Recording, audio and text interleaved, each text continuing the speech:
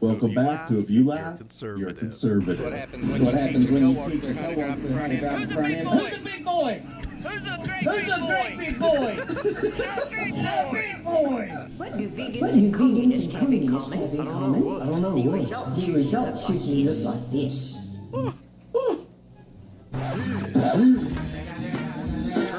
Turning my law enforcement husband's texts into a country song. So he's a police officer.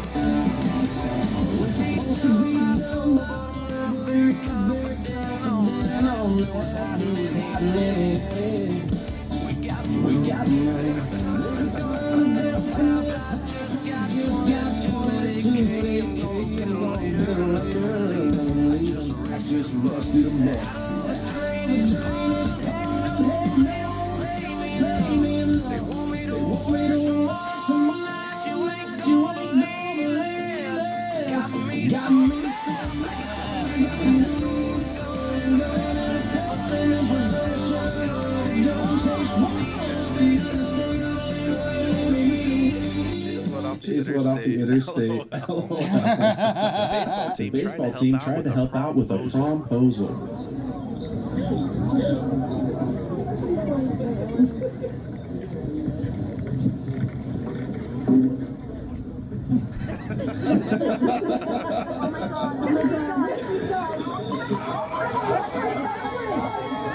I see some future Marines here. They didn't go to prom, but I hope they had a happy mark when you want to be a Spartan. But you're an adult with responsibilities.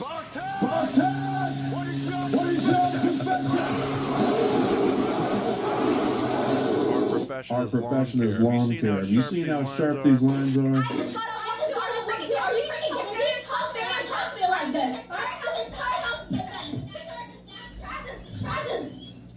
Hi, sir. What do you think? How do you like the soundproofing? Well, it's not bad. It's not bad. My wife yells way louder than this. Here, I actually have another listening with professional soundproofing. Let's go take a look. She also throws a lot of things. Do you have doors solid enough to stop a frying pan?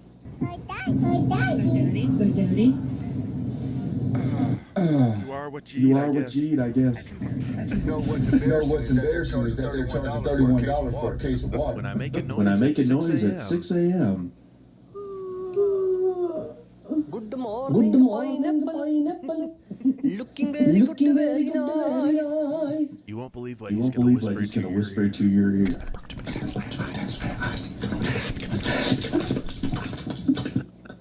Oh, you can't make this stuff up. Let me show you something. Security tags on the beef? The brisket bandit strikes again. Could you imagine going to a Walmart and stuffing a chuck rolls down your pants and running out of there? Walmart's like, we've had enough. We're putting security devices in all of our meat. That's too funny. But this is really another glowing example of the economic prosperity in a blue city, in a blue state. A Vietnamese comedian performs for Vietnam veterans. All right, let's get this out of the way. We have some Vietnam vets here. I'm one of the good ones. I'm also a retired United States Army Staff Sergeant. When I got the call about this show, the club was like, hey, we got some Vietnam vets coming. You're a Vietnam vet. I was like, slow down. This blind doggo has a food filter in his mouth. No, thank you. No, thank you. He's like Daredevil dog. Heightened senses. No? No?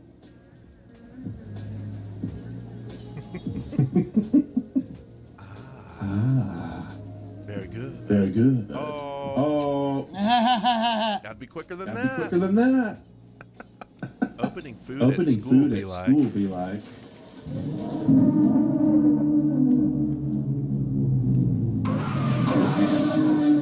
Rookie mistake. You know you gotta put them in individual Ziploc bags.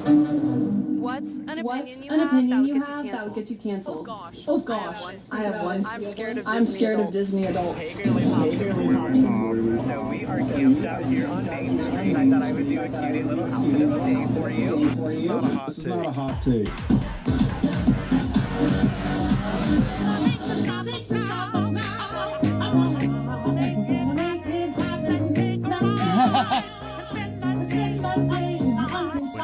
When you watch your son's childhood dreams come true. I love the reaction from Dad.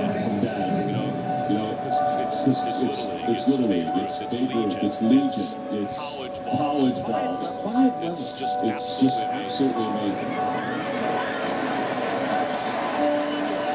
Not throwing fastball.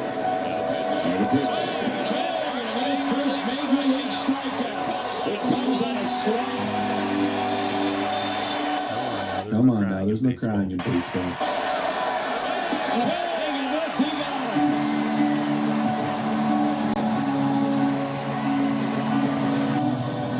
Crowd popper right there. Comedian Drewski, who recently went viral for his white-face Erica Kurtz skit, has just let us know who his next impression is going to be. He said, y'all not ready for my JV skit. What do y'all think? Let me know down in the comments. Hey, as long as it's tit for tat, we can start doing blackface again. Can't say a word about it. Everybody's saying there's no affordable houses in Denver. This house is $265,000. One bed, one bath in Denver, Colorado.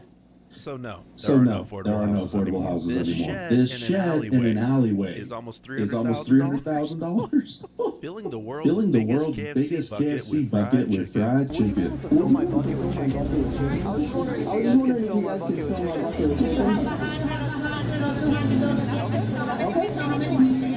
You think 50? Okay. I'll pay for it. So the bucket started filling it up. The question now is how much will it cost? Every piece of chicken brought the price even higher. Think it's gonna fill up? Think it's gonna fill up? No. Wonder how much it's gonna cost. But after 10 minutes of basically emptying out the store, chicken was finally done, and she brought it back. Also, I have a tip for you. Thank you very much. After adding up the price of all the chicken. Wow, okay. Not as bad. What does astound me and shock me to my core is it's not a black guy doing this. His confidence hits different with Rougiette ready. It dissolves under his tongue. Yeah, just imagine a black dude. Collecting corn. With baby on the back. Little sister. And you're in the lead track.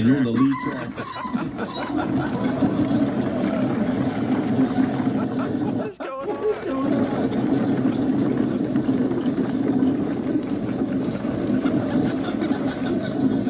Lamborghini Vision Gran Turismo. I have that.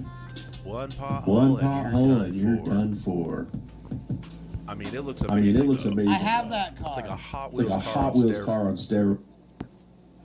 Check this out. I have this car.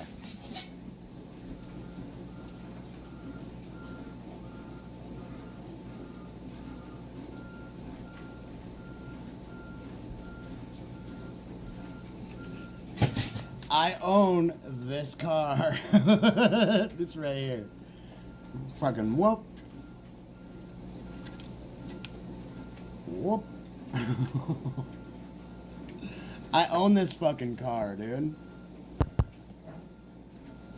Yeah.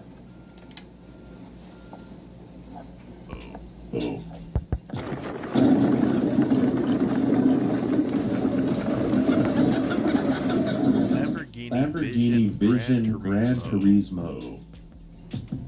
One pothole and you're done for. I mean, it looks amazing though. It's like a Hot Wheels car on steroids.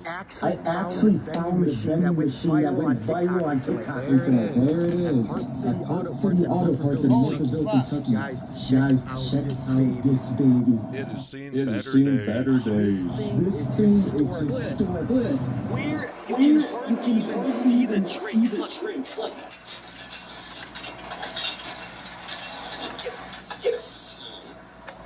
What is ski? We do not have that in Utah. Oh my goodness sake. What the heck? Let's see how cold this is. Bro. Okay, I kind of knew because I can tell from the can. This thing's ice cold. This is the definition of it ain't broke, don't fix it. If one teeth is a tooth. And one geese is a goose. Then doesn't that mean that one sheep should be a shoop? If Of course. Then shouldn't multiple moose be meese? We're beginning to believe. Show me your completely useless secret talent. My useless secret talent is that after I ask for somebody's name, I don't listen to their name. So go show up to place and I'm like, it's you! Letty? How's it going? How's it going? You awesome person. I don't know if that's a talent. What's your hidden talent? Drop a comment down below. Never underestimate dad's strength. This is proof that ordinary-looking people are the strongest. When this father went to pick up his daughter from the gym, something unexpected happened. His daughter asked him to show her how to hit the punching bag. Then this happened.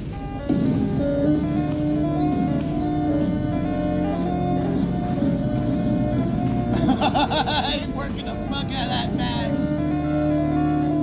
Those guys are like, holy shit. How many times do people ask you to do the Trump, like just on like a lot? Yes. I mean, it's better than people ask me to take a picture and they'll be like, "Can you do Trump real quick?" And it's like, "No, just take a picture, man. Nice. Why do we have to?" But it's better. The worst is like, "Let's take a picture." Can you do her face? Don't say it like that. Trump face? Trump face? Could you do a Trump face in a picture? No, what he does. Yeah, that was pretty good. That was pretty good. I saw it there for a second. You do the suck in that's so perfect. Yeah, that. The guy they have on SNL is incredible. It's wild. He's really good at like talking. He can speak exactly how Trump talks. Like we filmed the sketch and he just would rant and be like, I'm trying to think.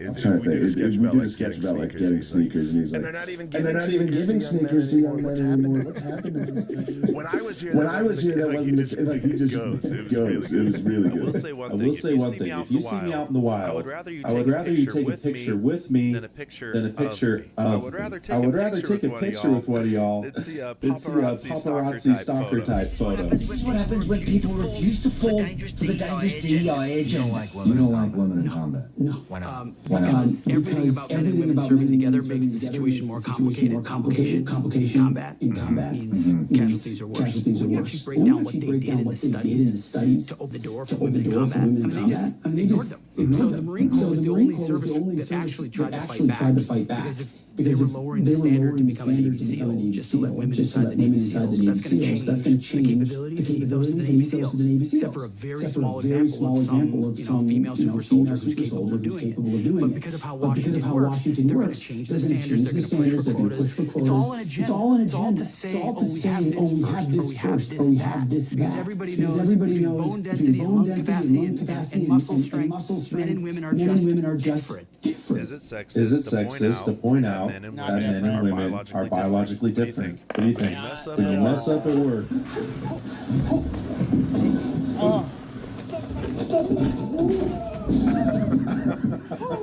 When my golden retriever sees his friend who gives him treats during his walk. Oh man. This is me during retirement. Just feeding the puppos.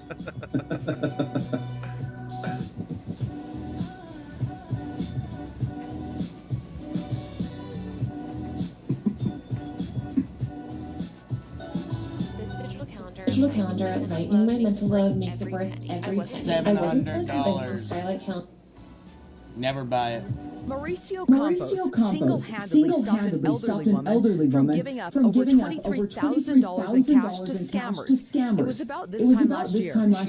She seemed all frantic, panicked, worried me. I was looking at her like, are you okay? And she's like, yeah. And then I heard someone on the phone yelling at her, do this, do that. I know he's screaming, do this, do that. Joe's own mother had become a victim of a similar scam, and he wasn't about to let that happen to this woman, who was obviously on the phone with a crook. Just listening to the way he was telling you, like, make sure you scan your ID, make sure you put in your social security, make sure you put up all your personal information into the computer so I can see it. And the way he was just demanding, pleading, acting, changing the side to please help me to do it now. But even as Mauricio questioned the woman, she was resistant.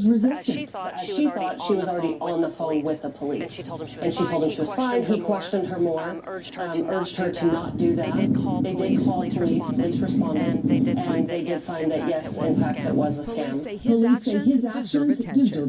We love to see that. Yeah, you love to see it. That happened more often. We wish that we were aware that those people were out there and they were intervening and making this huge of an impact.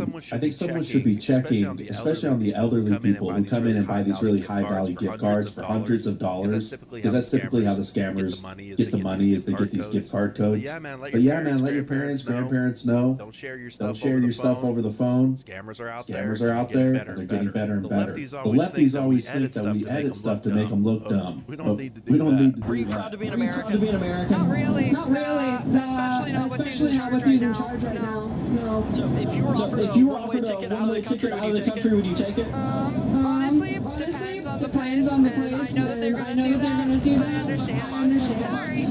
I would just say, frankly, I think any kind of like gotcha like this is stupid. I really would love it if you leave me alone. I'm just asking questions. Here are the no kings protests. There's something to do than ask questions. I'm the CEO asking questions. How's it going? My dog is filing a complaint.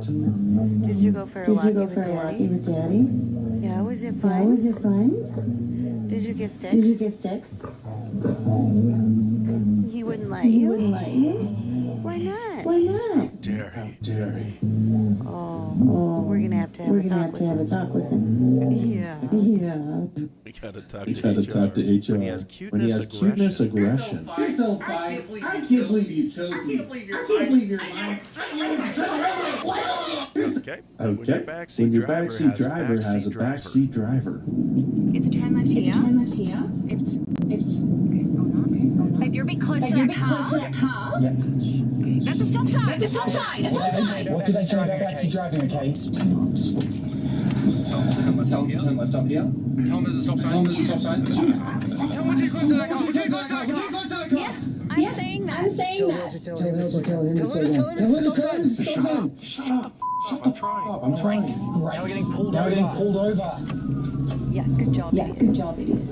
See how fast you're going, son? Ask if he's been drinking. I will.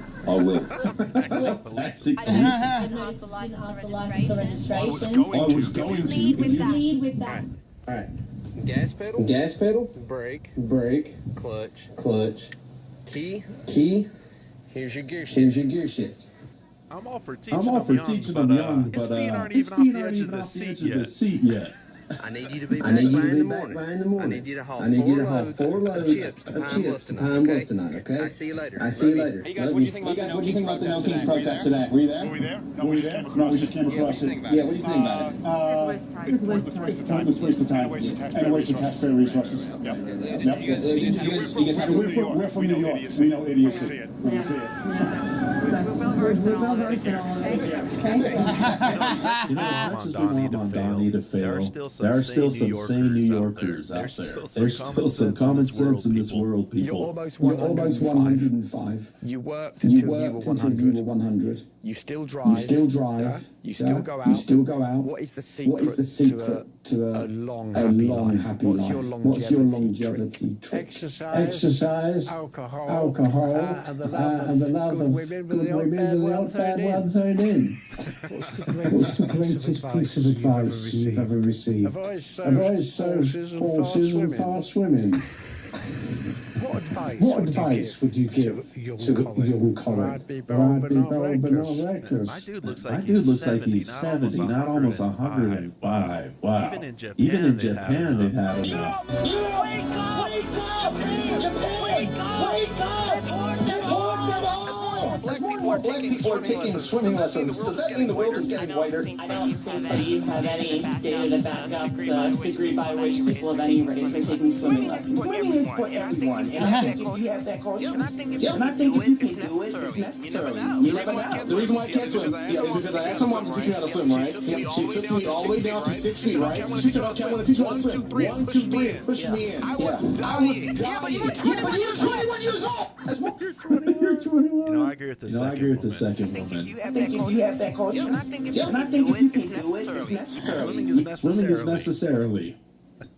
Back in the 80s, when the NASCAR fan said, hold my beer, I'm going to go steal the pace car. The pace car, we understand it's been stolen. The officials are not driving this thing, and somebody's actually gotten the pace car and stolen it. There are at least two policemen on motorcycles. This car that are pursuing the pace car right now. And up till now, the pace car has not been caught. They've created a roadblock there coming off the turn number 4 head toward the tri-oval, and we think there's some unusual drama occurring here. This is why blocking spam calls never stops. Wait, you mean it's not just I've never seen that. That is completely worth the arrest. Just say it. Going wide open at Talladega and the pace car. That's a story for the ages. Let's see what happens when he gets to the roadblock. Will he try to go through it, or will he stop and be captured? I guess he's going to stop. Legend.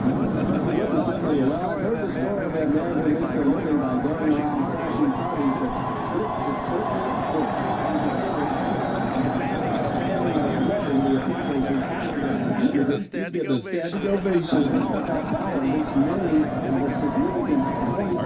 Are you ready to feel old? Let's see if she can figure out how to open this window. There's a sign of how things have come along. Roll the window down, baby. The window cracker right there.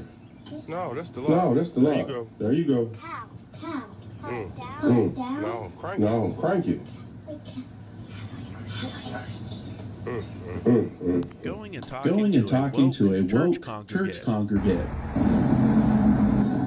You know, if your church has a rainbow door, it's probably your sign to turn around and not go in.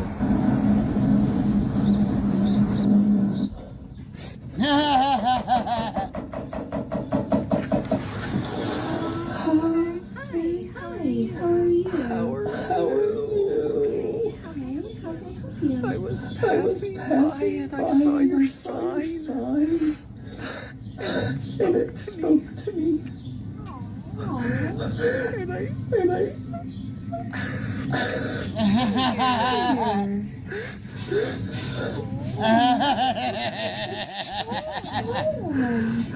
don't understand.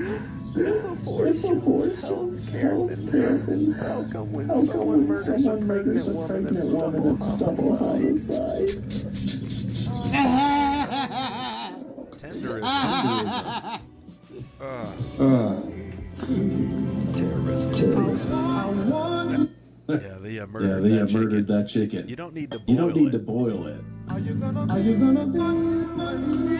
When you order a wall mount from Temu. It's weird. Like you're mounted on the wall. Near the floor. Oh, look at that. Looks pretty real to me. That is real as fuck. With the Blue Angels. Dope. He just Top Gunned him.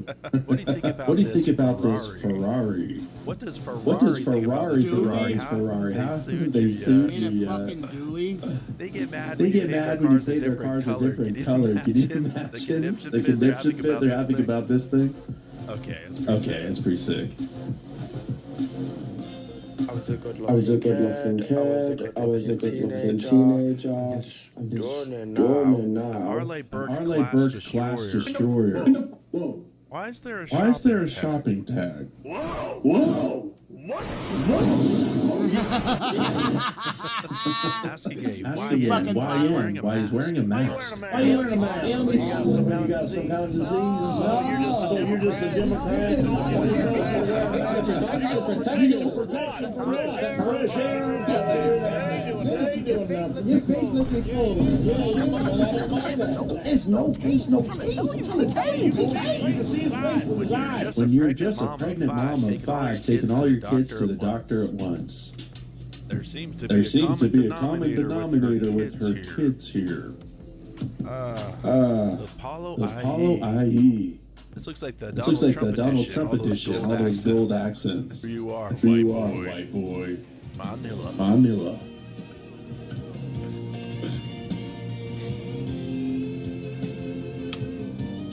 Getting kicked off a Carnival cruise. They kicked us off in Carnival. At least they're letting you off on dry land and not walking the plane. Got us kicked off. Now we looking stupid. According to her, her husband got caught fishing on the cruise line. You're not allowed to do. People know that. That thing is, you got kicked off the most ghetto cruise of them all. Like I could see you getting kicked off of a Disney cruise or some gigantic, super amazing, actually nice cruise, and being pissed off about it. You got kicked off of the most ghetto cruise ever. Hey, excuse me. Would you rather have $100 or would you rather have a gay person lose their Wi-Fi? A gay person lose their. Hang on, guys. I think my Wi-Fi went out. I'm in Brazil. I'm playing Modern Warfare 2. Look at this. I'm currently on the map. The favela. Right, there's Brazil. While inside favela. And not only that, but look at this. Let me see if I can control one. See that blue bucket? Right? And then see this soccer field? Now look at this. Spin around. Blue bucket. Come over here. Look at this. It's a little soccer field. It's almost like they based the favela on a favela. Looking at dream guns be like sand vipers.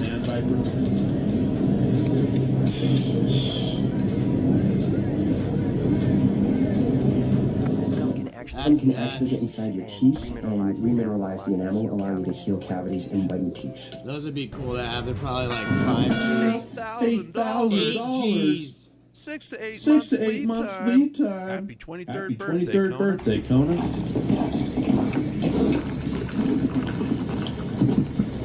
No sweet treat.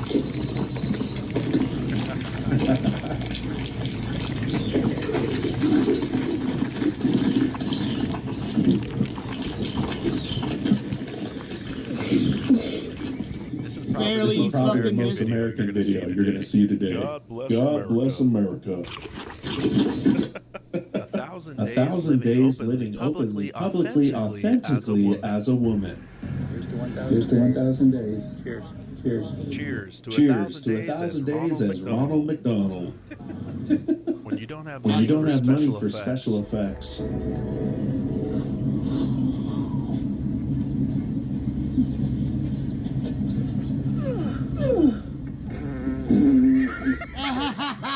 I can't believe they did that practically. Like candy.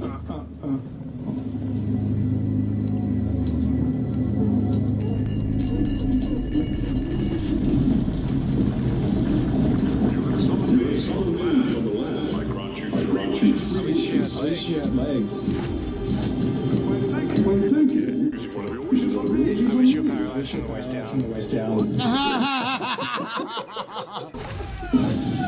I wish you wanted a genie. What have you done? I like candy. Such a dick.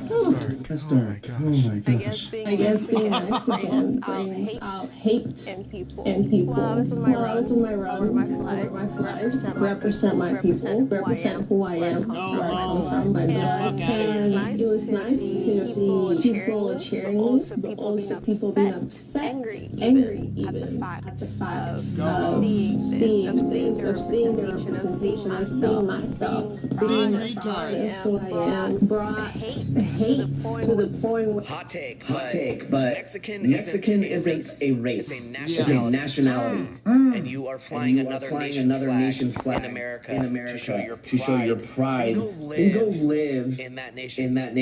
Couldn't have said it Couldn't have said it any It's better. not white It's not white supremacy. supremacy. It's American supremacy. Okay. Okay. It's the right, not the left. God bless America.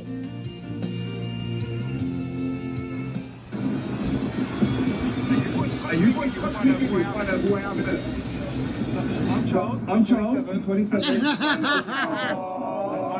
I love them. Do you want to give him a shot? Forget Netflix. A new season of the Thai military draft just dropped.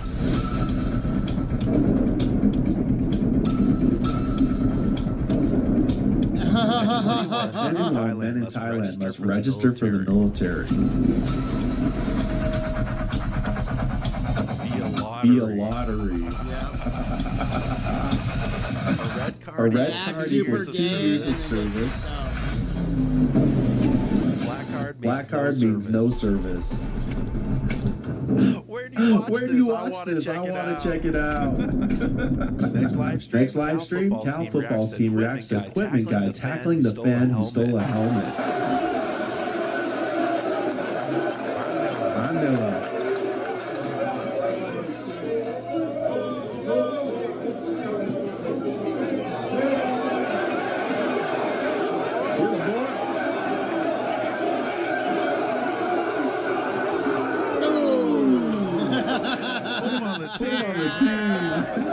What a hit. Scan here for a free cheeseburger. Oh no. It says your large ass. You're gonna. Your large ass really thought you was finna get a cheeseburger.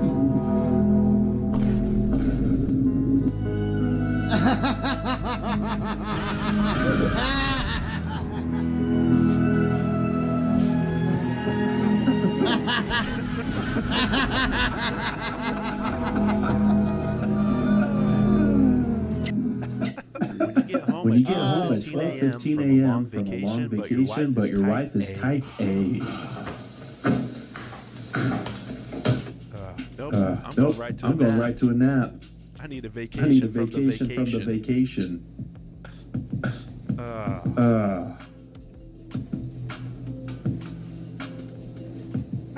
At the Boston Marathon, his legs gave out at the finish line, then this happened. Oh, yeah. Just give me your all, man.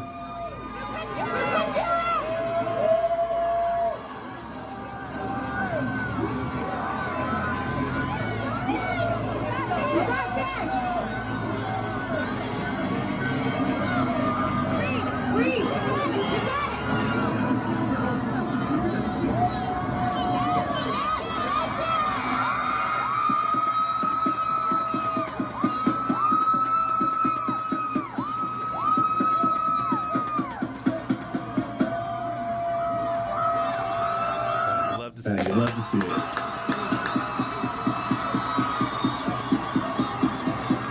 Where's CNN reporting all this rampant racism here? I just don't see it. Going to a shoes on house.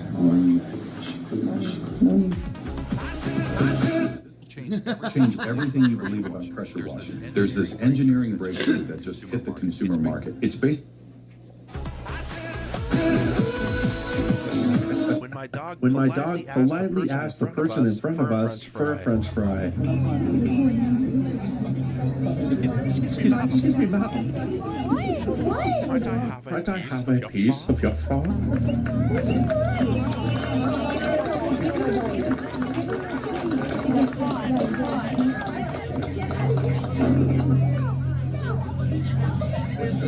blows it off for her. Next teacher dog had asked for her number. She's a keeper. Motherhood is a privilege. I'm going to say something nobody wants to say anymore. Motherhood ain't a burden.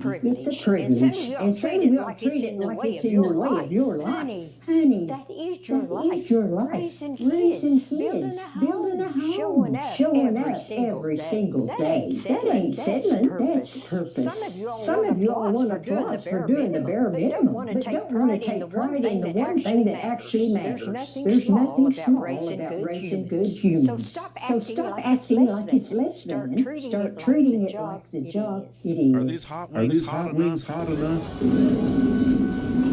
Chill, brother, chill.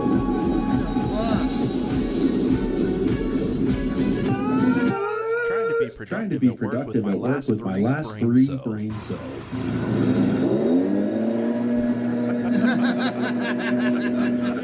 He's laughing. High school's just doing drugs and trying not to die of driving while intoxicated. Yeah, if that happened, never happens for us. Like our horse would just take us home. Right. Yeah. That's a Tesla. You kind of have like one of those self-driving cars. Yeah, because if you fall asleep on your horse, you know, might not be the safest way, because you might, go a little bit over on the road. But as long as the people with like steering wheels and stuff, as long as they're like okay and stuff, the horse will like go home. First autopilot. The first way that we could help Mexico is probably the most controversial, which is to eliminate the drug cartels. And that is very controversial because that would take military action. And President Trump has played around with this idea. I have no idea what he's going to do. Mexico is basically controlled by 9 families. And most importantly, the Sinaloa drug cartel, which you guys might think that that's a foreign, distant problem. Almost everybody in this audience has probably lost a friend to fentanyl or someone that deals with hard drug use. Almost all of that is produced by the Sinaloa drug cartel, and it's trafficked right up into communities in Oklahoma, all across the state. So the best way we can help Mexico is not through giving them money or just cash. We've given them hundreds of billions of dollars over the last 30 years. The best thing I think we could do is targeted military strikes against the Sinaloa drug cartel and liberate them from their current captivity. Y'all see these towels right here? These is my wife's decorative hand towels. If you visit my house, don't you dare touch these towels. They are for decoration only. If you wash your hands in this house, you better dry them on your shirt or blow on them. You can't use these towels because they are only decoration. Now you would think that with the way my wife acts about these decorative towels, that they would be made from some exotic fiber, only found in the Himalayan mountains on a full moon. But they ain't. They from Walmart. They just got a special little design. And they have decorative on the tag. So we can't touch them. Not even if we're bleeding a lot. And all we have to stop the bleed is these decorative towels. No, you're just gonna bleed to death. Because you can't touch my wife's decorative towels. Wait till you see throw pillows. I miss Charlie Kirk's college campus exchanges with students who thought that they got it. If the only way to ban forever would be to bring back slavery, would you do it? No. I wouldn't bring back slavery to try to limit murder. Okay. No. Okay. What kind of outrageous question is that, by the way? I'm just curious. Just yes or no. Can I ask you a question then? Sure. If the only way to limit human suffering is to ban, would you ban? Say that again. Ask that again. If the only way to limit human suffering is to ban, would you ban? No. It was an honest answer. Okay. $7 million. Look at the X headlights. That's $5 million at least right there. X headlights. So this is the Bugatti Bolide. And the design is crazy. Look at this. Okay, what's even more outrageous about this? To qualify for these types of Bugattis, you have to buy other Bugattis to get up to this Bugatti. You got the arrows going through the body. Hood scoops everything, but look, that structure. This Florida resident is in tears because she can't buy sugary snack foods with her EBT no more. No sodas. No sodas. You can't get coffee cream. You can't even get ice cream. Hey, that's that's wrong. What am I to do?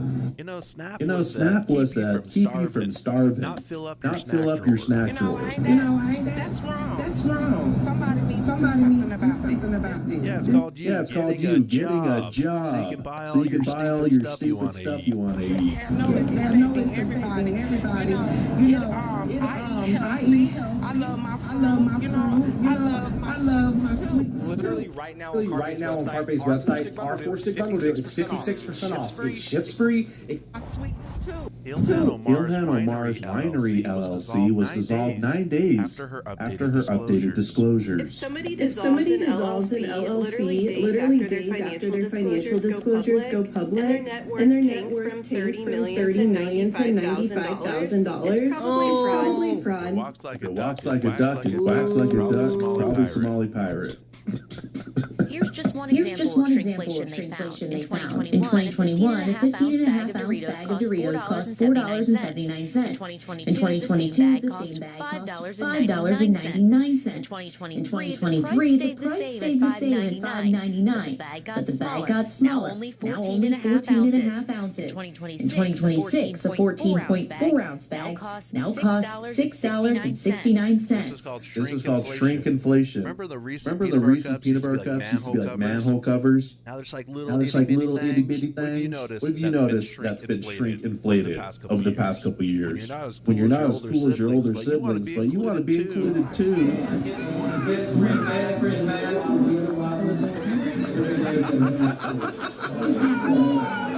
That's the star of the show right there. When life is cheap. Hey, babe. Go to my life insurance nice. Amazing. Yeah, nice 20K payout. 20K? Why do you have a gun? Insurance policy's that low. Are you joking? I understand the payout's a little lower. That's fair. I can always go and chat to them again. But can you please answer why you have a gun? Were you not thinking of me at all when you did this? You really need to think about things. You need to think them through. I've been waiting so long to do this. It's only 20K.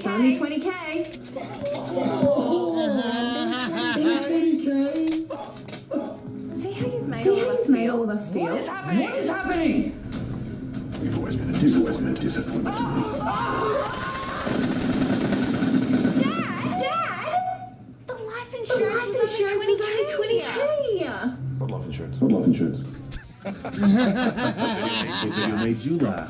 Drop a comment down below. Don't forget to like and subscribe. I'm CB, and I'll see you in the next video. Wish America a happy birthday with a God Bless America shirt available on conservativevibes.com. That's those conservative vibes, country roots and American pride. If you made it this far, go and hit that subscribe. We'll be right back tomorrow with conservative vibes. Oh, yeah. I gotta watch this. 81-year-old guy.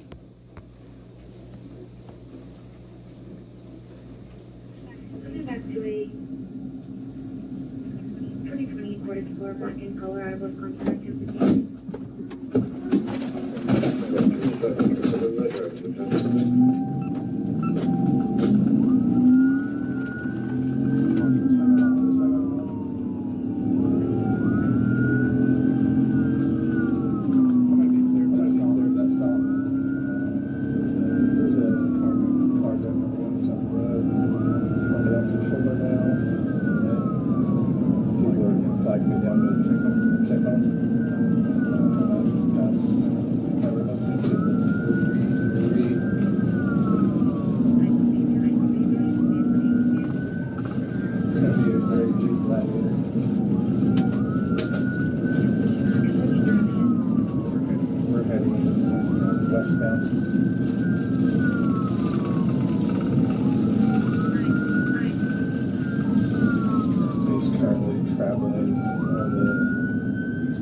eastbound shoulder. It's a Jeep truck.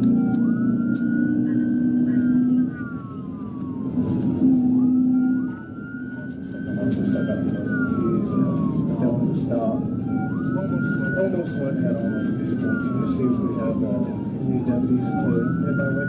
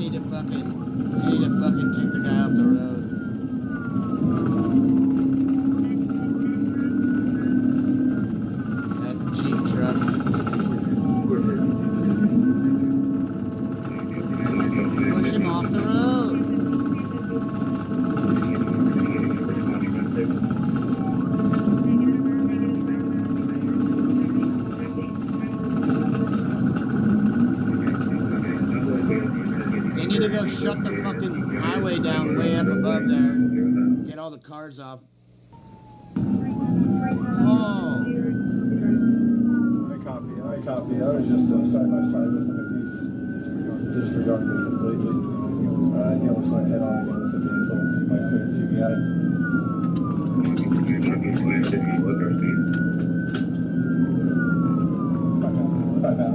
Speeds are at 65. 60 to 65. He's slowing down now.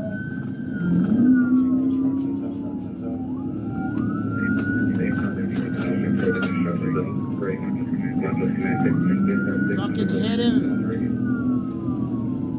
They need to fucking they need to just hit him right now. Pit. Push him off the road.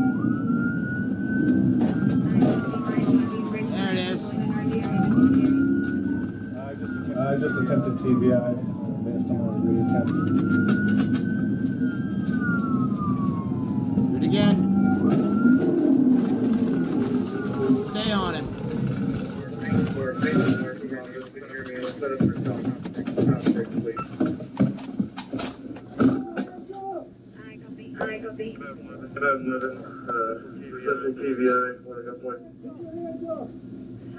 Hi, copy. TBI, one at gunpoint. Can you confirm location?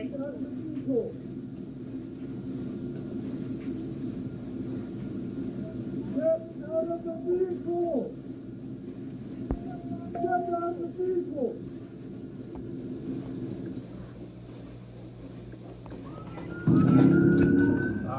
I just attempted TBI. Based on a reattempt.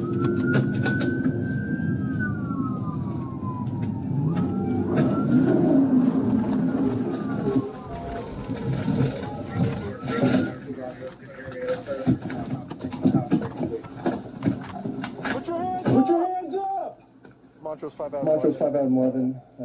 Successful TBI. One at gunpoint. Put your hands up! Put your hands up! Show me your hands! Show me your hands! Put your hands out of the vehicle! Step out of the vehicle! Step out of the vehicle! Put your hands in the air! Turn around and face away from me. Stop right there. Turn around and face away from me.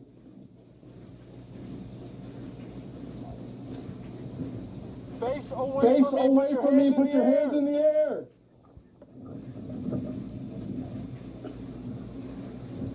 Put your hands in the air. Higher. Turn around. Keep turning. Stop. Walk backwards to the sound of my voice. Stop. Put your hands in the air. On your knees. I should have been a cop. Put your hands in the air. Get down on your knee.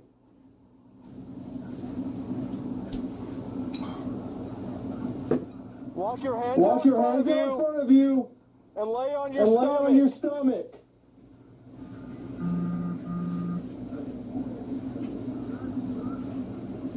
Put your hands out to your sides. Cross your ankles. Put your heels to your butt. With your legs crossed. Do not move. Do you understand? No. Is there anyone else in the vehicle? No.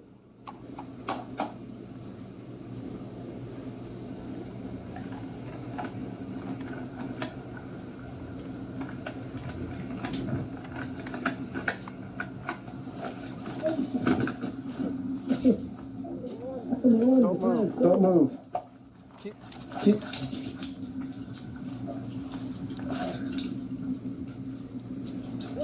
What happened back there? Did I hit a hole or something?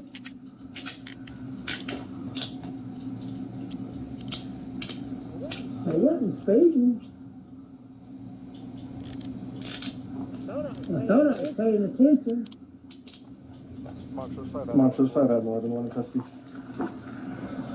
Over your side. Doing sit up.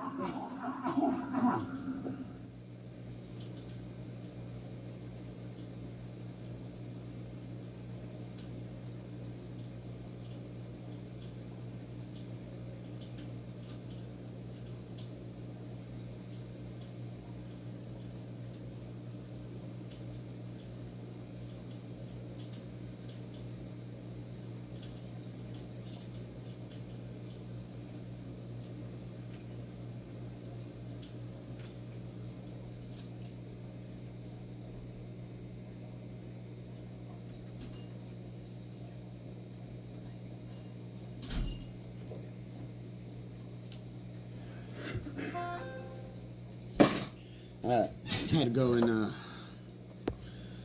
throw my garbage out. Like, my garbage. What the fuck is that? Mexico Civil War. Here's a daily breakdown of what actually happens inside. Did anybody know about this shit? Do you know about the Civil War that's going on right now?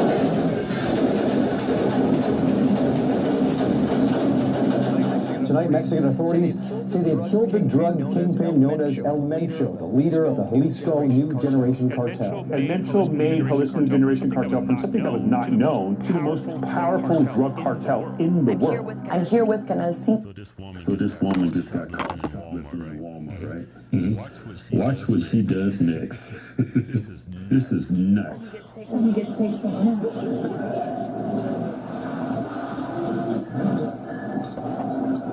Always usual suspects. What do you fucking think? You ready, Henny? Your ID? Good video. Make her. Take your phone up. Take your phone up. Yeah, set it down. For what? Because I said so. You ain't walking off.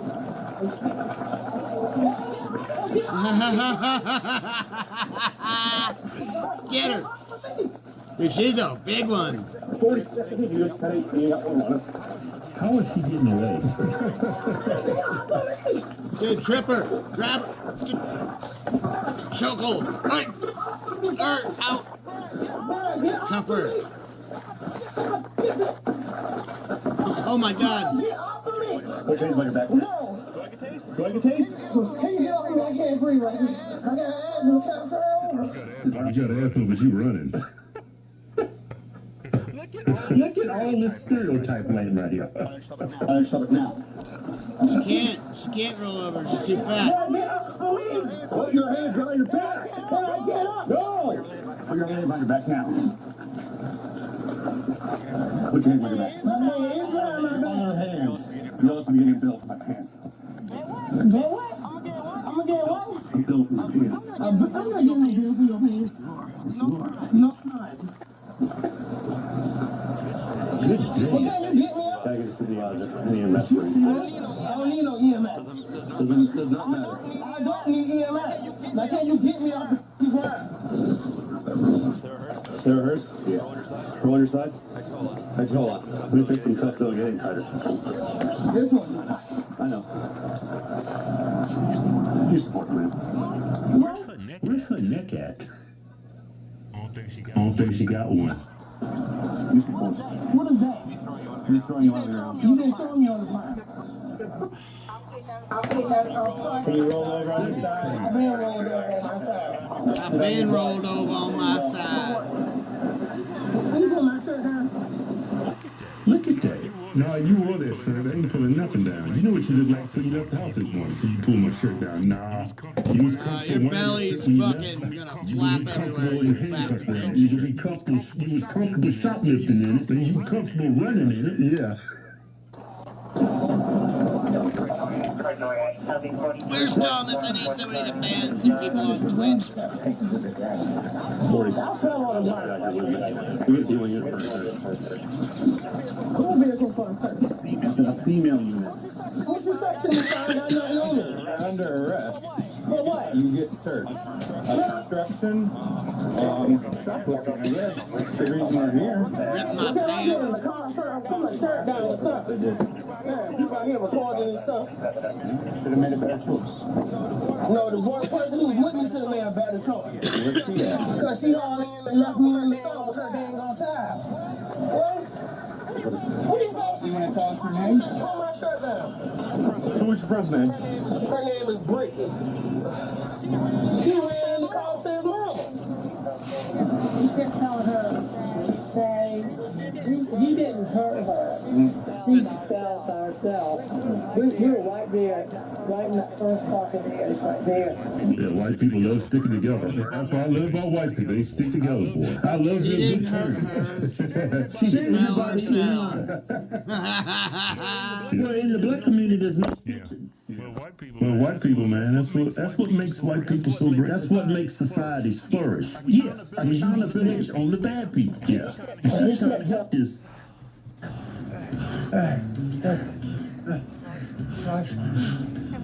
And when you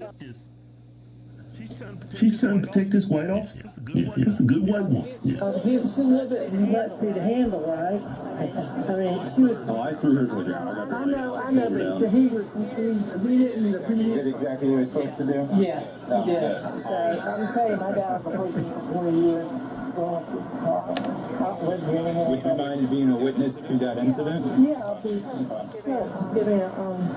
So they're bringing all this stuff right now? No, all that's paid for. That's all stuff. He never got stuff that she did. He get a treasure seat. By the way, my name is Alex. Jared, nice to meet you. Nice to meet you, Mr. So what did she actually steal? Some of the clothes. So this is what she actually purchased? Yes, sir. Okay. And now they're bringing up what she took? Yes, sir. Okay.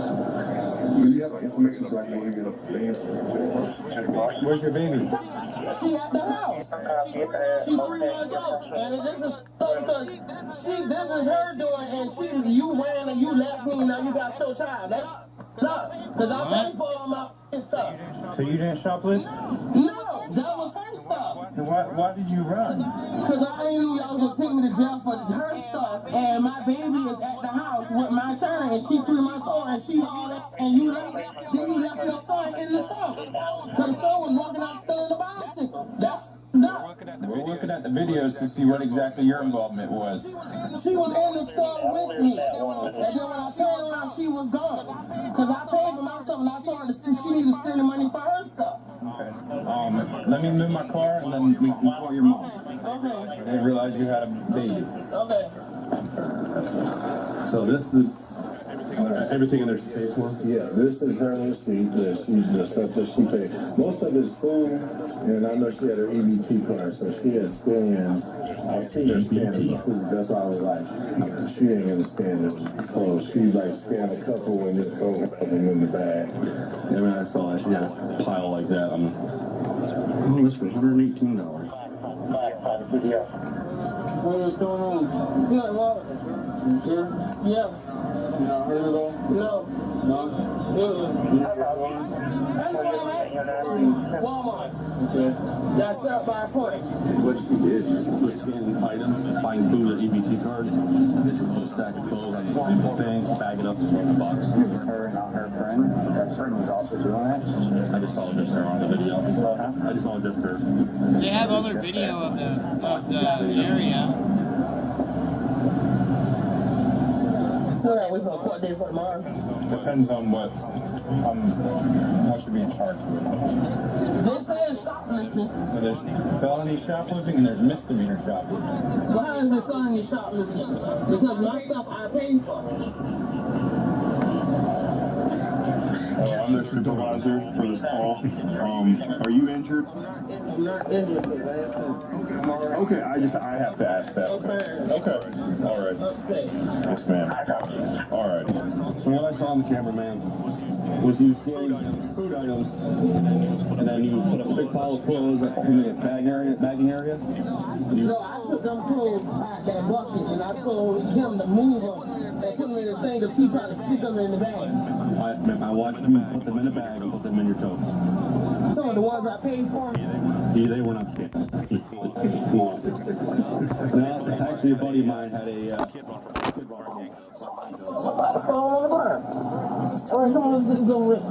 So, you are banned permanently from this Walmart. That means you can't come back whatsoever. You can't be on the property anywhere, and if you do, you can't. We'll be arrested for filming. Most toxic lake?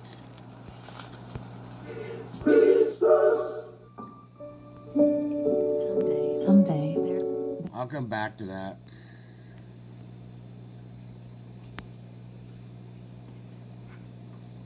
You can't watch this because dude gets fucking taken out by the cops.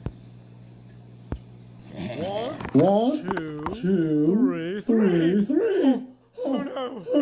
We have an emergency! Wes, what is Our this? bunker has more guns than people! Yeah. We're in terrible danger! Let's do a gun buyback! You sell all the guns to me, and then you'll be safe! Hey, you accidentally closed the door! Hello? Allow us to introduce ourselves. We're brilliant intellectuals. And trillionaires, too. We've spent years debunking the hardest and realest propagators of misinformation around. We've never come across a person we couldn't debunk. A mere absence of photons, which is why it's physically impossible for anyone's mama to be so fat that her shadow weighs 50 pounds, let alone mine. But if you care to make another diss based on this information, I can debunk that too. Bringing us out her After decades of ending careers, we decided to retire into a bomb shelter where we would be safe from catching the stupid that pervades our society. To stay sharp, we spend our days pursuing the pastime of true intellectuals, debunking YouTube videos. And we're passing the wisdom on to you. We are the debunkers. This is a list of countries with the most guns per person. Leading the list is the U.S. 120 per person. Guns outnumber people. Can you imagine a more dangerous place to live?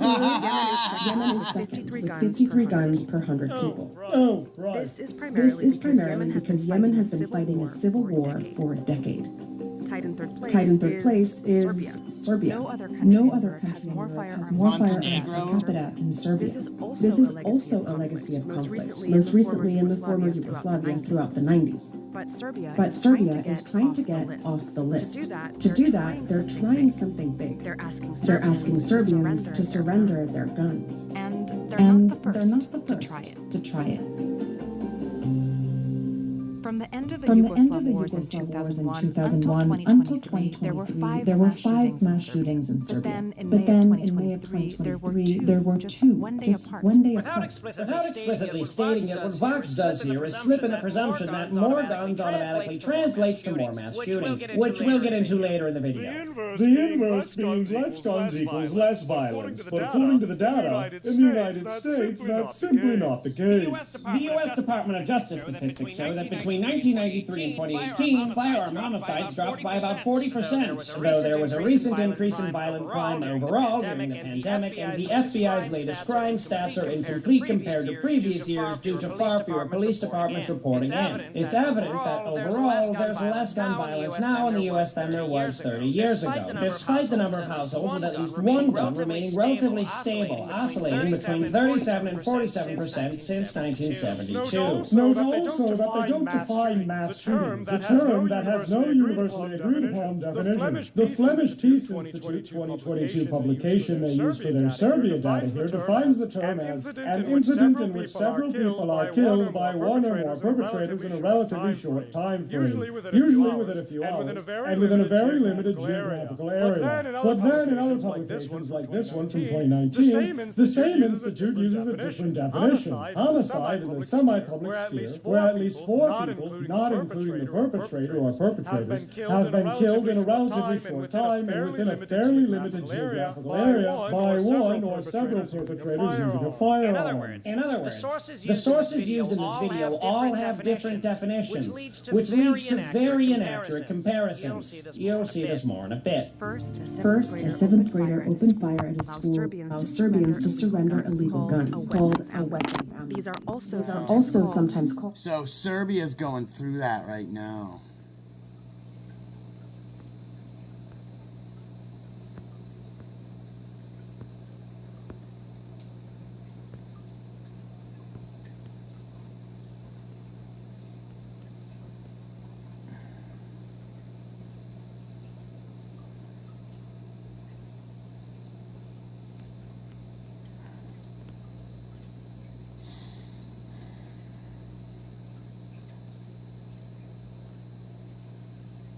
Experience. Well, in our relationship.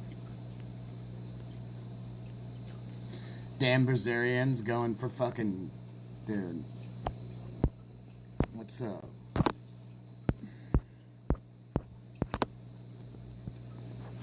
Dude, anarchy is shit. Right, Like, I was just. stop.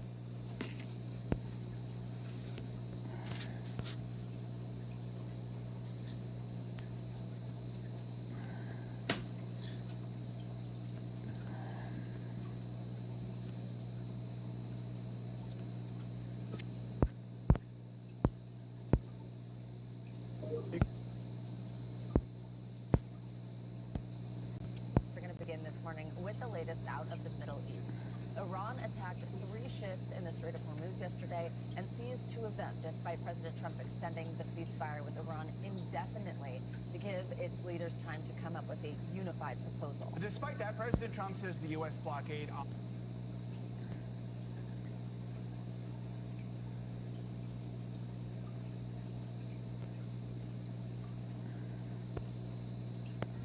Iran opens fire near.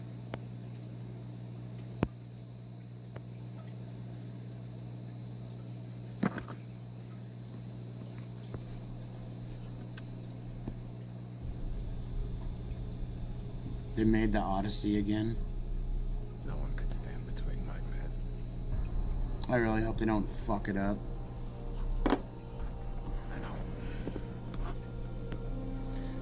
Oh, good fucking lord, dude.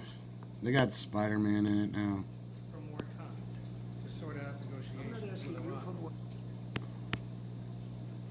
Propaganda on the Trump administration's conditions for foreign aid and the potential.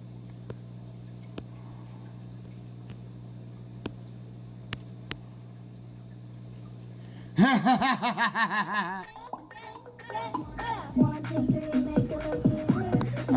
I can't show this because it's got 1 million views on it, so this is beyond copyrighted.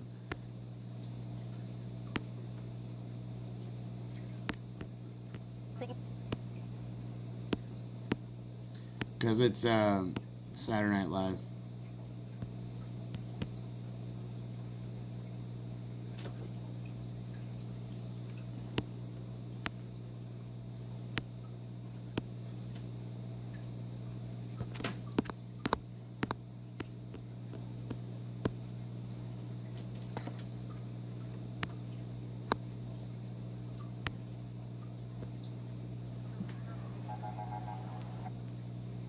Guys.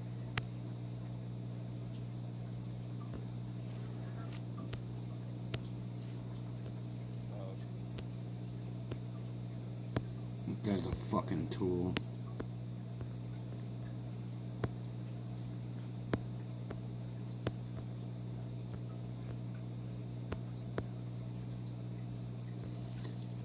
Tell us about your net worth dropping down to around 100,000. Could you just elaborate on what mistake was made, Congresswoman? What mistake was made on your financial disclosure forms to bring it down to 100,000 from up to 30 million? Just want to give you a chance to clear it up. Where'd your 30 million go, Elon? So far down. Now it's time for you to leave. Does your husband still have the consulting business worth about 8 million? Tell us about your net worth dropping. This bitch. Tell us.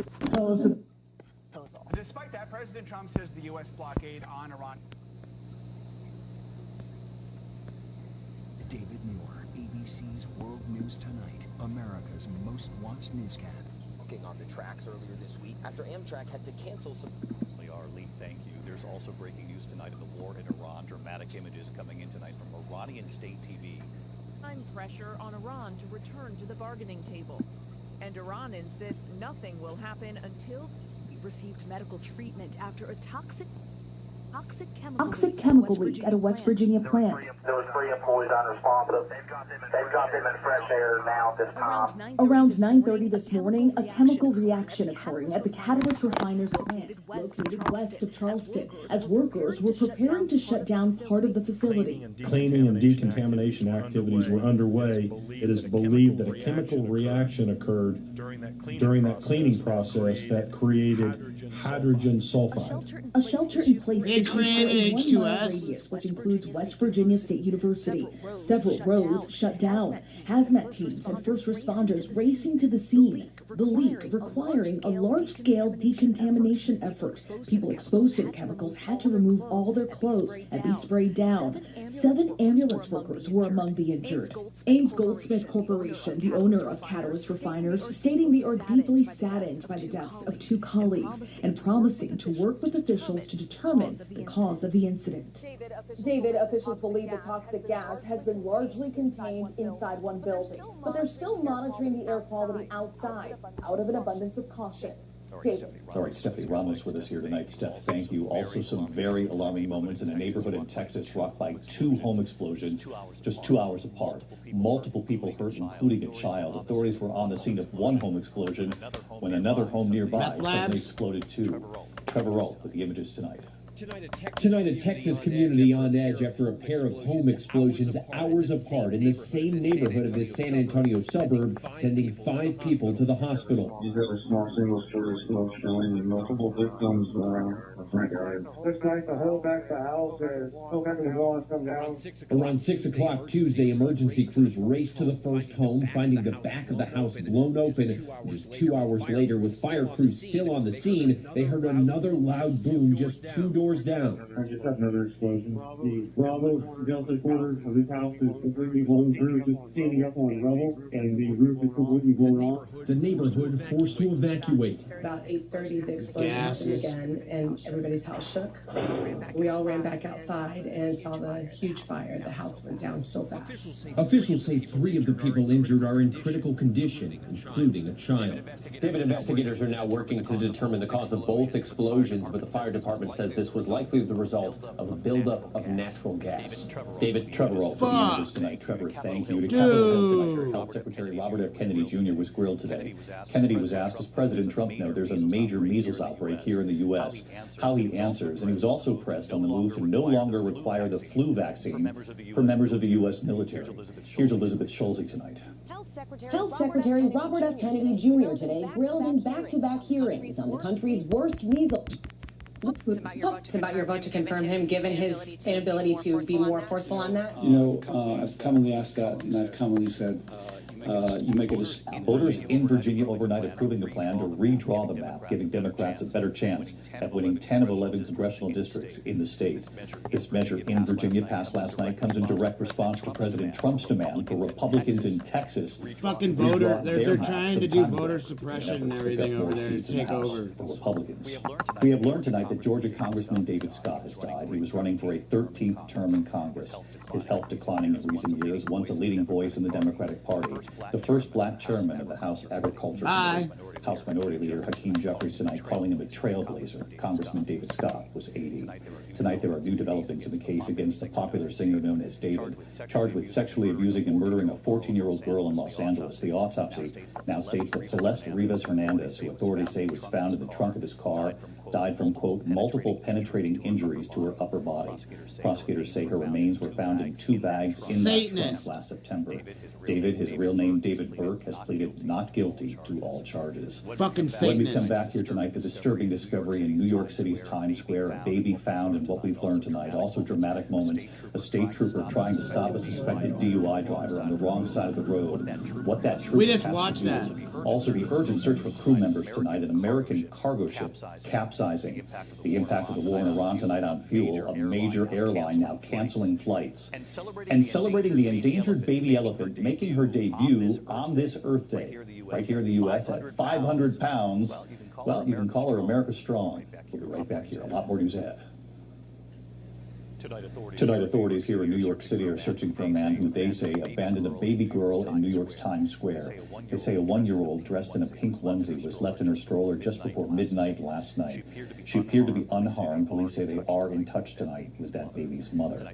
Tonight, the dramatic police chase of an alleged intoxicated driver in southwest Colorado, a trooper, in a high-speed pursuit right here of a pickup truck traveling on the shoulder on the wrong side of the road. The trooper then performing a pit maneuver, pushing the truck to the other shoulder. The 81-year-old driver was arrested and charged with DUI. Tonight, an urgent search is still underway off the northern Mariana Islands for 5 crew members from an American cargo ship. The vessel overturned last week in a powerful typhoon. The body of a crew member found in the hull. Authorities hope the other 5 crew members made it to a life raft. When we come back here tonight, remembering an iconic singer and songwriter, guitarist, feeling all right. We'll look back and we celebrate the endangered baby elephant, 500 pounds already.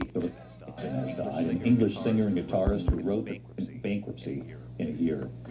We do have a passing note tonight.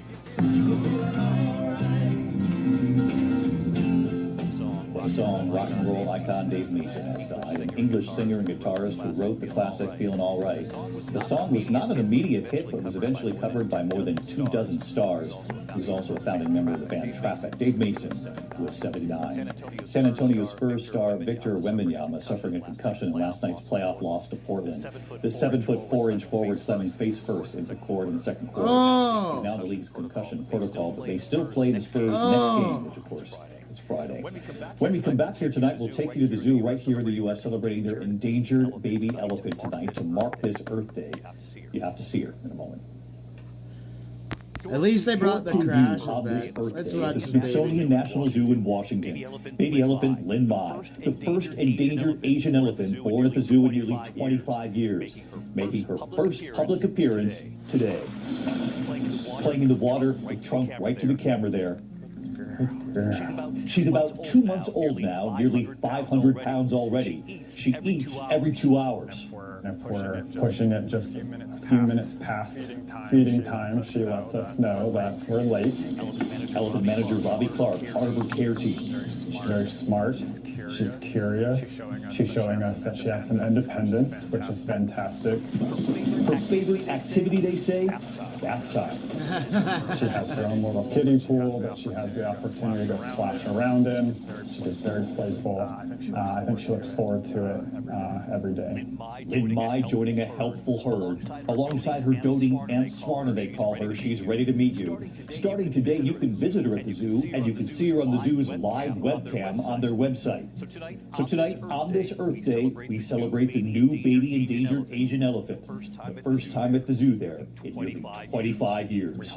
We hope that when people come here to the zoo and see her, they fall in love and turn that into action, learn about ways that they too can help prevent the extinction of this incredible species. An important message. Lynn Mai's going to be quite a draw at the Smithsonian National Zoo. 500 pounds and growing fast. Not going to fit in that kiddie pool for long. I'm David Muir. I'll see you right back here tomorrow. From all of us, good night.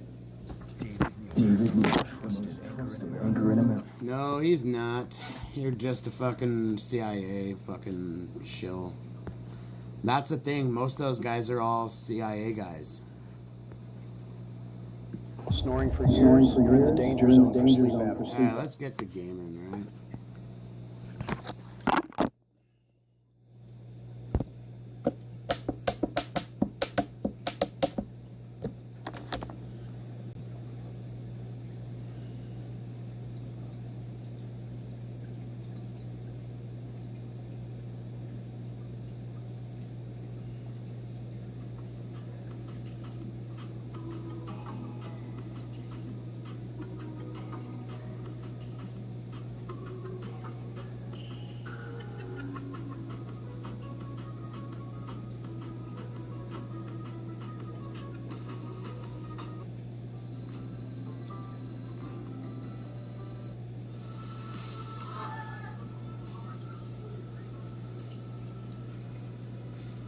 So bright.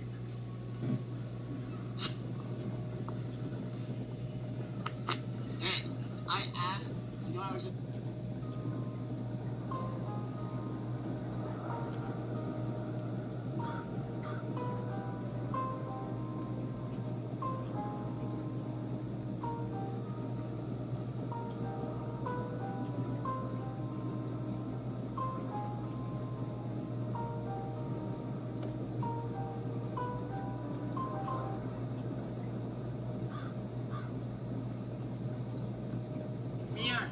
Come here. Come to Daddy. Come here. Come on, baby. Come on. Come here. Come right here. Come here. Come here. Right here. Come on. Come on, Hannah. Give here, baby. Are you hungry? You want some food? Let's go. Psst, psst, psst.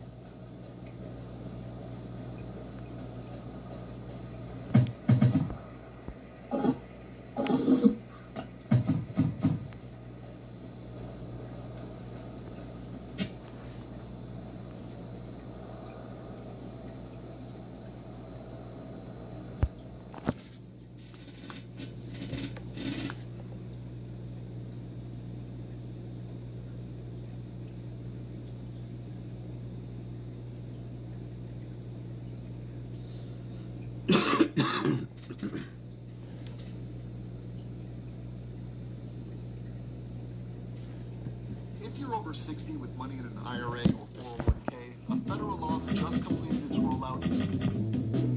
Ladies, let me show you how simple it is to make the honey ritual that's been blowing up among women who are constantly forgetting names and are now remembering everything. No expensive Ariceps, no Namenda, no neurologists. I know you've probably seen a bunch of people trying to teach this famous honey ritual. The last time the magnetic shield, that humans have a pretty good memory for it, and you can study this in just about any museum, is the Mayan culture. The Mayans went through some really interesting things where they built these big cities like Tikal, Copan, down in Central America, and then all of a sudden, the archaeologist tells us they left. They left these great cities. It's not that the Mayan people died, Alex. They did not die. They're still here today in El Salvador, Guatemala, and Mexico. But they abandoned these cities. So why did the people of the Maya likely have to leave? Because their area, which was tropical and wet, became more like Mars because of this SAA effect. Mars is the next best example to show you what happens to a planet when you lose your magnetic field. What happened is that it lost its magnetic dynamo, and when it loses its magnetic dynamo, the solar wind strips the atmosphere completely off it. Mars is the next best example to show you what happens to a planet when you lose your magnetic field. What happened is that it lost its magnetic dynamo, and when it loses its magnetic dynamo, the solar wind strips the atmosphere completely off it. That's the worst case scenario. That is a true cataclysm. The worst case scenario. I just eat beef. Don't eat any pork. Pork's full of parasites. Because I don't want to sensationalize this. Could we face an event that's just like the Mayans, that there's going to be places on Earth where we won't be able to live because it won't be safe to do it? Because I want to be very clear with you, because I don't want to sensationalize this. Could we face an event that's just like the Mayans, that there's going to be places on Earth where we won't be able to live because it won't be safe to do it? Because the food will be deuterated. But then as you explain, the elites want to depopulate, and I've heard this, they don't tell the whole story, but David said to me, and I just read their publications, for decades they've been building huge bunkers all over, particularly the southern hemisphere, Chile, Australia, Tasmania, all over the place, as you documented. A lot of it are in and around Seattle, because they actually know this and think it's going to happen. And I hope somehow it can be reversed. Who knows? These processes have gone, but I mean, this is a big deal. Well, I think it's a big deal, but I think the reason it's a big deal, Alex, is that we need to make sure that people understand the process clearly, that they need to begin to be educated. Like this whole climate story, folks. It's a cover for the collapse that's coming and why they're getting ready. It's like it's an asteroid. One of the globalists who works in media, named Elizabeth Colbert, she used to work for the New York Times and one of the magazines, New Yorker, I believe. She wrote a book about 10 years ago called The Sixth Extinction. You should read it because That's fucked up. It's a ruse for climate change so that people don't realize that there's going to be different places on Earth. Yeah, I wouldn't let anybody touch any devices or anything that you have when you have it, because somebody's going to screw it up. Let's dumb it down for us. We know from past events where this is going on. How accurate are you? How are you modeling where you think is safe? Let's get into it. Well, the simple way to do it is to use magnetometers, and there's lots of different magnetometers to do it, but the single most important thing for all of us is we need to get the swarm Somebody, data, like, which is I don't know, you might have, like, the European space authorities use to manage. clicked on something and then somebody hacked your shit, like a fucking Indian or something. If you bought anything or had anything like that go on, as the pole is run to Siberia, it might be what it we need to know what the is. effects are in the southern hemisphere and the mid-latitudes, because what does it mean? It means there's going to be really good places, good zip codes, and bad zip codes, and there's not going to be any rhyme or reason to how this goes. Why? We have to pay attention to the thermohaline currents. We have to pay attention to the arthropods, the birds, the bees, and the fish. I think we need people in every part of the world to begin to measure these things and share the data online, kind of like you just had Megyn Kelly and Russell Brand on about how we can share this stuff collectively over the decentralized internet so that this information can come out, so people will stop buying the bullshit of the narrative that's being sold from the elites.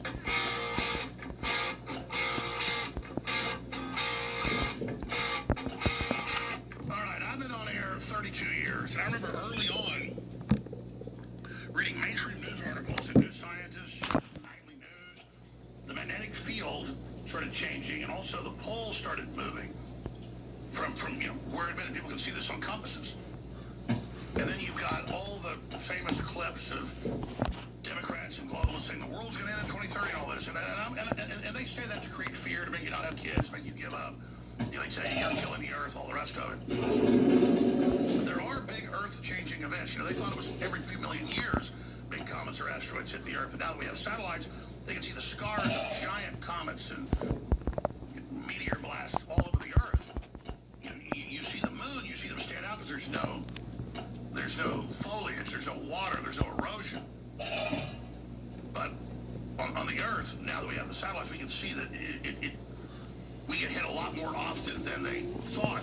And that's just one example. So what is the magnetosphere?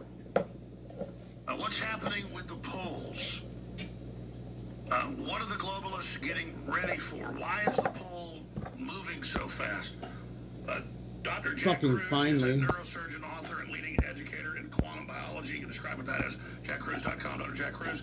We really appreciate him joining us. He wants to get to the Rockefeller agenda with the control of the nuclear magnetic moment of hydrogen. Also, Dr. Jack Cruz talking about the extinction event. Whenever he wants those clips, he can call for them. We'll go to them. But I wanted to just get him on to discuss this, because the only thing that's constant is change. We're told give up your rights, cut off the carbon, starve yourself, global warming, and we're told the UN says the sun doesn't affect our climate. We know it's almost all of it. What's really going on? What are the changes we know that are happening? And do we know the time frame of this? And he also talks about when all of these space winds, radiation, these things get through the space winds. Which we know. That's Still got my car. This thing is so dope.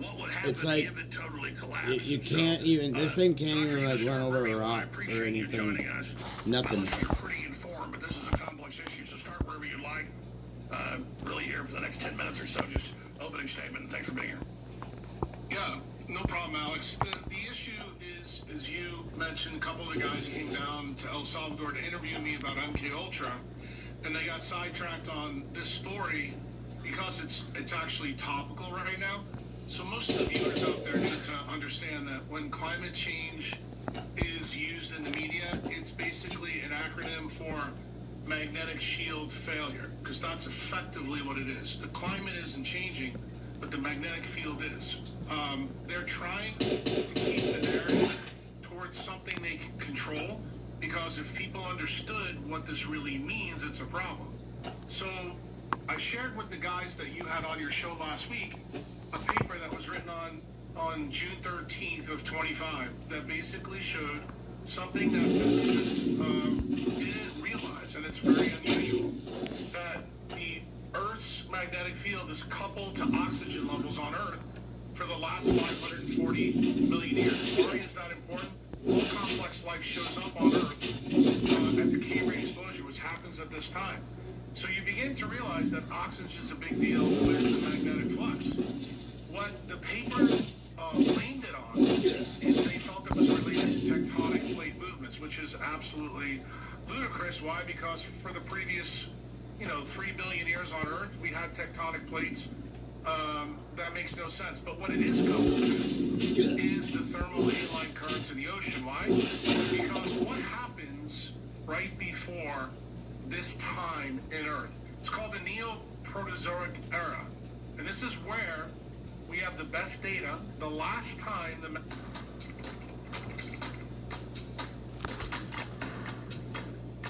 magnetic field truly collapsed, life was simple. There was only 2 domains of life, bacteria and archaea. This went from about 1 billion years ago all the way up to the Cambrian explosion. There was no eukaryotes. Eukaryotes are me and you, Alex. It's everybody who's listening to this. We're the complex life. If you know anything about evolution, at the Cambrian explosion, 32 phyla of evolution show up in the fossil record overnight, kind of blowing up Darwin's theory of evolution. So when you have this link in the media and in science, you can start to see that it's beginning to leak out. What does this really mean? As the magnetic shield of the planet weakens, it allows the solar wind to get closer, but it also allows the Van Allen radiation belts to get closer to Earth. What is the impact of that for biology?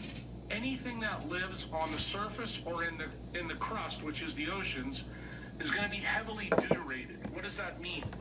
Deuterium is an isotope of hydrogen. The hydrogen that we are racist to in our biology is protium, which is light hydrogen.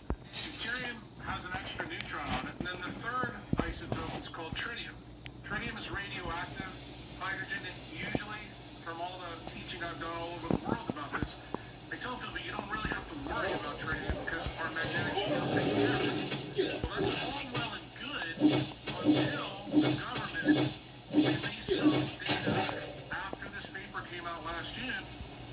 The USGS surveys show that the magnetic pin that used to be in Canada has moved faster in the last 15 years than it has in 320 million years on Earth since now on the planet. That kind of stuff in the scientific literature should kind of catch people and go, hey, what's going on? And let's be clear, that's even true. No, it's mainstream news. Anybody can register it. The poll is moving very quickly.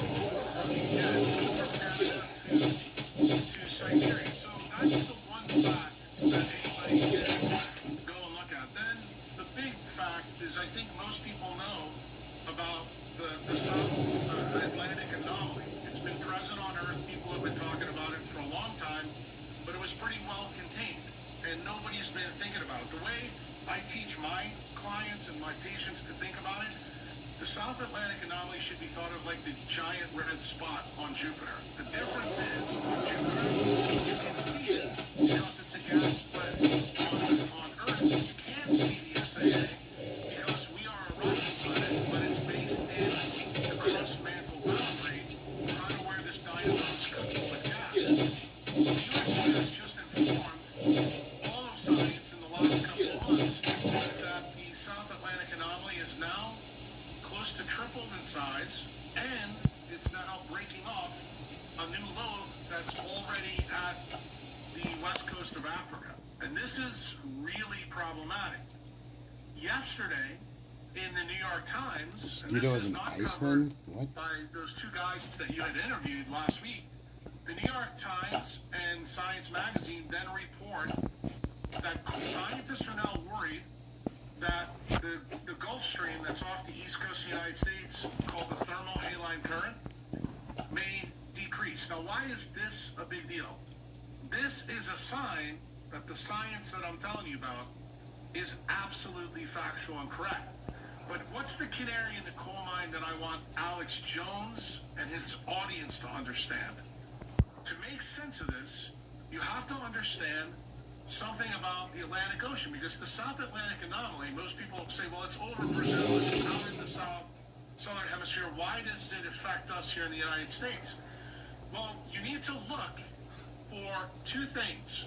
With the magnetic shield here and the valves up here, you should see evidence of things that live on the surface changing radically in the Atlantic Ocean. So I told people when they came to interview me that you should pay attention to birds, bees, and fish. Why? Because they all use magnetic field to navigate. Well, something just happened in the New York Times yesterday that should get really everybody concerned. Why? For the first time in human history, mosquitoes have been found on the surface of Iceland. And for those of you who don't know, Iceland is North Atlantic Ocean. It is at 63rd North latitude, which is even more north of the United States. It's kind of right in the middle of where Canada is. But why is this a big deal? Most people know, without having a science background, that mosquitoes tend to like stagnant water that's tropical, and that water tends to be heavily deuterated.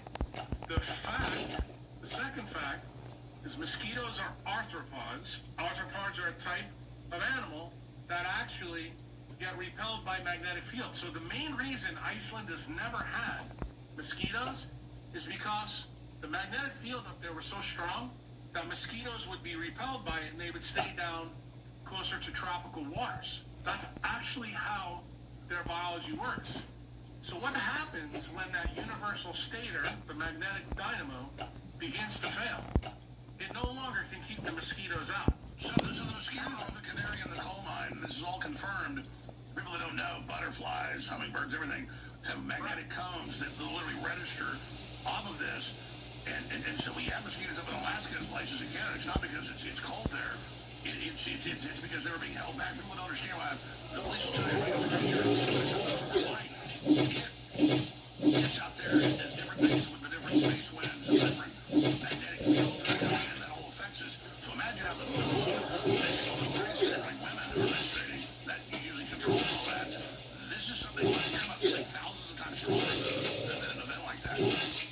Well, this is actually better made than even that story. Why? Because of that paper that the guy shared with you last week. That paper shows that anything in the mammalian clade that uses oxygen for their mitochondria, the master is the magnetic field. Now, other things are important, but that paper goes straight to the point. And that goes into the circadian rhythm and everything. We're all literally tied to the earth. Well, not only are we tied to the earth, but if you would ask me this a year ago, did I think that the magnetic stator in the dynamo is the single most important, leg of the stool of life? Because the leg of stool of life is built with light, water, and magnetism. I would have told you that light was by far more dominant. The reason I would have told you that is because I've always assumed that the magnetic shield has been relatively stable. Turns out that paper shows that I was correct about that. But when I began to look at that paper carefully, I looked at the time in Earth immediately before the Cambrian explosion, and that's when I found that this Neo-Proterozoic era, we almost lost the magnetic shield, and what happened for us to get it back? The inner core of the magnetic dynamo hardened, and this defragged the rest of the dynamo, and what did it do? It strengthened the magnetic field so much that it allowed for all these things that happened at the Cambrian explosion to occur. So what did it do? It led to a great spike in oxygen. It led to a great change in actually how light could affect the that bacteria and archaea were able to come together to form eukaryotes, and this was something called endosymbiosis. So it appears that the magnetic dynamo was the incident that drove a lot of these problems. So what am I saying to you right now, Alex? Because I want to be very clear about this. We're now living through the reverse effect of this. We're beginning to see the evidence. This goes down. So let me tell you the things that I think historically you've probably heard about, but we're never able to make true sense of it. The last time the magnetic shield, that humans have a pretty good memory for it, and you can... Technology leaders face reducing cloud costs in today's digital marketplace. Big tech study this in just about any museum is the Mayan culture. The Mayans went through some really interesting things where Quiche people. these big cities like Tikal, Copan, down in Central America, and then all of a sudden the archaeologist tells us they left. They left these great cities. It's not that the Mayan people died, Alex. They did not die. They're still here today in El Salvador, Guatemala, and Mexico. But they abandoned these cities. And what do we know now? A guy named Charlie Lentz did some interesting stuff. He's an archaeologist out of the University of Cincinnati, and he did isotopic samples, and he also did DNA samples of the big water vats that were right in front of the pyramids at Tikal. What did he find? He found high levels of cyanobacteria, which is the bacteria that led to oxygen creation in the oceans at the Cambrian event. But he also found out that the soils were heavily deuterated at this time. So why did the people of the Maya likely have to leave? Because their area, which was tropical and wet, became more like Mars because of this SAA effect. By the way, I was going to bring up Mars. You have this incredible isotope with it's in hydrogen bombs all over Mars, and a lot of scientists use they see the waterways, evidence of things. I was going to bring up Mars and it losing its atmosphere. It's what a lot of astrophysicists think. How does Mars tie to this as an example? Well, Mars is the next best example to show you what happens to a planet when you lose your magnetic field. Like you just brought up that it lost its atmosphere, but I'm trying to take you proximal. What happened is that it lost its magnetic dynamo, and when it loses its magnetic dynamo, the solar wind strips the atmosphere completely off it. That's the worst case scenario. That is a true cataclysm. And by the way, I don't know, this is all admitted science. So you explain the magnetic field, how it shields us, what it does, and how we think Mars died. Correct. And the next big event to talk about that I've heard you actually talk about before is the Younger Dryas, where we lost the woolly mammoths in North America. There's now pretty good evidence that that event not only was tied to comets coming in, but it looks like a partial magnetic decline was tied to that too. But the biggest event that very few people talk about, the ones that affect us the most, is the Neanderthals at the last Chap event. The last Chap event happened 42,000 years ago. And what's interesting about the Neanderthals, they had 125 grams more brain tissue than my patients do today. So they shrunk their brain down, and what did this allow them to do? It allowed them to become more isotopically light. So we are humans that show up on the planet, and what did we notice about their name, Neanderthals? Why are they called Neanderthals?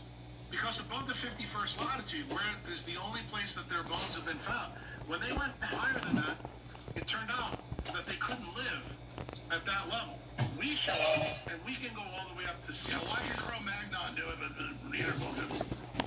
Well, we don't know that answer, but we do know why Neander couldn't do it, because his brain was too expensive to live high up on the planet. For us, we also have a limit.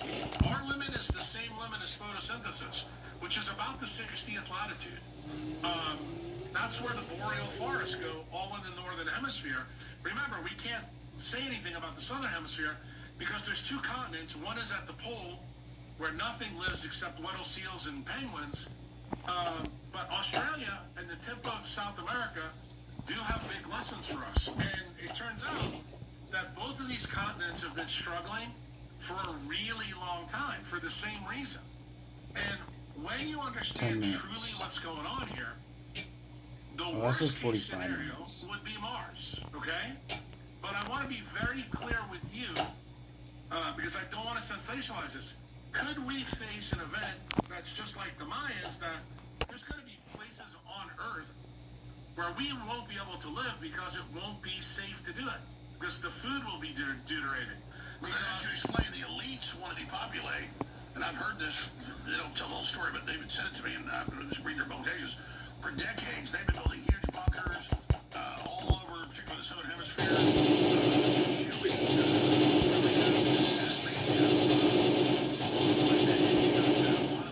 Around Seattle, because they actually know this and think it's going to happen. And I hope somehow it can be reversed.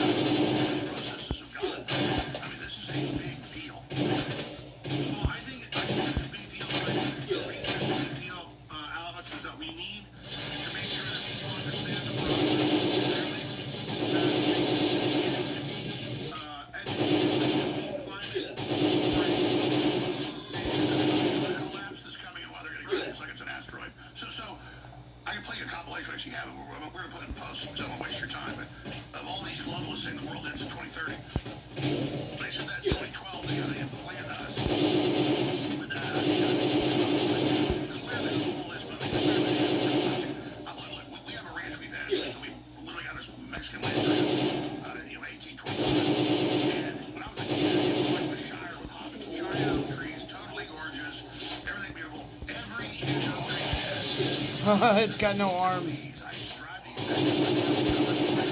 Fall, summer with bugs. You know, the insects are disappearing. I drive out, to areas outside Austin that used to be gorgeous. It's all dead.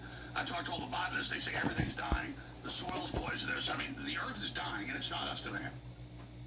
No, you're right. And just to make this point, I don't know how you'll like this or not, but one of the globalists who works in media named Elizabeth Colbert, she used to work for the New York Times and one of the magazines, New Yorker, I believe. She wrote a book about 10 years ago called The Sixth Extinction. You should read it because what it is, it's a ruse for climate change so that people don't realize that there's going to be different places on Earth that we're going to have to seek to go to so that we're able to just killed the witch. Didn't get the head, but my idea with the guys that came down here that you had on your show. Is I want them to start paying attention to the people around them, to the life around them, to nature around them, because nature's not going to lie to you. The media will. The science. The Westland survival. So let's dumb it down for us. We know from past events where this is going on. How accurate are you? How are you modeling where you think is safe? Let's get into it. Well, the simple way to do it is to use magnetometers, and there's lots of different magnetometers to do it, but the single most important thing for all of us is we need to get the swarm data, which is 3 satellites that the European Space Authorities use to manage the SAA, because what's happening, the SAA is acting just like the Great Red Spot on Jupiter, and we need that data every 6 months, because what is likely going to happen? As the pole is run to Siberia, we need to know what the effects are in the southern hemisphere and the mid-latitudes, because what does it mean? It means there's going to be really good places, good zip codes, and bad zip codes, and there's not going to be any rhyme or reason to how this goes. Why? We have to pay attention to the thermal haline currents. We have to pay attention to the arthropods, the birds, the bees, and the fish. And when we see that, we need magnetosphere long-term forecasting. Well, not only long-term forecasting, but I'll take it even more critical, Alex. I think we need people in every part of the world to begin to measure these things and share the data online. Kind of like you just had Megyn Kelly and Russell Brand on about how we can share this stuff collectively over the decentralized internet so that this information can come out so people will stop buying the bullshit of the narrative that's being sold from the elites. And I think if we do that, then we've done our job as educators. Sure. I mean, all I know is I've been all over Texas my whole life, and particularly East Texas. All the pine trees, everything's dying, or it's dead. So what's doing that? We'll be right back with our special guest, Jack Cruz. For a full 3-hour interview, but we'll be right back with 30 minutes. Stay with us. All live, and particularly East Texas. All the pine trees, everything's dying, or it's dead. So what's doing that? We'll be right back with our... Think YouTube runs live streaming? Think again. The biggest live streams in the U.S. are happening on Rumble. Special guest, Jack Cruz. We got to get back, Dr. Jack Cruz, for a full 3-hour interview, but we'll be right back with 30 minutes. Stay with us. Today we celebrate the first glorious anniversary of the Information Purification Program. Order is the only path to stability. Compliance is the only path forward. Alex Jones is a fringe voice and a crackpot. Our unification of thought is more powerful a weapon than any fleet or army on Earth. We have created for the first time in all history a garden of pure ideology. War is peace. On May 1st, 2026, Alex Jones will launch his new network, and you will see that the answer to 1984 is still and will always be 1776. If you are receiving this transmission, you are the resistance. The globalists think they've had a victory shutting down a URL, InfoWars. InfoWar belongs to the people. The war on for the mind is universal, and we are witnessing the great awakening of populism and the fourth turning right now. If you think the New World Order's been exposed so far with their Epstein pedophile rings, warmongering fear-mongering, and more. You ain't seen nothing yet. And the next chapter in the info war starts now at AlexJonesLive.com. That is the coordinates of the tip of the spear in the resistance. And also go to AlexJonesApp.com to download on Android and Apple our app for free to watch the show, to see our latest news reports, and more. Whatever you do, save and share those URLs. AlexJonesLive.com and AlexJonesApp.com. Take action now, Paul Revere's. You're unstoppable, and the globalists are going down. And it's all the time now. Hummingbirds fly into the window, break their necks. I never saw that until the last few years. And then all the time I'll just see hummingbirds flopping around the ground. I mean, it's almost no bees. And I talk to beekeepers, and I see what's going on. And I all over the country, all over the world. And I talk to the scientists, and I talk to the farmers, we have a lot of farmers that are really scientific, and they study the soil, they get the bacteria tested. They say, we're seeing bacteria we've never seen before. The soil's dying. I mean, folks, I'm not trying to be a fearmonger here. They're telling you cow farts are bad. That's part of the atmosphere methane. It adds to it. You're telling you you're bad. That's all crazy. They're telling you this is all about to happen because you're bad. Give them control during the crisis you caused. Really, they want to manage the crisis they believe is coming. And I've been hearing this for decades from scientists I respect. Now the evidence is accelerating. In the interview I saw with him last week, Dr. Cruz was making the point that it's accelerating worse than he thought. And so we need to really look at this. And you don't have Zuckerberg all in the building, multi-million-dollar bunkers and submarines and underground bases for nothing. And I told you years ago, now it's in the news. I've met with some of the rich people in the world, and I'll leave it at that. They're very concerned about all this. I'll be sitting there with big as it gets. They're like, what do you think about magnetic fields? Like a couple years ago, what do you think about the Earth's pole? I mean, so this is what they're talking about. I can tell you from meetings with the richest people in the world, they're concerned about this. And I know you're talking to him as well, Dr. Jack Cruz. So I know we don't know exactly what's happening, but big changes are happening. If you could only approximate and talking to other experts, I know a lot of off-record stuff, obviously, as you're a leading expert. How fast is this coming? What are we up against? Unmute yourself, please. Go ahead. I don't think, am I muted? We must have had you muted. Go ahead, sorry. I was going to say the slope of the line is what I'm interested in right now. The problem is I need more data points to make, predictions.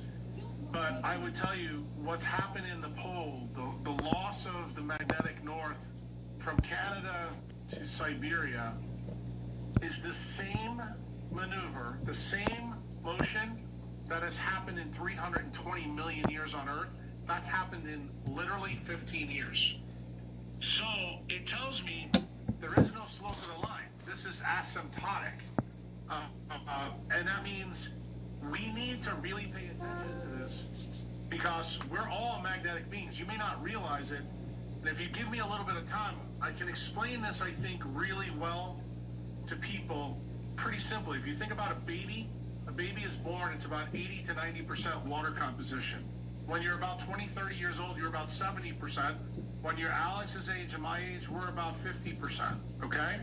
So what you need to realize, the water in your body acts like a dielectric collector. What does that mean?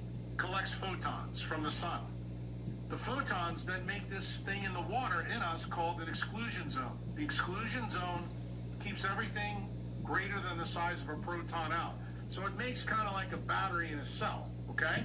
Now, by the way, to interrupt you, a month ago they declassified Operation Artichoke, which I know you're next. We got to get you back for like 2-3 hours. Even this week, it was come back next week, whatever. We do commercial-free podcasts. You don't hear it here, so he'll everybody. But they said we're an electrochemical crystal, and they admitted we're being energized by the space winds, everything else. And they talked about manipulating that. So everything you're saying is real science. People that don't know, this is not speculation. Operation Artichoke. Yeah, and then the way oxygen is delivered via temperature and vortexing of water. Here's the key story that they just let out the bag about the thermohaline current in the North Atlantic that goes from the Gulf all the way up and across to Europe. In the North Atlantic, the water cools and becomes dense. As the water gets dense, it sinks and it creates a downward vortex that pulls all the oxygen-rich surface water into the deep ocean. You don't need a mechanical pump to do this. This is pure thermodynamics and water chemistry. Your body does exactly the same thing. So your mitochondria uses a temperature gradient heat from the inner mitochondrial membrane to structure the water. The thermal coupling allows for the delivery of oxygen to the heme centers on the cytochromes. And you should know the cytochromes are 1, 2, 3, 4, and the ATPase. And what happens if the water, which is deuterium depleted, which we make at cytochrome 4, which is cytochrome C oxidase, if it moves with zero friction, the body has no problem. If that water has deuterium in it, we call deuterated, then the current in us stalls, and what happens? We start to let heat off. That is a big problem. We also make more free radicals. So, when you understand this... Explain to people how hot-blooded creatures operate. Well, it's not just hot-blooded creatures. I'm really talking about mammals because that's what this story is about. So I want to make sure that people understand that there's a coupled circulation. The global scale, the thermal halide currents in the Atlantic Ocean couple the atmosphere to the deep sea, okay? That ensures the metabolism of the oceans and the metabolism of Earth doesn't overheat and suffocate. The human scale, the one that we're interested in, the reason you invited me on, is our internal thermal halide system couples the solar magnetic environment to your DNA. The salinity in your electrolytes, your mineral balance, and the temperature of your body completely yokes to the metabolic heat that's tied to that ATPase. So what does that mean in English? We're synced to the Earth and to the space winds. Well, it means in English that the more your ATPase can spin, the more the base chain DNA gets deuterated. So the game here is deuterium versus protein. That's effectively what a weak magnetic shield does. What mimics that? What mimics that is abuse of technology and screens. That was the big thing that I cut my teeth on for 20 years. But when I saw the new data in the last 2 months... they're now reporting smartphone use shrinks the brain physically. No, we know that. But that is no question about it. That's part of why those guys came down. They wanted to talk about MK Ultra and how the Rockefeller dynasty figured this out a long time ago. But this story that you and I are talking about, this is a way bigger story. Why? Because it lays out the problem of heavy water. In the ocean, if you change the salinity and the temperature, that's the acronym that they'll use. If you have type 2 diabetes, this may be the most important thing you'll ever read. For years, I believed that diabetes was a life sentence. This global warming and refreshing, but when the conveyor belt stops, that's a complete shutdown. And that's mainstream news that the jet stream is slowing. Correct. And now it's present. We now have this data point.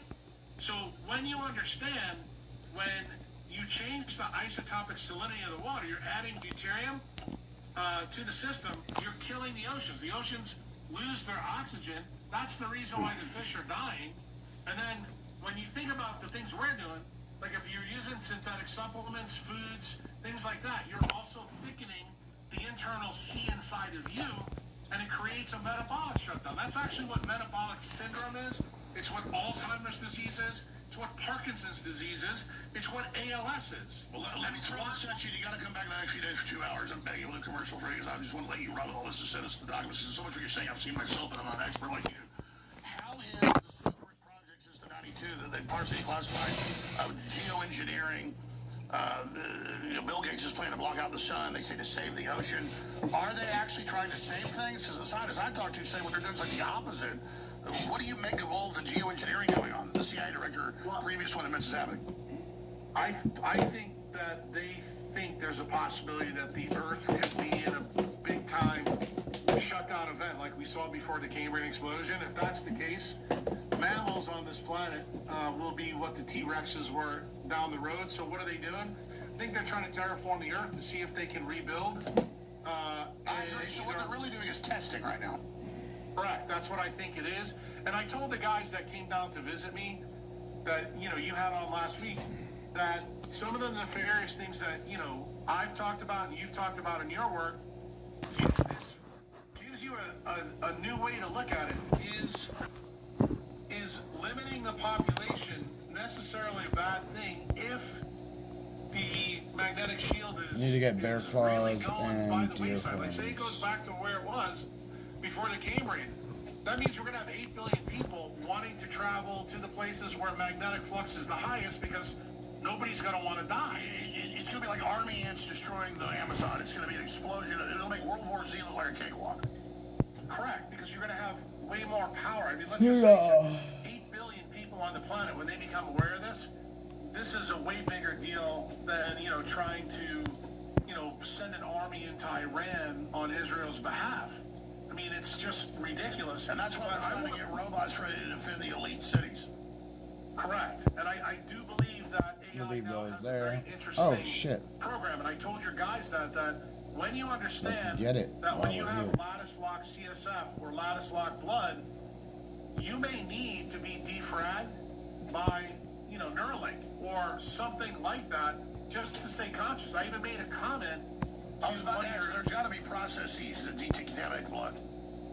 Well, there are, but it's not decontaminate the blood. It's actually, melanin is the thing in us that fractionates deuterium from protium. But here's the problem with melanin. No, they got 2 hours, that's right. Well, no, it shifts a huge balance because this is what people don't understand. Melanin needs high oxygenation to be formed from us. So what happens when the magnetic collapse comes? That means Alex Jones could be standing on the equator buck-ass naked and he can't make any melanin. It's a bigger problem than you want to know. So what the issue is, you have to have technology that saves human Library of Alexandria so that we can tap it when we can't think. But here's the really big effect. The big effect is we need a way to defrag it ourselves, and the best way to do that is probably through pulses. And that goes back to the story that, we talked about in the first segment when you asked me about Mars. I want you to go back and look at Mars and look at the equator of Mars. You got Valles Marineris, which is... You guys pull up a HD shot of Mars, the equator of Mars. It's a trench on the equator. It's 5 times bigger than the Grand Canyon. Let's pull that up. Go ahead. What's bigger than the United States? No. I mean, and I show a picture of it all the time because do I believe in this big heliospheric current that we have, that the sun is the cathode ray that's connected to the anode planets? Does the sun feel the pressure of magnetic changes? The answer is yes. This sounds crazy when you hear it, but if you go look at what's going on in the Jupiter's red spot since 2014, it used to be an oblong oval. Now it's more like a circle that's growing this way. And the reason for that is because of the cycle changes of the heliospheric current. So what likely happened to Mars, I believe now, is much more explainable by plasma physics and actually the universe, electric universe theory, that the sun tried to restart the dynamo in Mars and hit it with a huge electric bolt, but that electric bolt was not able to do it. How do we know Mars had a magnetic field at one point? The largest volcano in the solar system is Olympic Mons, and it's on Mars. It's humongous. It makes Hawaii look like a pimple on your ass. The big issue was, though, once the magnetic field died on Mars, it became a dead red planet. Well, here's my next question. Why do they find that radioactive isotope? They can't explain except for hydrogen war. What's going on there with the high level of radioactive isotope all over the planet? Yeah, well, that's what's going to happen. I want you to think about what you just said, Alex. Let's bring thinking cap. If the magnetic field is shrinking, heavy atoms, the heavy isotopes, are going to stay on Earth. All the light isotopes are going to be sent off to space because they're going to float away because there's nothing around. So now, all the space wind and garbage were not defended. All the radioactive crap will just magnate into us. Correct. And that is the key for RNA and DNA, because it turns out when you methylate your DNA, that's how we read it. That's the epigenetic program. Well, it turns out there's a 5' place on one of the bases called cytosine. If you have that deuterated or tritiated, it absolutely destroys you. And tritium's a real problem. Tritium right now is not the problem on the planet yet, but the place that's most likely gonna have it is gonna be Brazil. Why? Because that's where the SAA is the strongest. And if you look, I'm looking at evidence of people dropping dead in Brazil all the time now. Why? Because if you get your 5' cytosine on DNA tritiated, that means you're going to release a beta particle in your body. This is like somebody who could be completely healthy and drop dead in a matter of weeks if that's happened. Now, the only place I think on Earth where that is possible right now is probably where the SAA is strongest, and right now that's over Brazil.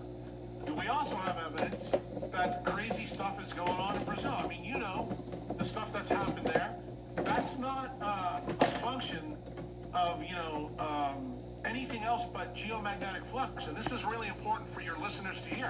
When people think, when they hear people going crazy or dropping dead from heart or brain disease in these places, Robert O. Becker, who used to be a DARPA scientist who the military canceled, did a study in the 1960s for the military.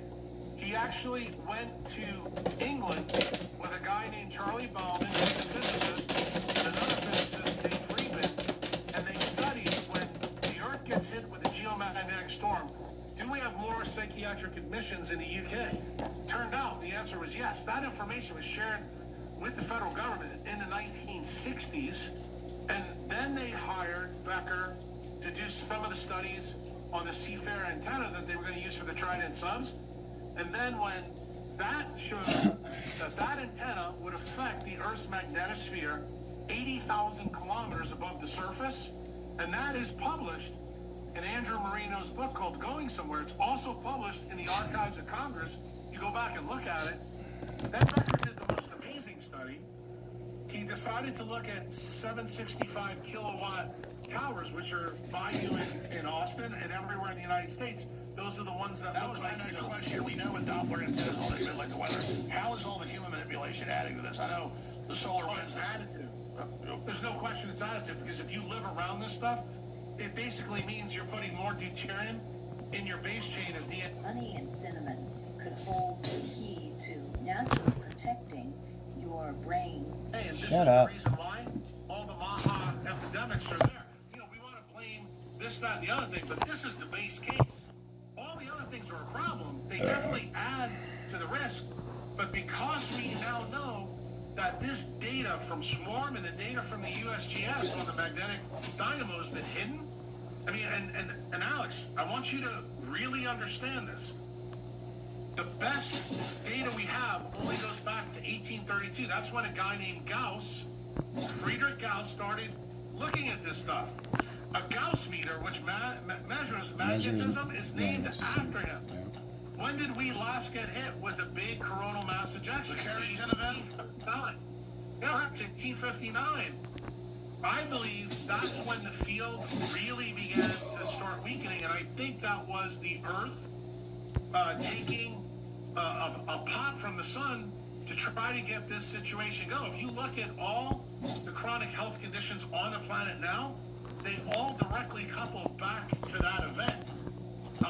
And as we've gone further and further, we have people in the media just giving you absolute bullshit that it's tied to this, that, and the other thing. It comes down to something very simple. We're more deuterated than we've ever been because of the changes of this magnetosphere. And again, that's new for regular listeners that are even informed. Explain. We're electrochemical creatures. All this stuff has an effect on us. Explain it again, very, like we're 5 years old, what deuterated means. Yeah, deuterated means that you have too much heavy hydrogen in you. And remember, your mitochondria works on an ATPase that only takes protein, which is the lightest form of hydrogen. Well, if you're trying to stick something through it that's 2 times the size of that, and we don't use, what's the big problem with deuterium? It has a huge kinetic isotope effect. What does that mean? It means if you put your 2 hands together, you can't separate them. That's what fragmentation of the water lattice means. So if you have D2O instead of H2O in your system, that means your blood or your CSF, it doesn't work. You don't make a vortex. You're not doing any of this. And the goal don't understand it. They just take oxygen, carbon dioxide, everybody's fine. No. They don't get there's all these other variants. No, but this is the biggest variant because guess what? The paper that I originally talked about when you first had me on, that 540 million year study that came out, shows that the magnetic dynamo actually is what controls oxygenation on Earth for the last 540 million years. Now, I'm going to be honest with you, Alex. You're saying the sun basically is the overall power source, but the magnetic system directs everything. Well, on Earth it does. And that paper makes it clear. And what does that mean?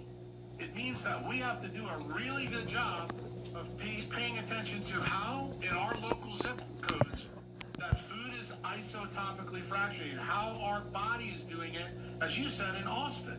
How our body did it when I lived in New York versus Nashville versus New Orleans, and now you know where I am. I'm in El Salvador. You probably figured out why, because this is called the land of volcanoes. We have more volcanoes in El Salvador per square kilometer than any place on Earth. And if you think I wound up here because I haven't been paying attention to this for the last 20 years, then you're a moron. For people that don't know, explain why that's important. Well, the bottom line is if you live in a place that's magnetically declined, you're going to struggle for everything. That explains why we have people going crazy, why people are getting record rates of heart disease, why people can't think. We call them low dopamine idiots. The other thing I would tell you from a global perspective, if you zoom out, Alex spends all of his days talking about the craziness in the world. Alex, where's the one place that the president is giving freedom back to the people? El Salvador. Guess why? Because this is a period of time where El Salvador is a beacon, because it's got huge magnetic inclination, because it's got all we know the ancients didn't know what it was, but they knew to build Stonehenge, Mayan temples, everything on magnetic vortexes. Right, well, they were looking at the water table, but I want to be very clear when I tell you this. The Mayans, who actually founded El Salvador 1,000 years ago, had to leave the lowlands because this grew and then went back. What am I telling you? The same thing that happens on the Great Red Spot, that there's cycles here. We just don't know if this cycle is that type of event. Is it a last chap event? Yeah, we know there's a cycle, we just don't know exactly where we are. The chomp event? Obviously, people that don't know, there's all this magnetic rock around volcanoes. It's just, that's good for our bodies to be around that. Well, Alex, if you ever decide to come down and visit me in El Salvador, you'll notice that my house is completely covered in volcanic rock. There's a reason for that. And there's a reason that the Mayans really liked jade. Why? Jade is a mineral from basalt volcanoes. What did they do? We have found skulls here in El Salvador that have jade embedded into the central incisors, into parts of the skull. All the elites that got buried had jade earrings on their ear. Why? What do you need to know about jade, Alex? It's piezoelectric. What does that mean? The Japanese and Chinese were obsessed with it. Well, but you have to realize it can defrag water networks that are binded by the kinetic isotope effect. And we know that the Mayans didn't know anything about quantum mechanics, but what else do we know? Right next to that pyramid you're showing now, Chichen Itza, is built an observatory. They were very dialed in to the nature and also the cosmos. Do I believe that they knew that they couldn't stay any longer because their water became like a desert? Their water became polluted with deuterium. The water became polluted with cyanobacteria that if one drop touched you, you would die. That's the reason they had to leave the lowlands, but they didn't become extinct. I want to be clear about that. They went to different parts of the planet, and what do I think is most likely? I think that's probably our most likely. 5 more minutes, we'll be right back with Dr. Jack Cruz. Well, I can tell you that Dr. Jack Cruz knows what he's talking about. It's no joke. I know it sounds alien or really, Greek to a lot of people, but the establishment all knows. It's on all the white papers, CIA stuff, 60, 70 years ago. And they know stuff's changing, and from all I've seen, they're going to make it worse, which I guess is get rid of most people or dumb us down so that we're more manageable. I'm not endorsing that, but I can see the thought process and that line of reasoning. I think we just told everybody and mobilized everybody and got off of this divide and conquer crap. There's all sorts of stuff we could probably try to do to counter it or innovate out of it. Humans can do anything, basically, at this point with the technology we have, or maybe I'm wrong. I mean, what would you do if you were the establishment, Dr. Cruz? And then in closing, what do you make of all these scientists in China, Europe, here, they're involved in gravity manipulation and UFO stuff, all being murdered, killed? I mean, I think it's pretty much a message, or were they selling secrets, or who do you think's killing them? That's 2 big final questions. All right, so let's start with the last one first. Do I believe all the anti-gravity and plasma scientists were knocked off so that this story that you and I are talking about stays hidden for as long as possible? Why? Because I believe the elites are worried about 8 billion people completely wiping the planet of them. Why? Because the real issue here goes to exactly what it was in COVID. Does humanity need to know if humanity is at risk by having informed consent from their own government? My opinion is yes, and I do agree with what you just said, that I think if we collectively put the mind hive together, could we come up with solutions for this problem? It doesn't mean that it's a full-on sixth extinction. It could turn out to be a last chapter event or, you know, a Mayan wipeout. I think those things need to be studied. It could also trigger a new renaissance. Well, I believe you're right. That's actually what it showed at the Cambrian explosion. If you really think about it, when the Earth defragged itself, we went from, you know, prokaryotes and archaea to eukaryotes. We're here talking about that right now as that renaissance. And I would say that I think people need to become a little bit more facile with the science. And I want people to understand it's not that hard to learn about these effects. Just know that you are built around light hydrogen. Deuterium is a real problem. One of the things you can do is you can get involved. Based formula for memory loss, 10 times more effective and 400 times more affordable. And get yourself deuterium depleted water. You can buy this stuff now on Amazon.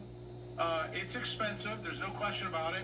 I have some of the best stuff on the planet down here because I'm taking care of patients from the United States and all over the world that have these problems. They come to see me because I'm the only person that's really talking about it. And I want you to understand, I don't think this is something where you should go out and think the world is going to end in 2 weeks. That's not what I think. I think that it's going to continue to get worse and worse and worse. And I think geopolitics, to hide this, the stories are going to get...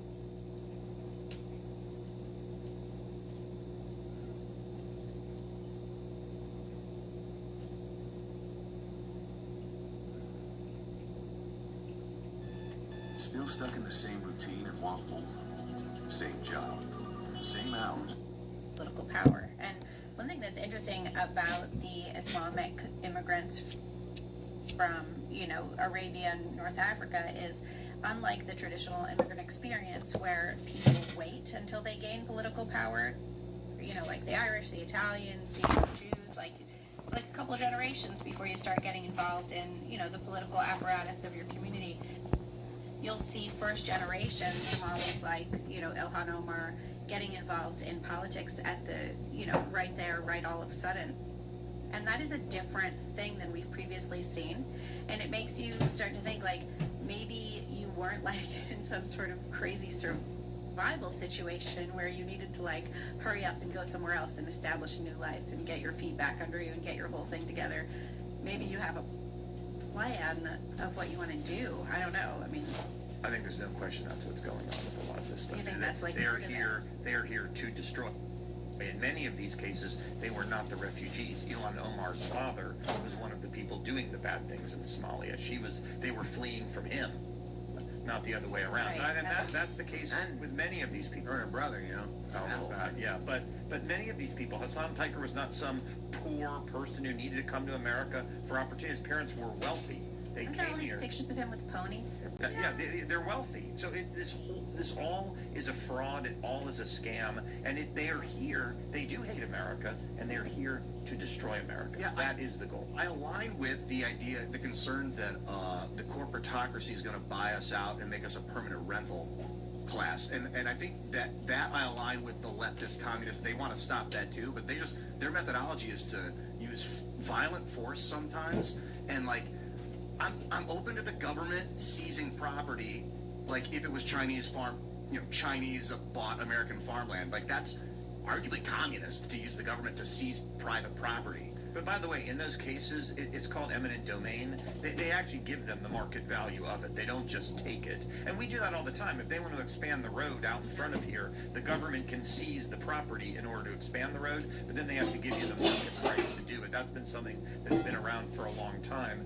I think the challenge here is what does it mean to be an American, and what is our culture, and are we going to be able to do these things? You talk about the corporatocracy. Oh, wow. It's the creation of wealth and companies that's made America, America. All these great technologies that we're talking about. It was some entrepreneur that came up with that hose that you were talking about earlier, and probably came up with the idea in America, because we create all the innovations in the world. I just asked the robot, and it says that incest is fairly common in Somalia. around 49% of Somalis are the product of first or second cousin marriages. Well, you saw what Keir Starmer just recently said in the UK. He married his cousin? No, but he did say that they should They've been debating it. remove the bias against first cousin marriage.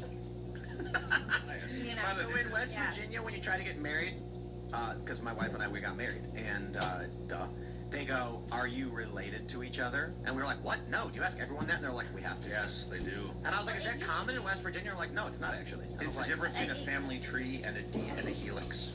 Yeah, Or go exactly. back like that. I mean, I remember in Boston when my dad and his second wife got married, they had to take blood tests, and that was part of it. It used to be very, very common that they would make sure that you're not related. And if you look at actually the history of Europe, it is the removal of intrafamilial marriage that made there be more diversity in Europe. You know, it was not better only for that. everybody's brains and shins also. You know, And interestingly, with all of the incest-driven marriages, it makes the kids dumber. that happens, yeah. It makes you less intelligent. It creates more defects, and interestingly, it creates more violent tendencies when you do these things. So that is why the average IQ in many of these countries is so much lower. It's not that inherently people are smarter or less smart. It is because when you marry your cousins, it turns out it's a bad idea, and that's part of what the left is embracing. It's a bad idea. Yeah, it's a bad idea. It's a bad idea to marry first word, you know. But they're debating that in Parliament in the UK now about and people are saying if you don't allow cousin marriage, you're Islamophobic.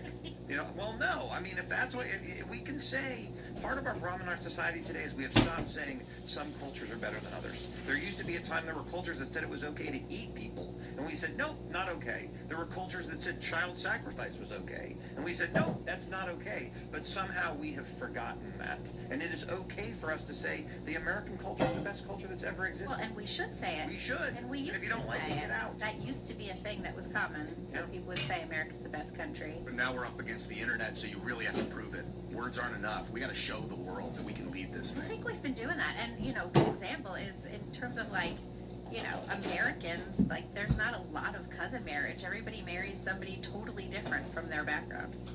I want to jump to hit your point before I jump to the next story. No, I was just gonna say. I mean, with Hassan Piker, we kind of started this by saying, "Oh, isn't this disastrous for Democrats?"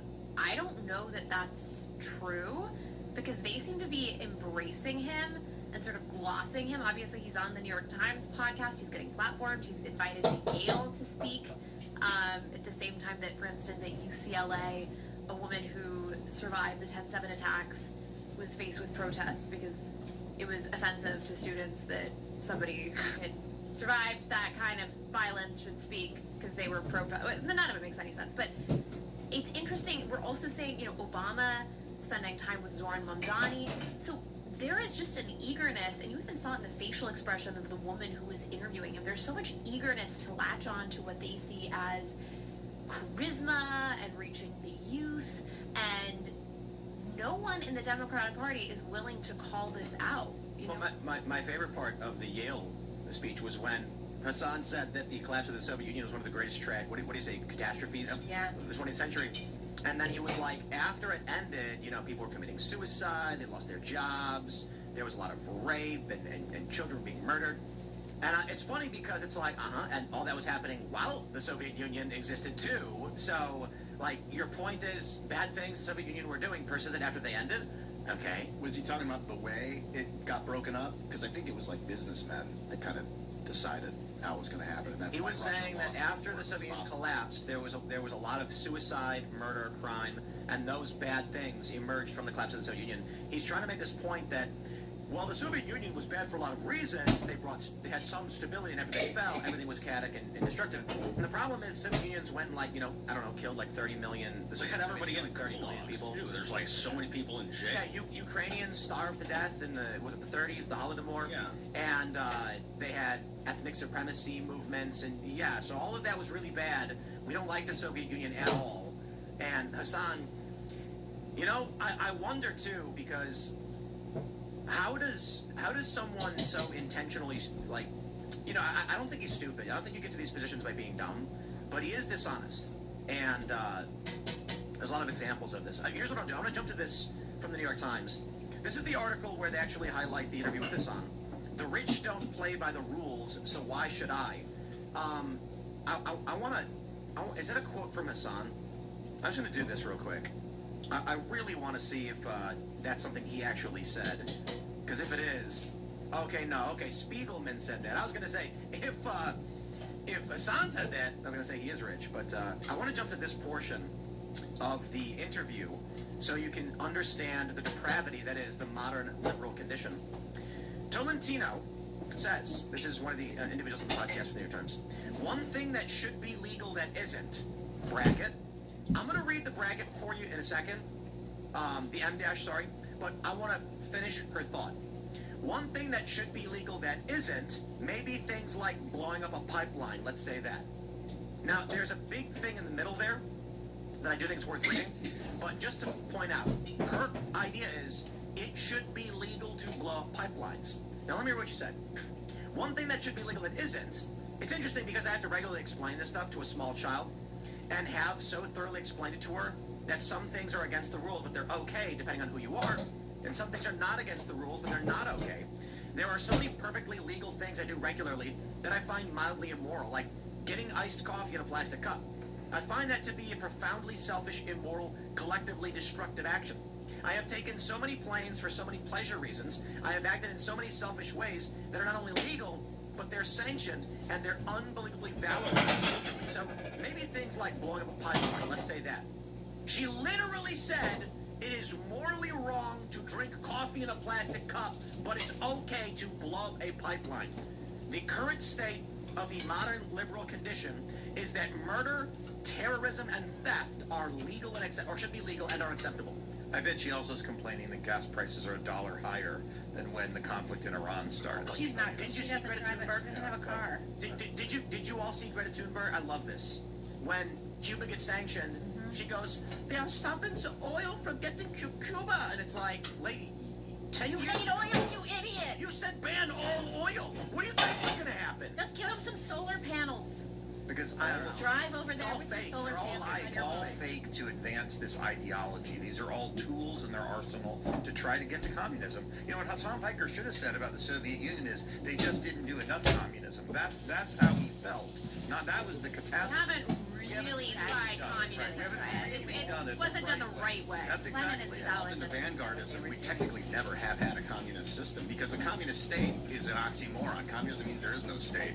I don't see that you get this small group of 12 people into power, and then they, like with the Chinese and with the Russians and Soviets, they just hold on and forever, and then because it doesn't work. That's why it doesn't work, because the people in charge are going to always make it work to their own advantage, and that is the funny thing is it's people like this that end up in charge, and then they don't mind flying on their private jets while they complain about everyone else driving a car. Well, they make sure they don't use the process. I gotta give him some respect. I mean, conservatives are just the Republican Party.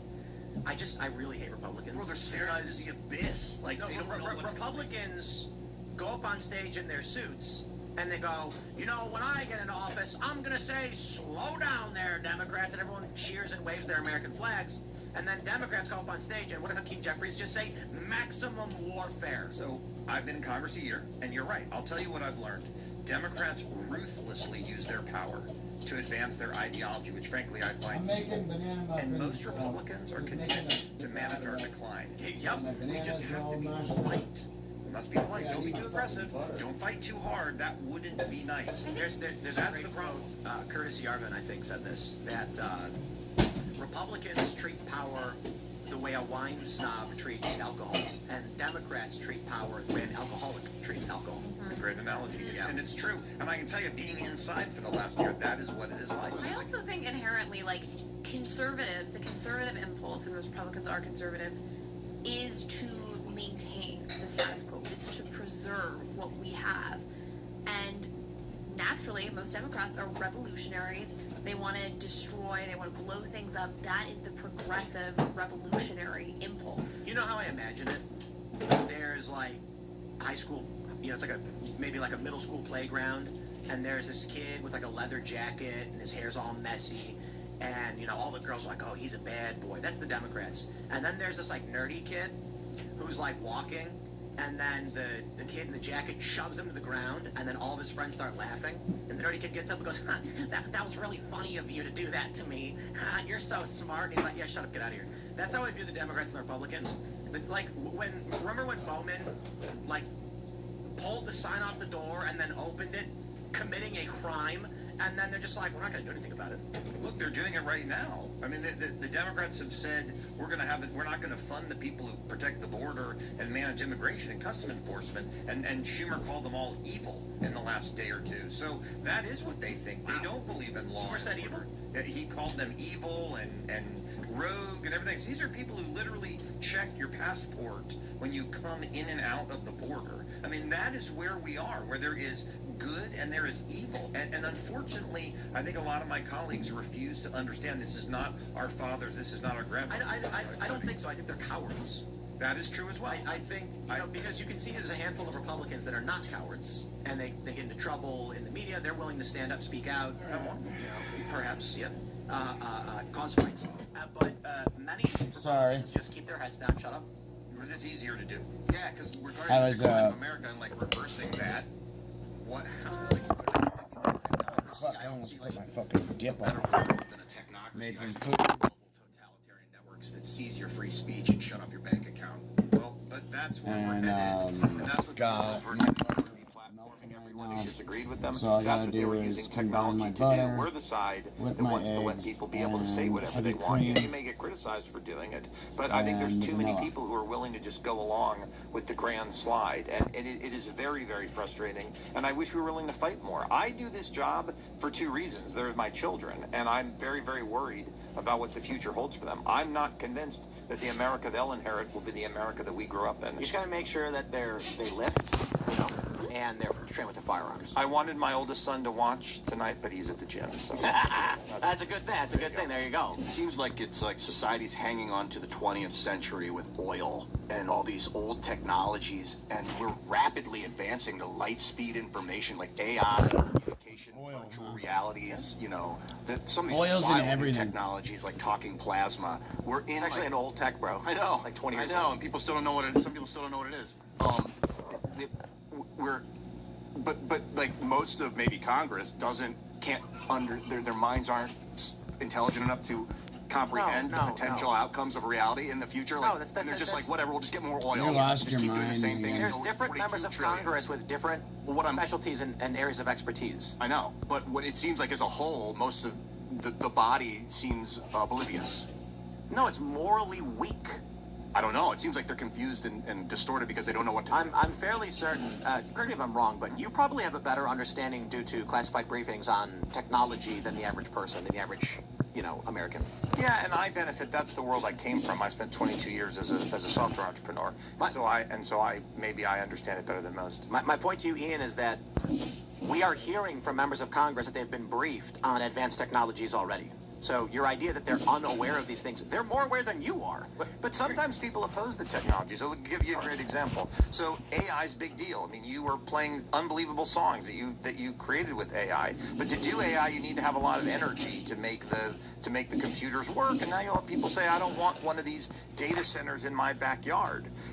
Someone's going to win the AI race. Is it going to be America or is it going to be China? And I will tell you, there are a lot of us working hard on it. I have a bill that deals with AI. Brian Mast, who chairs the Foreign Affairs Committee that I sit on, has spent a ton of time getting us up to speed on AI. But then we're against those who are like, oh my gosh, I don't want an AI data center in my backyard for X, Y, and Z reasons. So there are very loud, apparently. They take a lot of energy, and people are legitimately worried that you'll put an AI center out here, it'll take all the energy and it'll make everybody else's rates go up. So we have to be innovative in how we harness energy. Because here's what I'll tell you, China's building factories every day. So they have the energy. They are way ahead of us in one way. They are building the energy infrastructure. It's not that it's advanced energy. They're just going to have a lot of it. We have to make sure we do the same so that we can compete. Aren't they creating a lot more coal plants? Oh yeah, they are. Yeah, they sell us the solar panels. Right. They sell us the solar panels that they make with the coal-fired plants. So much of what the left pushes on us is a scam. Yes. And this is one of them. The whole thing's a scam. The SPLC being the best example or the most frequent example. It's all a lie. It is a lie to control us, destroy our civilization, destroy what's made America America. That's why we've got to fight back against it every day. I think you're right. I think it is about control. It's about controlling people, because if you control the energy and you control everybody's jobs and you get rid of private property, then suddenly everyone is working for the government or getting money for the government from the government, getting fed from the government, getting their health care from the government, and then suddenly you're not an independent person. You're not a liberty. You're not a free person. You're a person who serves government, and government, of course, is supposed to serve us. And then they can do communism the real way that it's never been tried. Yes, with smart contracts. Let's jump to the story from the Post Millennial. 114,000 New Yorkers have fled since in 2025 ahead of the Mamdani taking of the Gracie Mansion. Across all income levels, more people moved out of New York City than moved in. The only thing I would say is a lot of people are like, yeah, that'll show them. No, this is what they want to happen. Take a look at this from the New York Post. Ken Griffin's Citadel collapsed back at Mamdani's viral penthouse video, threatens to scrap $6 billion New York City development. Do it. Do not put $6 billion into New York. I can sit here and talk about accelerationism all day and say, aha, people are going to leave New York. They want that. It allows them to consolidate power because the people who are leaving are the people who vote against this. But if you pull your investment out, they have no power. They will lord over a pile of ashes. If people keep investing in New York City, despite knowing this psychopathic crackpot has taken over, you will enrich and empower him. He will steal your assets. You put that money in his jurisdiction, he will put it in his pocket. So instead of just threatening to do it, why don't you go ahead and do it? Well, the issue I have with the headline that you showed before is they're all leaving and moving to Florida. And as a Floridian, as a Floridian, I should like that, right? My state's booming, everybody's coming. But here's why it's bad. New York's going to collapse because everyone will leave. See, if I don't like American policies, I have three choices as an American. I can burn my passport, pay my taxes, or go to jail. If you don't like what they're doing in New York, you can just get in your car and drive away. And that's what a lot of people are doing. But what's going to end up happening, and this is why every American needs to be worried about this, when New York goes bankrupt, they're going to come to the taxpayers of the other 49 states and say, you have to bail us out. It's why we all have to care, because New York's problems will ultimately become all of our problems. Well, maybe the harsh reality is that Trump does not have the capability to deal with issues like this, but he's butting up with Mamdani in the Oval Office. Trump should be exerting every avenue possible to be stopping things like this from happening. He doesn't do it. So it's no surprise that you've got so many people turning on Donald Trump, and these podcasters, these specific individuals that he's called out, are finding it is very lucrative to be against him. And I think the reason is you've got the younger conservative guys. Many of them flock towards people like Nick Fuentes. Fuentes says, screw Trump. Don't support him. Vote for the Democrats. Republicans deserve to lose. So Trump's losing the support, and then I'm sitting here saying, like, I got to be honest, I don't know what I get for voting for Republican either, other than a speed bump for Democrats. And by all means, it's a fair argument. It's better to have Republicans do nothing than Democrats burn it down. But if the argument is manage decline or decline, I'm going to choose prepping. I'll just say, okay, well, then I'm not interested in any of it. Because I can dedicate my time and energy to saying, man, we better get a Republican Congress to take the majority this time around. And then what happens? They can't. The SAVE Act, 80% support across the country, and they won't pass it.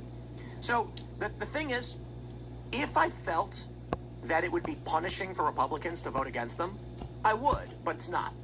Right? So Dave Smith says Republicans deserve to lose. He's like, I wouldn't advocate giving Democrats the White House or anything like that, but they need to be punished. Nick Fuentes says something similar. The problem is, people like Thune, he doesn't care if they lose the majority. He's gonna laugh the whole time. He's obstructing this intentionally. So the problem is, you can vote for Republicans and get nothing, or do nothing, and then Democrats just burn everything down. The problem, though, is once Democrats burn everything down, we're living in ashes, and so that's not great. Well, I mean, I moved out the middle of nowhere and I own chickens, and like I'm just saying I'm preparing because it's either going to happen next year or the year after. By the way, all the places where they sent all the Haitians and they started eating the cats and eating the dogs, it was a place like this. So you never know what'll happen if the Democrats take. Well, no, that can't happen here because the DC people fleeing the crime moved to the eastern panhandle of West Virginia. So you found the one safe place. If you expect until they overrun us and there's vote. trans flags in my neighborhood. If you expect me to defend what's going on with Republicans in Washington, I'm not going to do it because I'm so frustrated. I don't understand it myself. It's got to be aliens. So I think it's because it's hard. It is hard to fight. It's easier to just go along to get along. It's easier to say, I'll make that someone else's problem. Or I don't want it to get in the way of my reelection, or I don't want it to get in the way of the job that I want next. The only hope that I have is that the SAVE Act is being held up just a little bit so that they can get it right before the midterms where it'll have an impact. Otherwise, it might go into the Supreme Court and it gets stays and injunctions or whatever. I just don't believe it to be the case. All the prediction markets are basically saying the same thing. It's not going to get passed. In which case, it's just like, listen, if I was a senator, I'd probably get expelled. Like the things that I would do and say, nothing criminal. I'm just like, I would ram things through. I would. That's what should be happening. And they have that power. There are things they just won't. One member can grind the filibuster in 2 seconds. One member can grind the place to a halt. I don't know why they don't do it. But what I've done is I've said I'm not voting for any bill. I'm in the House. I've said I'm not voting for any bills that come from the Senate. None. I voted for one a couple days ago. I even tell my staff, I don't even care what the Senate bill does. I don't want to know. If it's a Senate bill, I'm voting no on anything other than reopening the Department of Homeland Security. I'm voting no on anything because there's nothing more important for them to do than to make sure illegals can't vote in our election. The longest filibuster in American history was 62 days for the Civil Rights Act to make sure that black people could vote in our elections. It was worth 62 days to make sure that bill passed. It's worth 62 days to make sure people who aren't Americans can't vote in our elections. But it's not even that. It's the SAVE Act is a general election security bill. I think it's simple enough to say it prevents illegal aliens from voting, but it prevents duplicate voting. It prevents accidental dual state voting. I'm not saying intentional multi-state fraud. I'm saying maybe there's a little old lady and it happens. Exactly. And she forgets she filled out, 2 ballots. Well, this prevents that too. So it just cleans things up. And you know what? Democrats want it too. And for some reason, not the politicians, Democrat voters, 70+% polled in favor of this. Independents, 80. Republicans, over 90. Giving us an average of around 80% popular support in the country for the SAVE Act. And they're just like, oh, gee, well, I guess I can't pass it. Okay, well, then you can't do anything, I guess. Well, I think it's because they've made some decision that we no longer live in a democracy. A democracy would be a majority rule, 51 out of 100. But they made some arbitrary decision that if you can't get 60 votes, you can't pass anything. The filibuster is not in our Constitution. It's not in the Declaration of Independence. And in fact, the way that they use it today is an artifact of the 1970s. It used to be if you wanted to filibuster, you had to stand up and be Mr. Smith Goes to Washington and yell and scream and hold it in and not go to the bathroom for hours and hours and hours. Now you just say, no, there's 41 votes against it. We're not even going to consider it. I can't explain why they do it that way. It doesn't make any sense to me. And frankly, if they stick with it, they may destroy the country. I mean, the concern is that as soon as we get rid of it, then Democrats sweep in. But they're going to do that anyway. I mean, they haven't yet. But they're going to. They tried. The 2 Democratic senators that kept them from doing it, last time they were in charge, they ran both of them. And they ran them both out of town. So every Democratic senator who was there for that, who's there now, has said, let's get rid of the filibuster. Well, you hear them talking about it. You hear them saying absolutely. What their plans are. What's the average age of Congress right now? Didn't another Congress? I think the Senate's a little older. At like 80? The Senate's a little older. Let's do the average age of the Senate. Because I'm going to tell you what I think. I'll tell you what I think. Let's look at it. 64. Okay, I'm 40. I just turned 40 last month. I think people in my age group, when we get, when younger millennials start getting into the Senate with power, it's going to be nuclear bombs going off left and right. I think what you're seeing is the older generation saying, well, no, like, let's listen, we don't want to go nuclear, you know, we don't want them to do it to us. And my attitude is like, oh, I would, if there was a red button in the Senate, I'd just be like, just smashing on the it table, every time. Well, I mean, it's drastic. These senators sitting there being like, what's another $1 trillion? Yo, bro, the younger generation doesn't have time for that, man. We need radical change. We need radical change. It's just, you got to define what that means. And I disagree with a lot of the extremism. Right now, you're Not all looking of at members of the House and the Senate who are skewing a little bit older, like Nancy Pelosi, you know what I mean? Is she skewing a little older, you think? Yeah. To be fair, Mike Johnson's not that old. Yeah. But I think once you get a majority of people from my generation, the left, you're going to have Hassan Piker as the Speaker of the House. Like, I figure They're running in these elections. Exactly. The best shot Republicans have to keep the majority is the kind of candidates they are putting up. But the way to win a Democratic primary today, the craziest person will win. You know, so soon. With gerrymandering too, you think about it. Used to be that all of these districts, if they're arranged for fairness as they should be, they're moderate districts, so it could go either way. And so as a result of that, you have candidates who run who have to be moderate to get both liberal and conservative votes. And now the gerrymandering is making it, of course, so that you have just one group that's voting for somebody, putting them in. And so you're going to see really extreme people on the right and the left. And that's another outcome of gerrymandering. I don't think we're going to see any sort of agreement on anything. You also have people real quick, saying the average that they're moderates, running as moderates, and then not being that at all. The average age of the House is 58. So, shoot, I'm a little younger. When, you know, I would say this. I said I would never run, but I'm just getting more and more angry. And the only thing at this point, there's two big things. One, I have people work at a company that rely on me to do my job to make sure that they can do theirs. But also, I'm in Riley Moore's district. You know, and he's a good one. I like that. He's a good one. Yeah. I don't need to run here, and I'm not going to move somewhere else just to try and represent the people who live there. Run for the state. You could run for. No, I wouldn't want to run to represent the state to itself. Yeah. I wouldn't mind representing the interests of the district to the federal government, but Riley Moore does a heck of a better job than I ever could. So I like Riley. I'm good here, and I don't like the idea of like, where could Tim Pool move to so that I could run for office? And you don't want to be a carpetbagger. Yeah, get out of here. One of my takes on politicians is that you get them in so that you get the people in that won't stop you from doing what you want to do in the private sector. Like the president, he's got the veto power. Like Obama, that was the thing about him. I was like, he's not going to stop me from issuing a social revolution. I kind of backed off of the idea, but do you get this feeling too, Randy, that Congress and the executive branch really their position is just to stop people from going too crazy and just watch over the people? Because that's what I want it to be. No, I think the other side is crazy, and they want more crazy that's going on there. And again, I can't explain the behavior of some of my Republican colleagues. I mean, last week there was a bill that a dozen of them voted for to have infinity Haitian immigrants that were here illegally get welfare forever. Why did they do that? I don't know. I can't. Well, I think honestly, I think part of it is they're become these magic bullets, the compassion bullet. Well, their lives stink in Haiti, so we don't have compassion. But here's what I would say. I'm a math guy.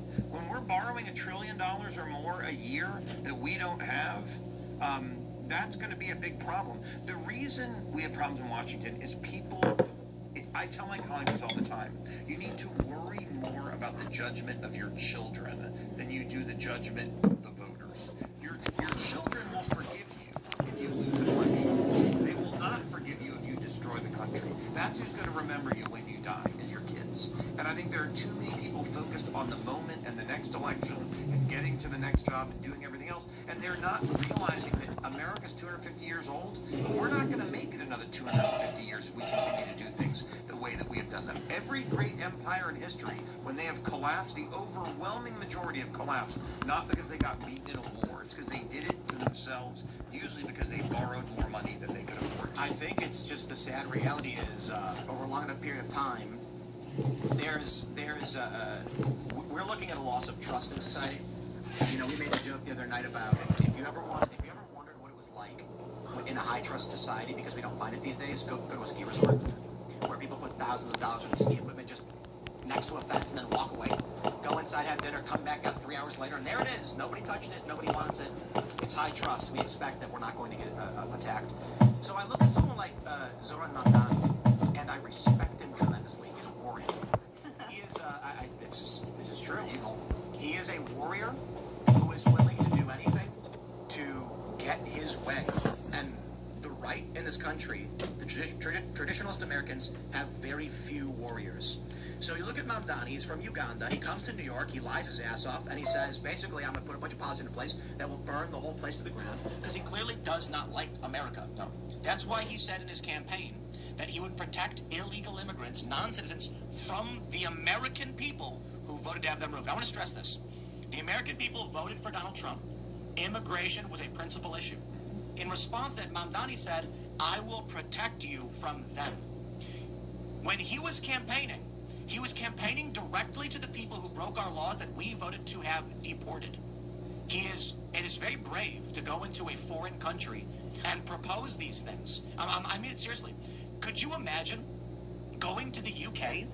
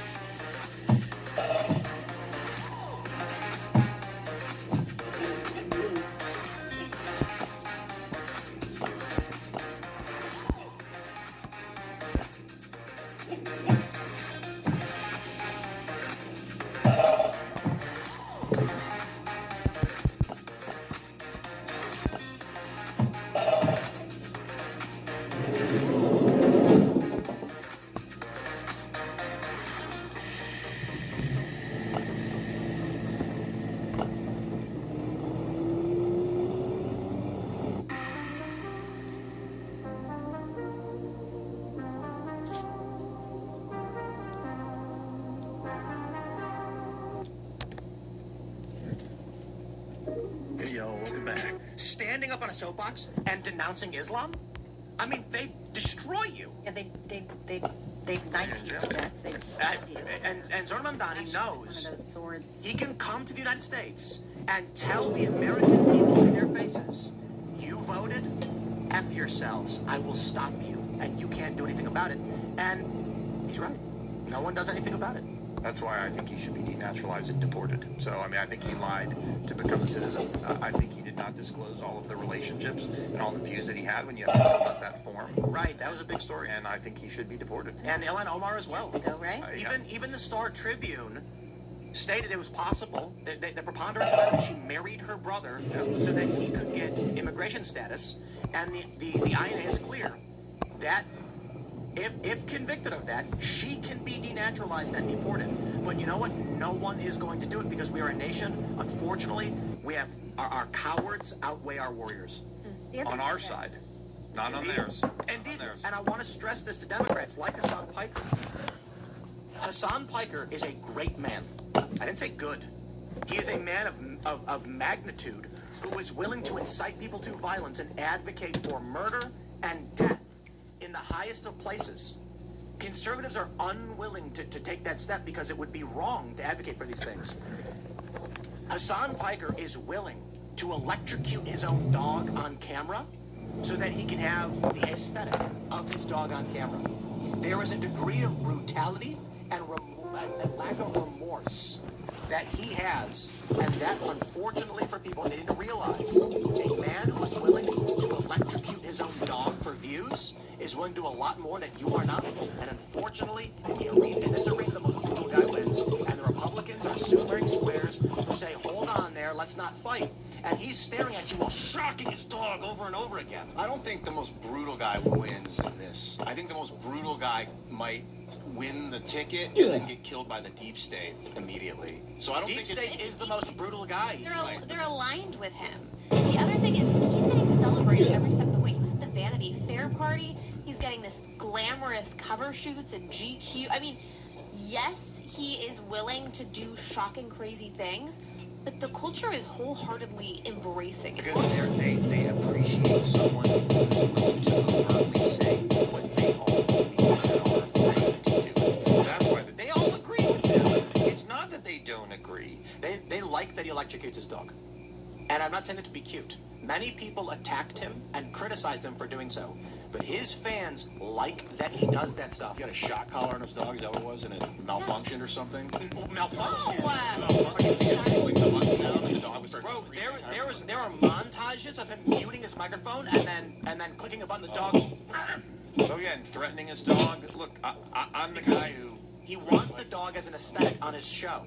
He even has like a little cartoon of his dog that pops up. And so one day, apparently what happened, this is all alleged, I guess, he forgot to mute his microphone, and when he electrocuted the dog, it yelped, and then jolted, and then people noticed he has the remote for a shock collar. He then claimed it was a vibrating collar instead, and you could see the back of it where there used to be prongs taped over. All of this stuff. The point is this. You get a guy like Donald Trump, and people cheer for him. Why? He mocked a journalist who got body slammed, and Trump's supporters liked it. Because finally, he had in Trump someone was willing to give the middle finger to these other people. But unfortunately, Trump's the only guy. I think we need a mathematician now, and not an overt, angry, loud, boisterous maniac. We need like a dude that can pull some numbers behind the scenes and destroy a virus, computer virus. We have one. Like, you need mathematicians that understand compound inflation and that have a plan to reduce our fuel costs or something. All right, let me just ask you a question, Ian. So, all right, there's a big guy electrocuting his dog over and over again. Are you suggesting that the mathematician will figure out a mathematical formula to make him stop? No, I think there's just an ideal candidate, a far superior candidate to running the system than a guy who shocks his dog. So, you've got one party of dog electrocutors, and you're saying the mathematicians will stop them from brutalizing people, committing terror attacks, smashing windows, burning cities down, shooting people, letting criminals out of jail? A mathematician's gonna do that? I didn't say that. I'm sorry. I want drunk. I want a 40,000-year-old highbrow ridge Neanderthal just like bashing a club on the ground. I want him to be president. You want to punch through a window and so he's sitting there. Who was the guy on January 6th with the shaman? The shaman. You want the shaman? No, the shaman's not a violent guy. He's like a spiritual guy. No, I want a guy with a big club sitting there just like with his underbite and when his leg is walked up and I think God is a donk. And to some degree, we have that with President Trump. That's why we like him so much. He's willing to fight, and there's a few of us like that, not enough. But well, the SPLC stuff is I'll say this: USAID getting dismantled was a grand slam. The SPLC, I give that it's a double. It's really good. I'm happy that happened. It's not as big as USAID, but they're both really good things in the right direction. I'm not trying to diminish it. I'm saying USAID was like a nuclear bomb against the deep state. As of right now, we see this one thing with the SPLC, which is good, but I don't think they're doing enough. They're going to lose the midterms. Democrats are going to put people in prison. And you look at what they're doing in Virginia, they're going to do that. They get any modicum of power back in the federal government, it's over. James Carville, who was the guy behind Bill Clinton, one of the major Democratic consultants out there, has said, he's been very clear, here's what we should do if we win. They're going to make D.C. a state. They're going to make Puerto Rico a state. They're going to pack the Supreme Court with a bunch of new people. They're very clear of what they will do if they will take over. Democrats believe that when they win, elections have consequences, and when we win, we must do bipartisanship.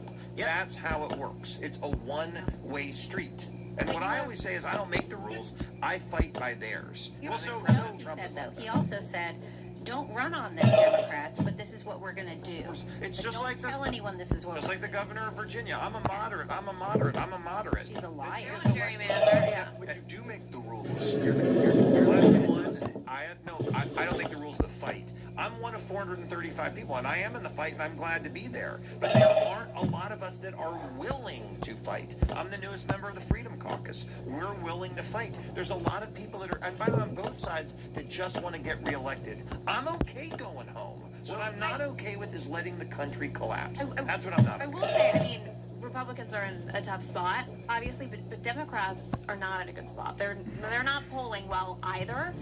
And I do think even with this whole gerrymandering, I mean, maybe it's too obtuse for the average person to understand, abstruse. But we're seeing that when Democrats get power, they try and disenfranchise everyone, of course, in the name of democracy. And so that's, of course, why Trump got elected, is because people saw how crazy the Democrats went. Are we seeing that in little pieces of dying, and the average person is kind of recognizing and waking up to see maybe Republicans aren't great, but the alternative is chaos. Let's get into the foreign policy stuff, especially with this. We have a couple. We're at 80. Let's pull up the Lebanon ceasefire. I thought I had it pulled up. Big news from CNBC. Trump says Israel-Lebanon ceasefire extended by 3 weeks. Of course, we also have the interdiction of a vessel trying to break the blockade in the Strait of Hormuz. Right now, a big component of politics is specifically about the war with Iran and U.S. involvement with Israel.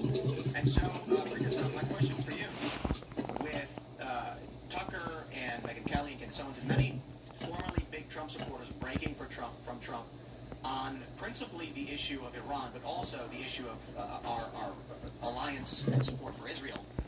You have right now the left and elements of the right unified in just hating Israel. I don't know how the Republican Party, to be fair, the Democrats are also divided on this as well. The older Democrats are much more pro-Israel. But with Trump losing support for this reason, how do Republicans actually even win with that sentiment? Well, I think it's not that they're unified in hating Israel. I think it's that they're unified in hating Jews. And Israel's just the vehicle that they use to do that. Look, Israel is the best ally that we have. Israel's the only country that is out there that doesn't ask us to fight their wars for them. I found it very amusing. Rahm Emanuel said we need to treat Israel the same way we treat our allies in Western Europe. We've got bases with tens of thousands of soldiers in the UK and in Germany and in Spain and in all these other, France and all these countries. We don't have a base. There's a couple hundred American soldiers in Israel that are just there to kind of coordinate things. Do you think that we should continue providing funding to Israel? We provide, so interestingly, we provide about $3.5 billion a year to Israel. But we actually don't give Israel any money. It's more than that. What we do is we give Israel $3.5 billion of American-made military equipment. So we give them stuff that makes American jobs, and we give it to them.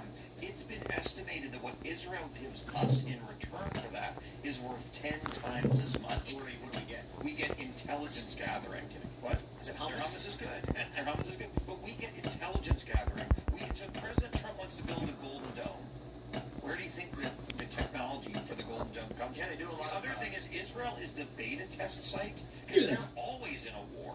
They're the beta test site for so many of our weapons. So we give them to them, and then their soldiers use them. It's estimated for every dollar we give them, we don't give them any. Every dollar of our equipment, we get 10 back. Now, Are they purchasing it then? Just so to we clarify. buy the when they say Okay, so we buy $3.5 billion of our stuff from American military companies, and then we give it to them. We don't give them any. There's no check. I'm just curious. They obviously have a lot of money. It seems like so much could be solved if it's heat. And by the way, Bibi Netanyahu himself has said, over time, in the next few years, Israel wants to get rid of it. And by the way, the big loser when they do that is going to be America. Because it will reduce our ability to influence. Oh my God. Yes, they want to get rid of it as well. Let me ask you, what, in your perspective, what is the reason why so many people right now have turned and have become anti-Israel? I think there's a couple reasons. I think on the left, there's an obsession with the underdog. So if you're more nothing else left to take, you must therefore be good. It's part of the obsession with illegal immigrants. And so people look at Israel as a strong, successful country and all these poor, sorry people around it. So therefore they must be good and Israel must be bad. That's number one. I think number two, I think that unfortunately when something goes wrong in people's lives, they look for someone to blame. You know, if I weigh a little bit too much, it's not my fault. It must be because the restaurant feeds me too much. And I think Jews are an easy target if your life isn't good. I think it's been that way for thousands of years. I call it Israel derangement syndrome. Yeah, and I think the third reason, there is a ton of foreign money that is out there funding this sort of stuff. And by the way, China and Russia fund a lot of this. You know why? They don't care about Israel. They don't care about any of this fight. They're trying to make America tear itself apart from within. And they have found this as an issue that can really divide Americans, and we can beat each other up. So I've interviewed a handful of people who have what I describe as Israel derangements. It doesn't make any sense. The way I describe it is, criticizing Israel is always allowed. Of course, legitimate criticisms of any government, military operations. But there are people who will tell you that, in one instance on this show, someone was asked about the fentanyl crisis in West Virginia, and within 20 seconds, the guest turned it into it's Israel's fault. And I'm like, you gotta stop, okay? Like, the problem of opiates may come from China, but when we're talking about heroin abuse in West Virginia, we're talking about jobs, the white working class being left behind, the loss of the coal mines and things like this. And all of a sudden, you're talking about it's Israel who did it all. That's derangement. That being said, I wonder, so we have this article from the Free Press, Israel has an extremism problem. Besides the moral failure, Israel's institutional failure to crack down on violent settlers is damaging its ability to fight for its survival. And the Free Press, notably, I mean, Barry Weiss is an avowed and proud Zionist, and even her publication points out that there's an extremist settler problem in the West Bank. Do you think that, like, how do we parse through this? I agree with you. There's foreign funding promoting individuals who say the stupidest things about Israel, but then there are stories like this where my libertarian friends are not coming to me and saying stupid conspiracy nonsense. They're saying things like this. Yep. This is a legitimate issue that people should have concerns about.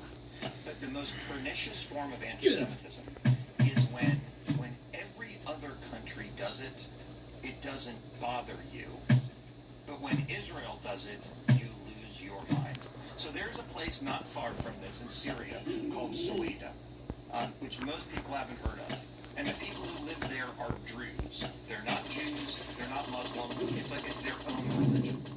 And the Muslims in Syria went in and just killed them all. Just killed everyone. And it's not talked about.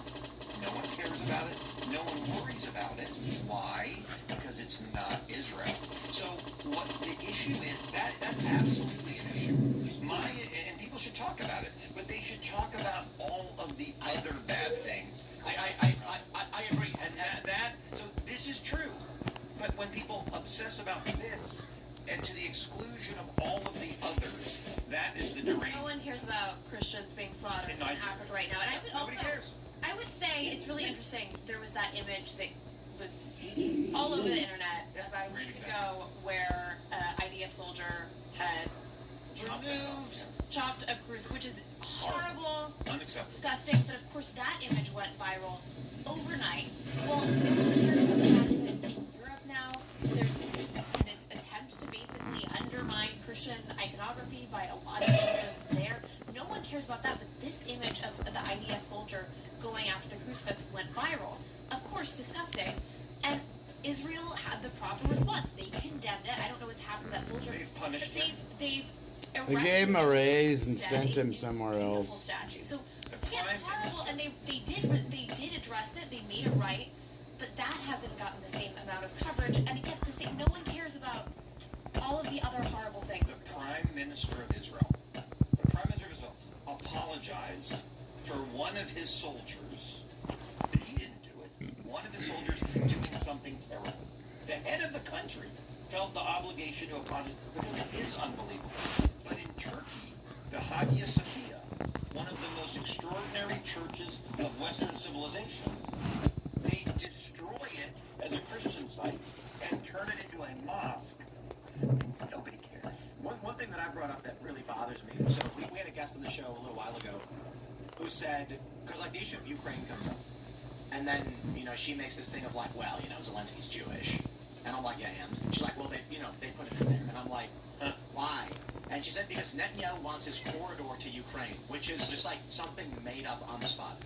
Because I've been tracking... I love when people use they. You're like, who's they? Who's they? So, the thing about this is that if you are, I would describe as retarded, and you have no idea what you're talking about, and you go online and someone tells you the Jews did everything, you will just make things up to fill in the blanks for what you don't understand.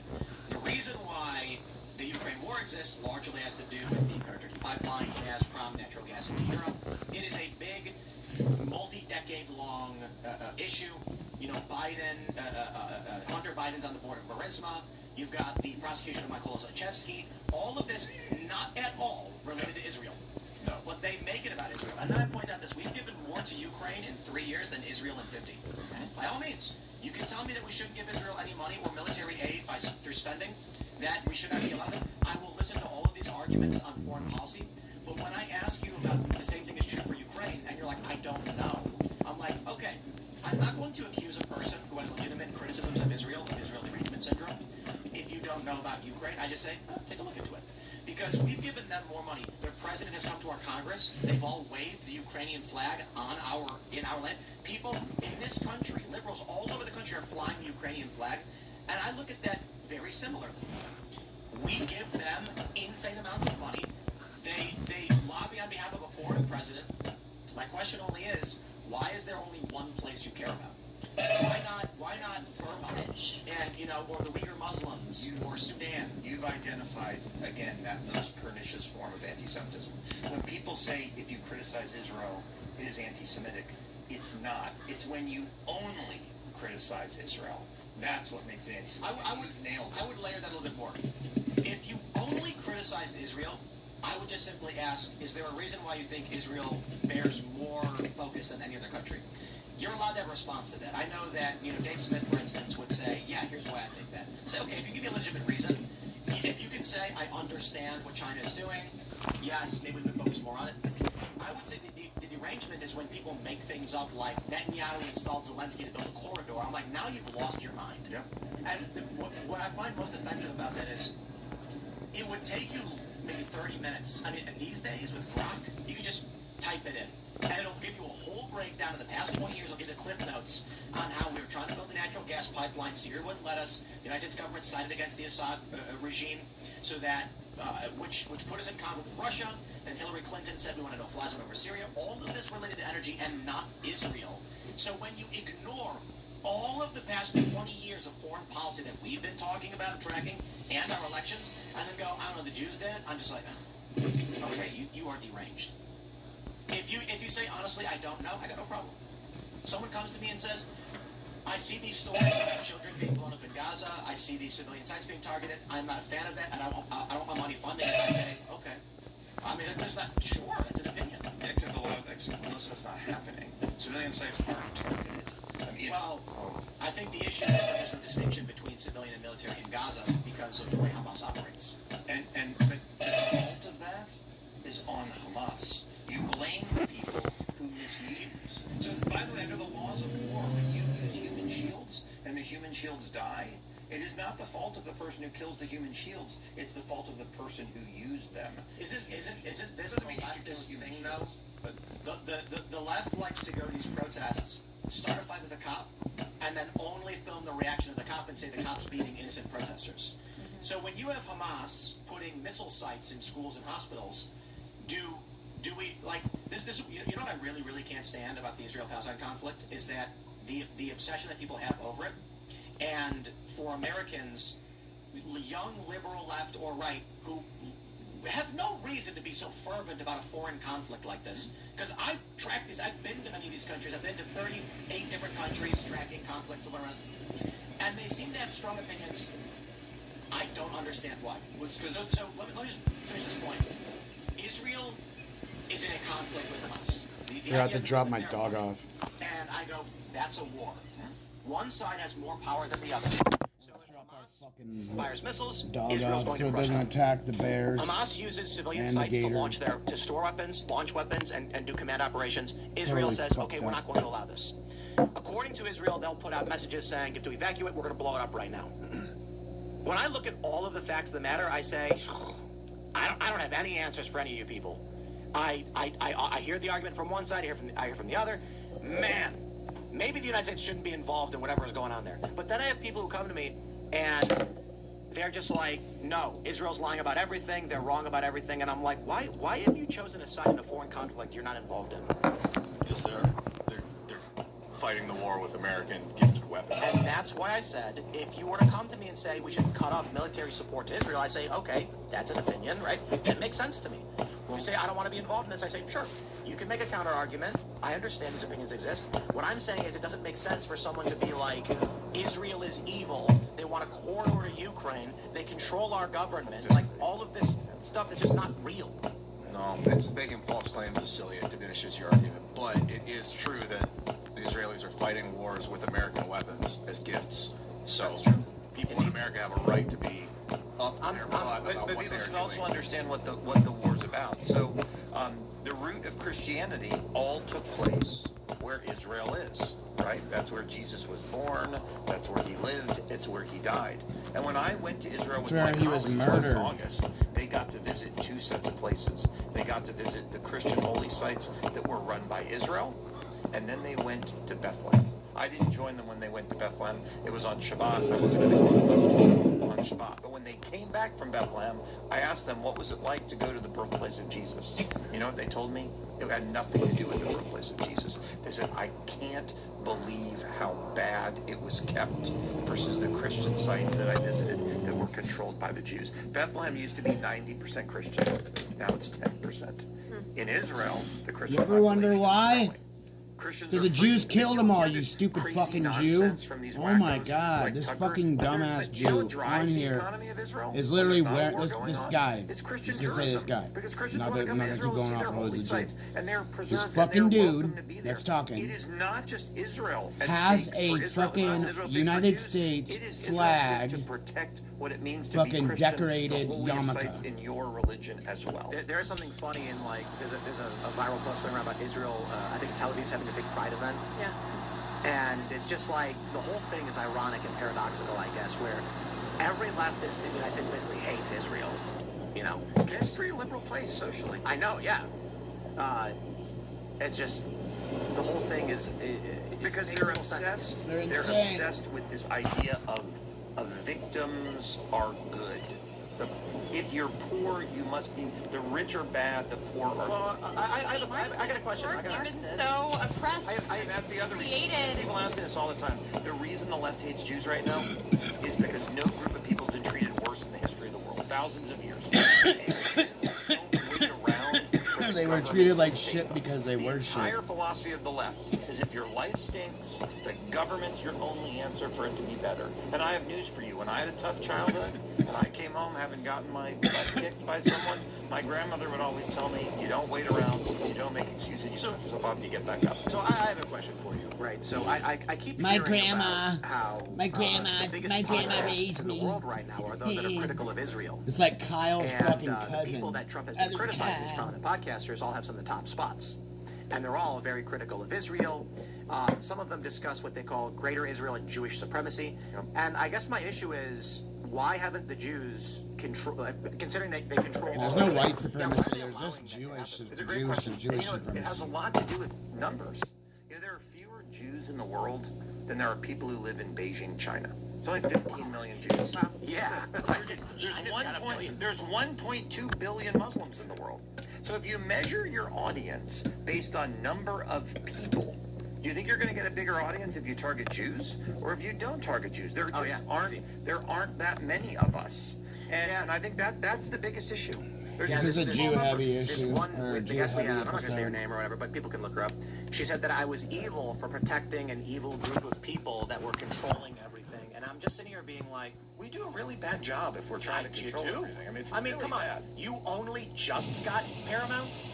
You finally have one media outlet and you bought TikTok and because you are all one big conglomerate. Yeah. But, you know, with the Ellisons buying TikTok and CBS, the argument from many of these people is that pro-Israel and Zionists are buying media to stop the spread of anti-Zionist messaging. That's the point. I'm like, right, they're doing it because they didn't control it already. It's different people that you're complaining about. Guys, special interest exists. Conspiracies are all over the place. There's Islamic special interest groups that fund and lobby into these things. Israel does these things too. You're allowed to criticize any government you want. It's the conspiracy insanity that drives me insane. I feel like the third temple, is that real? Does the Likud actually want to bring about World War III to bring back Christ? Well, there are some people who want to build a third temple, and I will tell you how they look at it. Jerusalem's never mentioned in the Quran, never mentioned one time. Yet somehow, at some point along the way, they decided that exactly where the Jewish temple was must have been where Muhammad died. It's never mentioned in the Quran, but somehow, long after he was gone, that must be the place. And so they wanted to build a mosque right over the place that's the holiest place in the Jewish religion. It's the place where it is believed that Abraham was going to sacrifice Isaac. That happens to be the same place, coincidentally, that Muhammad ascended to heaven. So there are some people who say we should get rid of that, we should build the third temple. But here's what Israel's done. Since 1968, Israel has controlled the third holiest place in the Muslim religion. The Dome of the Rock, right there. And since 1968, Israel hasn't blown it up. They haven't destroyed it. They haven't even had Jews be in charge of the Temple Mount. They let people from Jordan, who they took it from, be in charge. I went to the top. I went to the Temple Mount when I was in Israel a couple of years ago, and it's fascinating. Muslims can go to the holiest site in Judaism, the third holiest site in Islam, 24 hours a day, 7 days a week. There's 8 or 9 ways they can get in. Non-Muslims can only go a few days a week.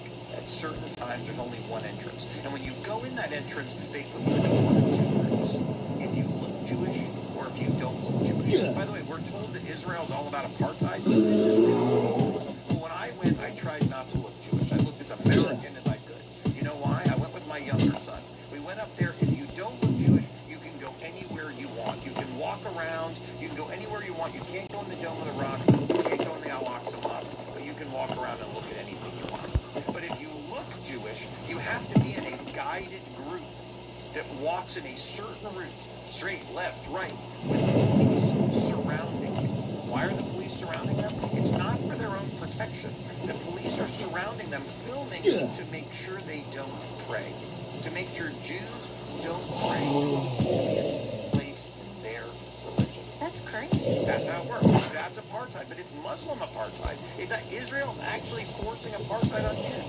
Muslims 24 hours a day, 7 days a week.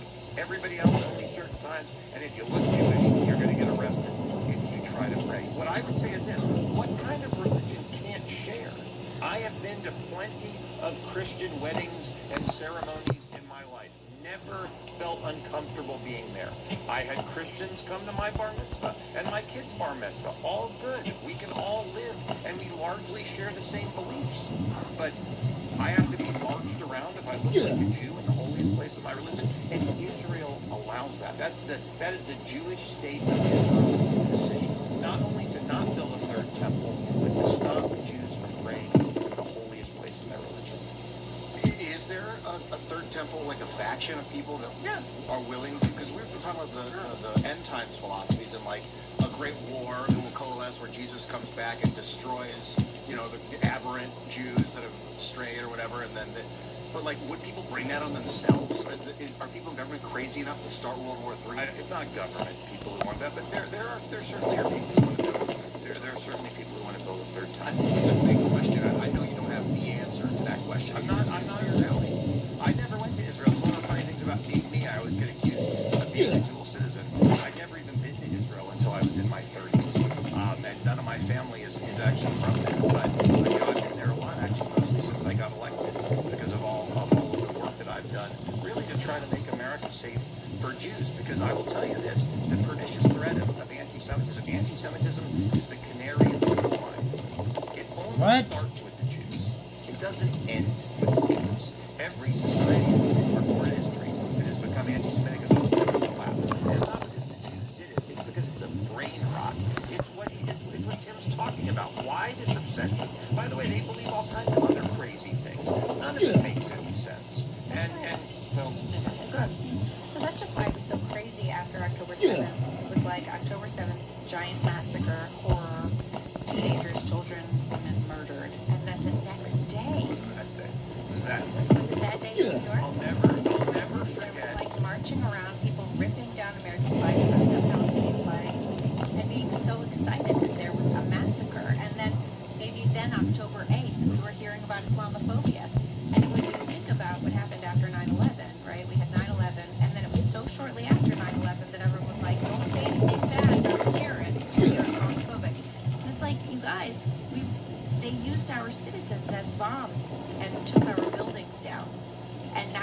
to, you know, complain about Islamophobia, which is really a term that was invented essentially by the Ayatollah Khomeini in the 70s, in order to make people feel bad about saying anything bad about Islam. It's interesting. It was that day. It's one of the things that radicalized me on this. I remember finding out about October 7th. I was at a crew regatta for one of my sons. I'm hearing about it. I'm learning about it on my phone. I get home that night, and I see that, and you can look it up, I see there's a protest, not in New York City, in Tampa, Florida, in my state. A protest of hundreds, I don't know if it was 1,000, but hundreds of mainstream Muslims. They were out and they were celebrating. The terrorists were still killing people.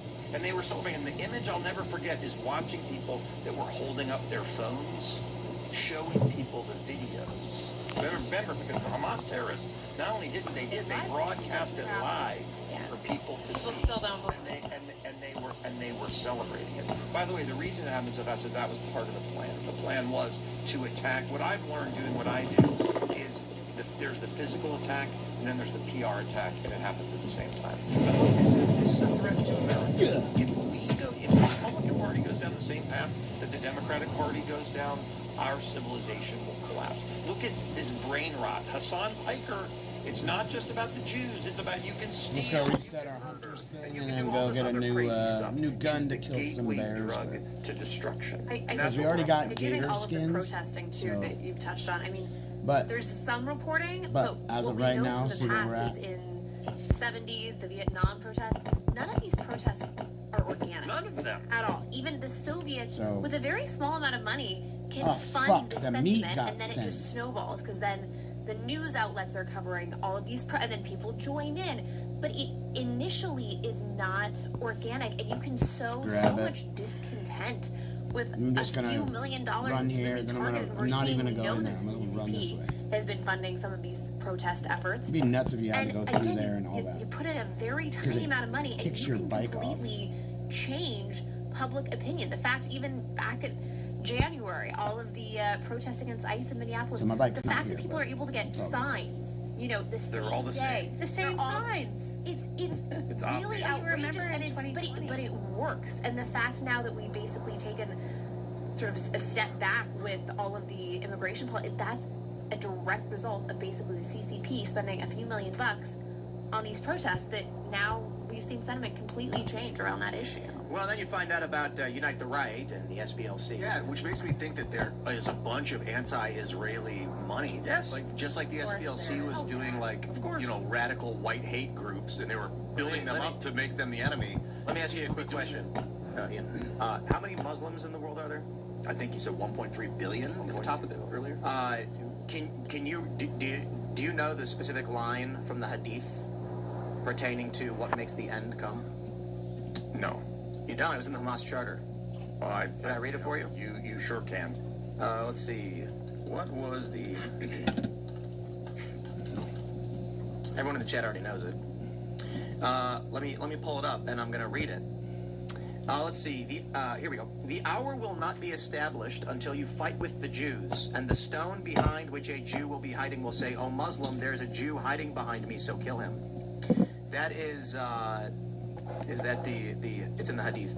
So I ask you this, Ian, because considering that's one of their religious texts, and then how many Jews you said in the greater 15 million in the diaspora? There are more Jews in the world. Yes, there are fewer Jews today than there were before the Holocaust. Jews have not even repopulated. Wow. There's So let me, I just want to throw this out there. Considering the religious drive and the 1.2 billion, do you believe there'll be more money in favor of anti-Jew or pro-Jew? Oh, I don't know. Really? Who's printing the money? Your arithmetic is that difficult, huh? Yeah. 1.2 billion people with a religious text saying you have to kill Jews, and 15 million people who don't want to be killed, but whose religious text is there religious text in Judaism that says to kill Muslims? No, but Islam didn't exist when the Jewish religious texts were. I think there are some quotes, however, from religious leaders that have made comments about it. Yeah, by the way, no group of people has a monopoly on bad people. Agreed. Right. So yes. So my point is, when was the Hadith written? Because that could be, is that 1,000 years old? I don't know. Ancient, when they used to have fights with the Jews and the Arabs, they still do. Every What do you mean, not really? It used to be like like real bad. It's real. Now it's more government. All the people who've been hiding. What do you think it was back then, bro? That's why Hezbollah is terrorist. They removed it from their charter on purpose. It wasn't They like... removed it from their charter within the past couple of years. Like, And that's not a comment on the existence of the Hadith itself. it's not. My point it's is not simply that this. they removed it in order to appeal to American, Lefties. appeal to American progressives. 1.2 billion people donated $1 towards not liking Jews, and 15 million people donated $1 towards defending Jews. Who has more money? Here's the statistic I'll give you. I can look on X, I can see where my comments come from. Amazingly, 30% of the people who comment on my stuff are not from America. And for every one comment I get from Israel, I get 60 comments from Turkey and Pakistan and Saudi Arabia, and sometimes, not recently, Iran and other places. There's just a whole lot more of them. But you talked about Islamophobia, and it's a fascinating word. I talk a lot about it. We have words that describe bad behavior. Bad behavior. Racism, bad, right? You're against a race. Sexism, bad. You're against a sex. Anti-Semitism, was bad here bad yesterday. because you're against Jews. Well, I picked the word Islamophobia. There's nothing in that word it's not anti-Islam. It's not anti-Muslim. Islamophobia, if you break it down, it's Islam and it's fear. And it says it's irrational fear. And Islamophobia, the term was created as a sword to silence dissent, to silence questions, because part of Islam is that you can't criticize it. We actually blasphemous to do so. They came up with a weapon to stop it. We get more viewers from South Africa than we do from Israel. Because there aren't that many people in Israel. Well, but I'm just surprised. Our fifth biggest demo. So 83.4% of our audience is American. Then 3.6 is Canadian. 1.8 is British, 1.5 is Australian, and then 0.2 is South Africa. And then you have about 0.1 of a bunch of different countries. I forgot Norway, to fix it. I Ireland, fixed my Japan, walls. I Philippines, didn't fix New my other Zealand, shit. Israel's at 0.1. We gotta go back and drop that. Yeah. Well, I mean, not really. My point is that all the other I countries, gotta put drop loop in the thing, so I'm gonna put like 20 some of these stacks countries, of different shit in there. But nothing significant from any Islamic nation, to be honest. Well, I wish I'm gonna I put could some say the metal same. and stuff And if like I that, could have man. Elon I can still do access that shit anything, if I it go would be to to allow people to have their social media. No, you can do this now. Ooh. Did you see this? You can region lock. I can region. Yeah. Let me pull it back. region. See if we'll do this in real time. Let's see. Here's a post. I will write, "Hey, you guys, you're American." We click this, and then let's see. Wait. Where to go? Okay, so I gotta zoom out because I zoomed in too much. 20. I gotta make it smaller. 10, I'm zoomed in too much. There you go. Regions. We got enough All right, there only North America. for 2 levels. I can't get rid of Canadians. I can't get rid of the Canadians. You can try, but you can't. It's impossible. Also, Canadians. they're going to be part of America soon enough. So And Mexicans. Actually, I think Alberta. You're not allowed to Really? they do want us to secede. They have a measure. They're going to Like, vote you on have it. this nice look, and then you have this like big thumb that's stuck up. That straight line is really enticing. Yeah, so you can region lock it now. You can really? Yeah, you can just say, get out of here. Sorry, Pakistan. Let's see. Bad news. Let's see if we can go by regions. That's actually really fun. Yeah, so you can just you can be like, hey, look, all of these Australasia, you're fine. Africa, Southeast Asia, you're good. South Asia, but none of this Central or West Asia. We don't need any of that. Yeah, you can just lock by region now. That is fun. All right, I hope my team's listening. This post here. So is she just gone? Is she just? Oh, you mean this one that just popped up? I mean, this is a retweet. We didn't pull this up on the show for any particular reason. It just says, Fuentes didn't feel good but went to Rome, and Candace managed to tell her cult that she was overseas in the same day after the Well, actually, maybe we should pull this up because I think it's funny. I'll just use these. So Candace Owens posted that she's out of town, and the conspiracy theory going around is that on the same day, Fuentes and Candace have traveled, and it's just after the SPLC was caught funneling money to, white supremacy or whatever. So the theory that people are retweeting and posting, which I do not agree with, is that they're both receiving money from the SPLC or from like groups to create this specter.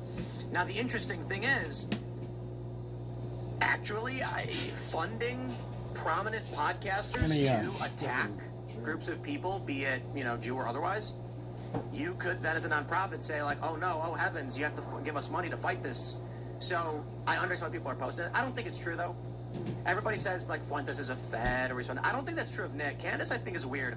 Nick I think is actually just a young guy with, shocking opinions, said offensive things, and that rallied a lot of people.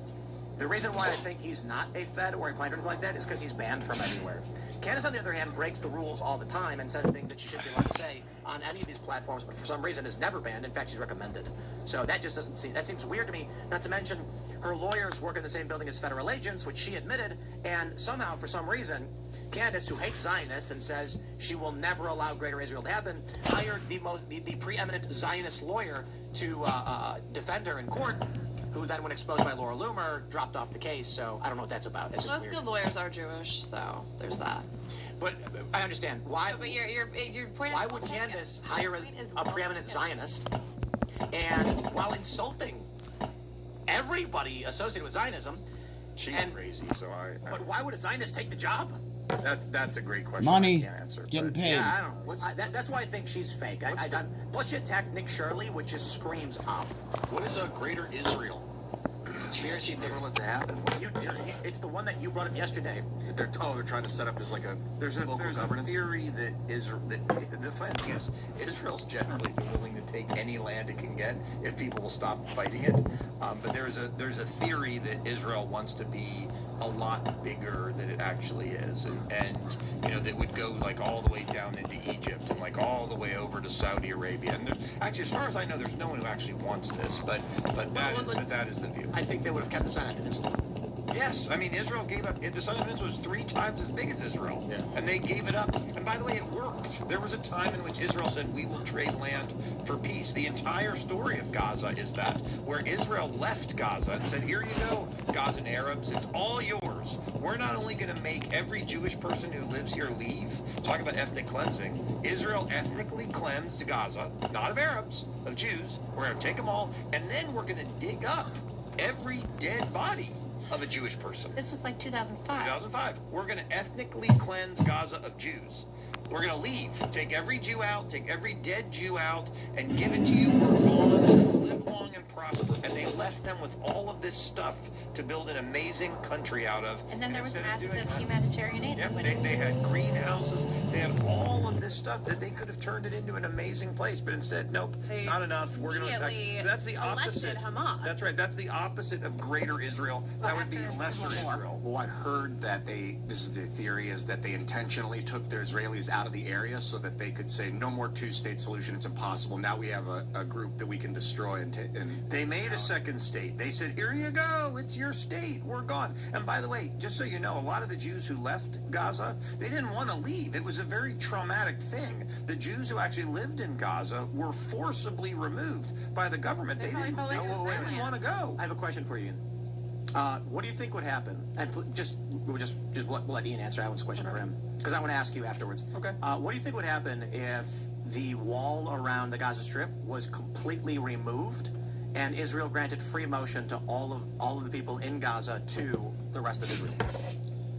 It would be chaos, madness. You'd have people running around killing people and attacking people. It'd be crazy. Would you agree with that? Of a war, yeah, we saw that on October 7th. They cut holes in that wall, and that they flew over that wall. That's exactly what happened. If it was at peace, I don't think that would happen. But right now, has there ever been a circumstance in the history since Israel left, like in the past 20 years? Do you believe there was a point at which they could have removed those walls and it would not have resulted in that? I didn't follow it enough to be. I don't know. I haven't followed it year by year. Is there a point in the past 20 years where if Israel took down the walls around Gaza and said free movement across all of the land, that do you think there was a point at which that would not have resulted in murder? No. And in fact, Bill Clinton talks about the fact that he cut a peace deal that basically gave them everything they wanted. He even gave them East Jerusalem. And when it came time to actually do the deal, they said no, because they only want a second state, 2-state solution on a path to a 1-state solution. Well, it's like the people who say, no, we don't want to give amnesty to all the illegal immigrants. We just want to give them a legal path to be here, because we we know a few years from now someone will we'll let them become citizens. I'm gonna put it like this. Same thing. You know, and I'm ambivalent, right? People ask me, like, what do you think? Ambivalence. I think of it the same way I think of the Uyghur Muslims. Like, it's a thing that's happening in the world. I think it's bad, of course. I don't like the war and the conflict. I think of Burma. And maybe if, people want to argue we should not be providing military aid, I'd be fine with it. But my point is, there is a war going on, and the left says from the river to the sea. And you know what that means? Talk to him. Yeah, they want to wipe out. I wish my dad would be able to call the me. Israeli country and replace it. From the river to the sea, Palestine will be free. It means that there will not be an Israel, it will be only a Palestine. And so what happens to the existence of the current state of Israel? So the point is simply this. If people in the United States on the left are going around chanting that, they're, okay, you want to wipe out Israel. Then they go, no. What do you mean, no? You're saying from the river to the sea. You're talking about the land that you want to take. It's a war. Well, so the point is this. Israel's up against people who are ideologically saying, we want to take this over. And I'm being white when I say that. Because the more extreme version of the interpretation is they want to wipe out the Jews who live in this area and turn it into Palestine.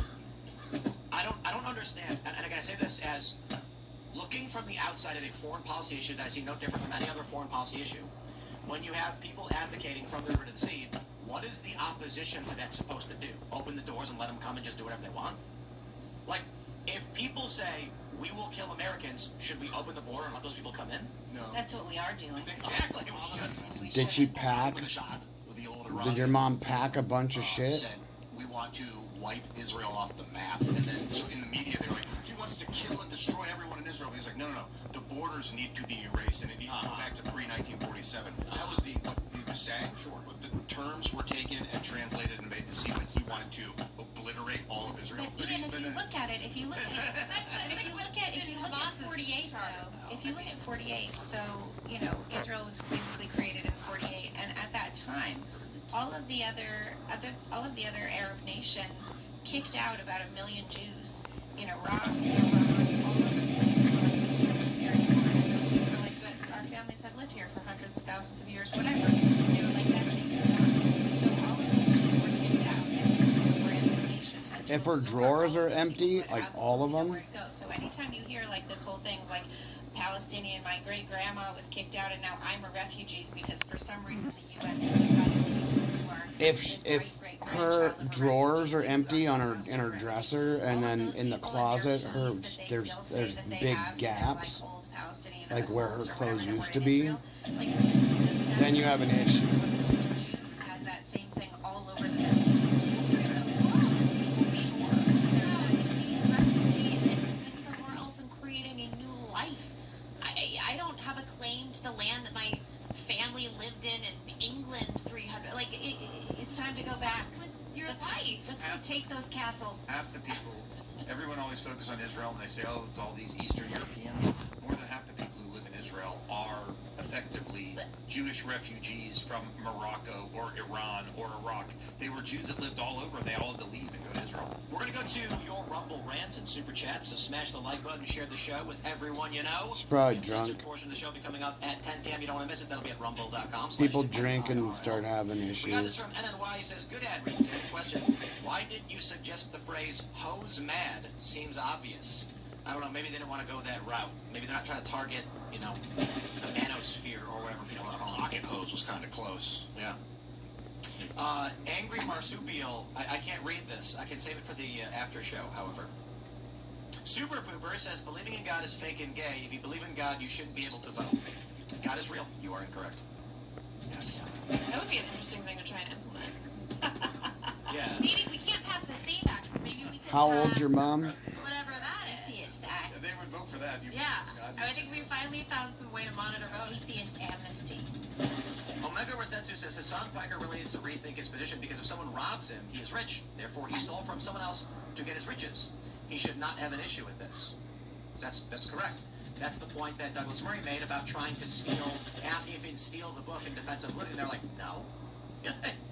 I almost want to go and steal it. See what happens. If she's got any medical issues, she's probably not And then be drinking. like, yo man, poor people have a right to read too, You're oppressing me by withholding information. Alright, let's see. Jay Dirtbiker Doctor says they hate us because they ain't us. That's right. Mythos says Somalia doesn't have family trees, they have family bushes. Yikes. Alright. Angry Marshall says, Dear Tim, Hassan is literally inbred. He's not smart. He's a rich himbo with no original thoughts. Is it he's inbred? Is that true? Or are you just insulting him? I think that's just an insult. I don't know. I feel like everything I say about him, I'm going to meet him and I'm going to have to own my words, so I don't want to ad hom.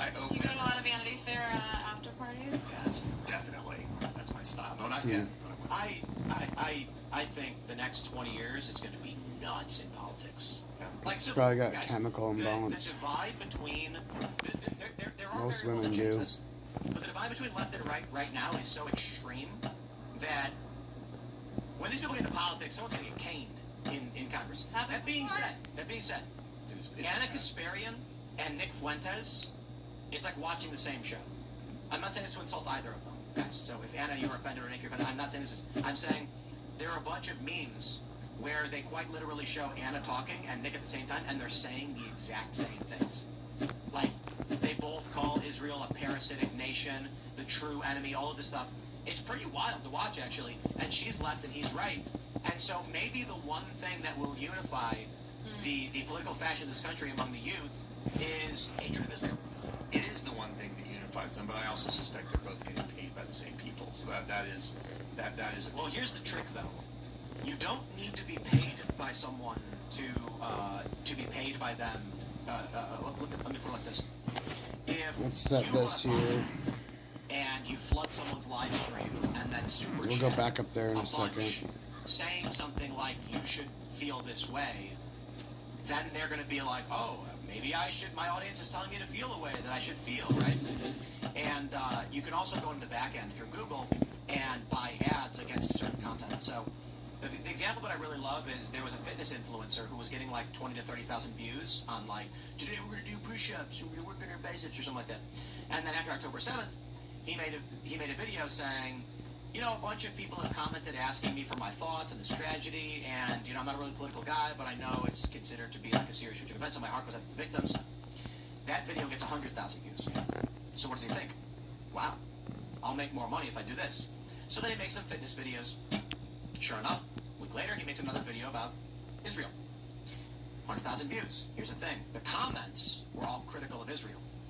So he gets all these views, and then his audience keeps saying things like, you need to look into this more, it's a false flag, Netanyahu knew it was going to happen, he made it happen, it's all a big scam.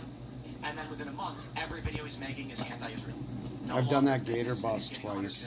That happened to me. Need more fitness influencers It's not commenting on Israel. anything to... So the idea is, one, this could be an organic trend, that people were interested and critical, so when he made a video, he got more viewership because of the algorithm. It could also be that somebody with interests aligned against Israel saw that video, went into Google Ads and said, put 10 grand behind this video to run my commercials, and then this video ends up getting a ton of play because YouTube says, there's a $10,000 budget behind this video, show it to more people. So, not that they're running the video as an ad, but they're running ads on the video. We're going to go back and forth to... Which results in the person making more money, and then they say, I better do more of this, and the algorithm says, I'm going to bring one more of this. full pistol. One of the most interesting things that I've heard recently is that the term Erica Kirk as an ad term generates an RPM equivalent to finance. Finance is the highest RPM. That means for every 1,000 views on finance, you get about $18. For news and politics, it's about 6 to 8 right now. We're in the off season, right? This is going to pick up in the fall. Viewership will increase because more ad dollars are being spent. So viewership declines. I'll give you some inside baseball. Viewership declines around right now particularly because we are not in any main political season. After a presidential election, views drop dramatically for political content, and the ad spend dries up. So the algorithm says, why promote content no one's putting ads on? Promote something else. Once you start getting into the midterms, so here's the lull in the 4-year cycle. As you get closer to the midterms, what happens is YouTube will say, we've just gotten $2 billion targeting specific political terms. Run that content. So it's actually like it's actually pretty easy to understand. If some women go crazy too around 65 years old. Content only. YouTube says to fill that inventory, Alright, so I'm 44. My mom's going to be 60. She'll be 66 this year. If someone buys $1 million on a political video, but YouTube won't show that video, YouTube gets no money. So they promote it. I know exactly what's going on with most of these old women. And money for political content. So my mom The manipulation has is that issues. you can plug that. So right now, Erica Kirk is generating between $18 and $20 RPMs. This is why you're seeing so many people just obsessed with Erica Kirk, which indicates something very, very weird. Someone is putting ad dollars behind the term Erica Kirk for some reason. The Occam's razor could be that if you are targeting women, women are obsessed with Erica Kirk. So female, like Candace Owens' content largely targets women. So they may actually be just targeting women, and the YouTube algorithm just says women love hating Erica Kirk. However, that's me trying to rationalize when in fact it doesn't make sense. As a singular term generated at RPM, it like finance views are low because interest in finance is low. So YouTube pushes these videos, and the ad rates are extremely high because inventory is so low. It's a complicated system. It's like this: if YouTube shows a finance video on the front page and no one clicks it, it has to stop doing it. That means if you are in finance and want someone to see your ad, you've got to outbid the other guy.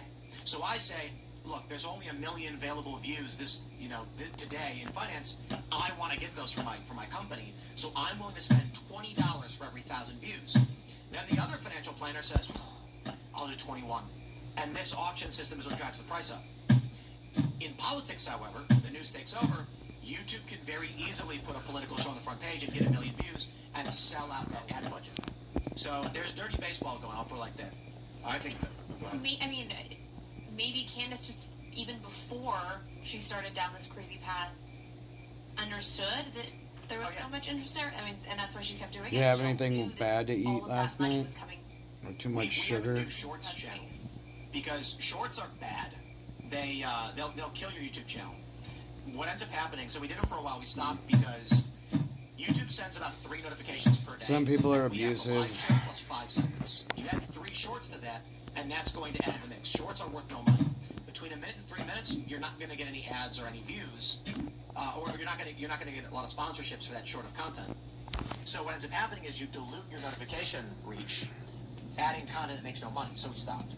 But we launched a new channel, fresh, with 0 followers, nothing. We just now are just putting up like 20 shorts per day. All the financial issues have the most views. So shorts Yeah, that'll talking probably about mess up your pension body. planning, unionization, the economy, gas prices, they're getting like 500 to 1,000 views. Cultural issues have very little. They need the content. Yeah. Couldn't that be? I believe a lot of this stuff on Israel, for example, is being funded because it divides America, and they're trying to divide us. Couldn't a lot of the stuff about Erica Kirk people want to divide the conservative? And I think that's, I mean, and then we're just going to use that, destroy us from within to allow the other side to. Turning point got Trump elected. Right. So Charlie's dead. The presumption is that it was a leftist who killed him, and it seems to be that there are other leftists involved, say, foreknowledge. Then you look at the attacks against Erica Kirk, and it looks like a Fucking didn't well-funded fix that shit. campaign that, in a political off season, very few political channels are getting a lot of Fucking brain. In fact, it's only like Tucker and Candace are getting the most. Yeah. Tucker largely targets females. Grab my gun. She's anti-Israel and anti-Erica Kirk. Tucker is now anti-Trump and very critical of Israel. They're getting massive viewership. Everyone else, their viewership is way down. Wait, they're getting mad. Tucker's getting mad. Yeah, Tucker, I think he's getting like 1 million on YouTube. Every Candace is getting one 1 of million? these things is like, Israel is awful and it's so I'm not convinced any of that's actually from America anymore. Again, I wouldn't disagree. I mean, I'm glad. They promoted stuff in Russia. Yeah. Oh, yeah. Russia today puts out stuff about me. Yeah. The way I describe Israel is it's a forward military operations center for the United States in the Middle East. That's exactly what it is. If you are an adversary of the United States, you want them to stop providing military resources to Israel. And as I said before, they beta test our weapons. Yeah. They actually have to use them. So, I mean, fortunately, our soldiers were not in combat as much as theirs are. So they're using all of our stuff, and then they give us feedback on how to make our stuff better. Like Israel has helped develop drone, how these drones fight in close-quarter urban conflicts. They produce a lot of chips, too. Let's read this one. We got Arsenisti, is that what it says? Had a baby girl who had been away. I saw your Tucker segment. Have you considered that he might oppose Israel over its treatment of Christians enough to break with Trump? I don't. I voted for Barack Obama in 2008. I've never been tormented by the decision. I just did not vote in 2012, and I did not vote in 2016. I wasn't tormented. I didn't cry about it. I didn't apologize to my friends for having advocated for him. I wasn't tormented over supporting Bernie Sanders in the primary. I didn't apologize to my friends for having supported him when Bernie turned. This is a part of being an adult. You vote for someone knowing they're imperfect avatars. So Donald Trump was never going to be, this idea that I or anybody else viewed him as a messiah. I mean, say at least you can skip it. That faction of the Trump party. Donald Trump hired John Bolton. I complained about it. Donald Trump fired 59 Tomahawk missiles into Syria. I complained about it. Donald Trump increased drone strikes in the Middle East. I complained about it. Donald Trump gets back in, pals around with more neocons, goes to war with Why is it 700 versus 650? Oh, I think it's just one. You can buy one and the other. Was tied to certain caveats. His brother even said to him, like, well, I guess the Miriam Adelson funding was kind of suspicious. And Tucker left. Tucker 100% knew what the support from Miriam Adelson meant. We all did. So these people are now like, oh, I can't believe that Trump wanted to go to war with Iran. It's like, what? What are you talking about? Not only has he talked about it nonstop, but he was taking money from these people. Nice. Why are you pretending to be surprised? I look at it like this. Trump offers up a net positive presidency. I can complain about a lot of things that he does. I think the Democrats would be a net detriment. So I vote for Trump. Then Trump does bad things, and I go, well, that was to be expected, I guess. We're going to go to the uncensored portion of the show, however, so smash the like button, share the show, all that good stuff. You can follow me on X and Instagram at TimCast. Good sir, would you like to shout anything out? No, I mean, I appreciate the opportunity to be here, and hope you're... Yeah, let's fix their boxes real quick. Follow me on Twitter, now YouTube, Instagram, any of the, I don't know, send me a carrier pigeon. Yeah, same for me. I'm at @RipFun, also a carrier pigeon. Yeah, send one my way. I don't know if you knew, but the government reclassified marijuana to Schedule 3 today. We'll talk about it. Epic news. Follow me all over the internet. Also, we got Libby Evans. I want to give an opportunity to speak us out. I will shout things out. I'm Libby Emmons. You can find me on Twitter at Libby Emmons. You can check out everything at thepostmillennial.com, humanevents.com, my podcast, The Pod Millennial. You can check that out. And also, I have a daily newsletter for some reason. You can check that out as well. And you can subscribe at The Post Millennial. Excellent. I'm Carter Banks. You can follow me at Carter Banks on Twitter and everywhere else. Tim, let's do it. We'll see you all over at rumble.com/TimCastIRL right now. Thanks for hanging out.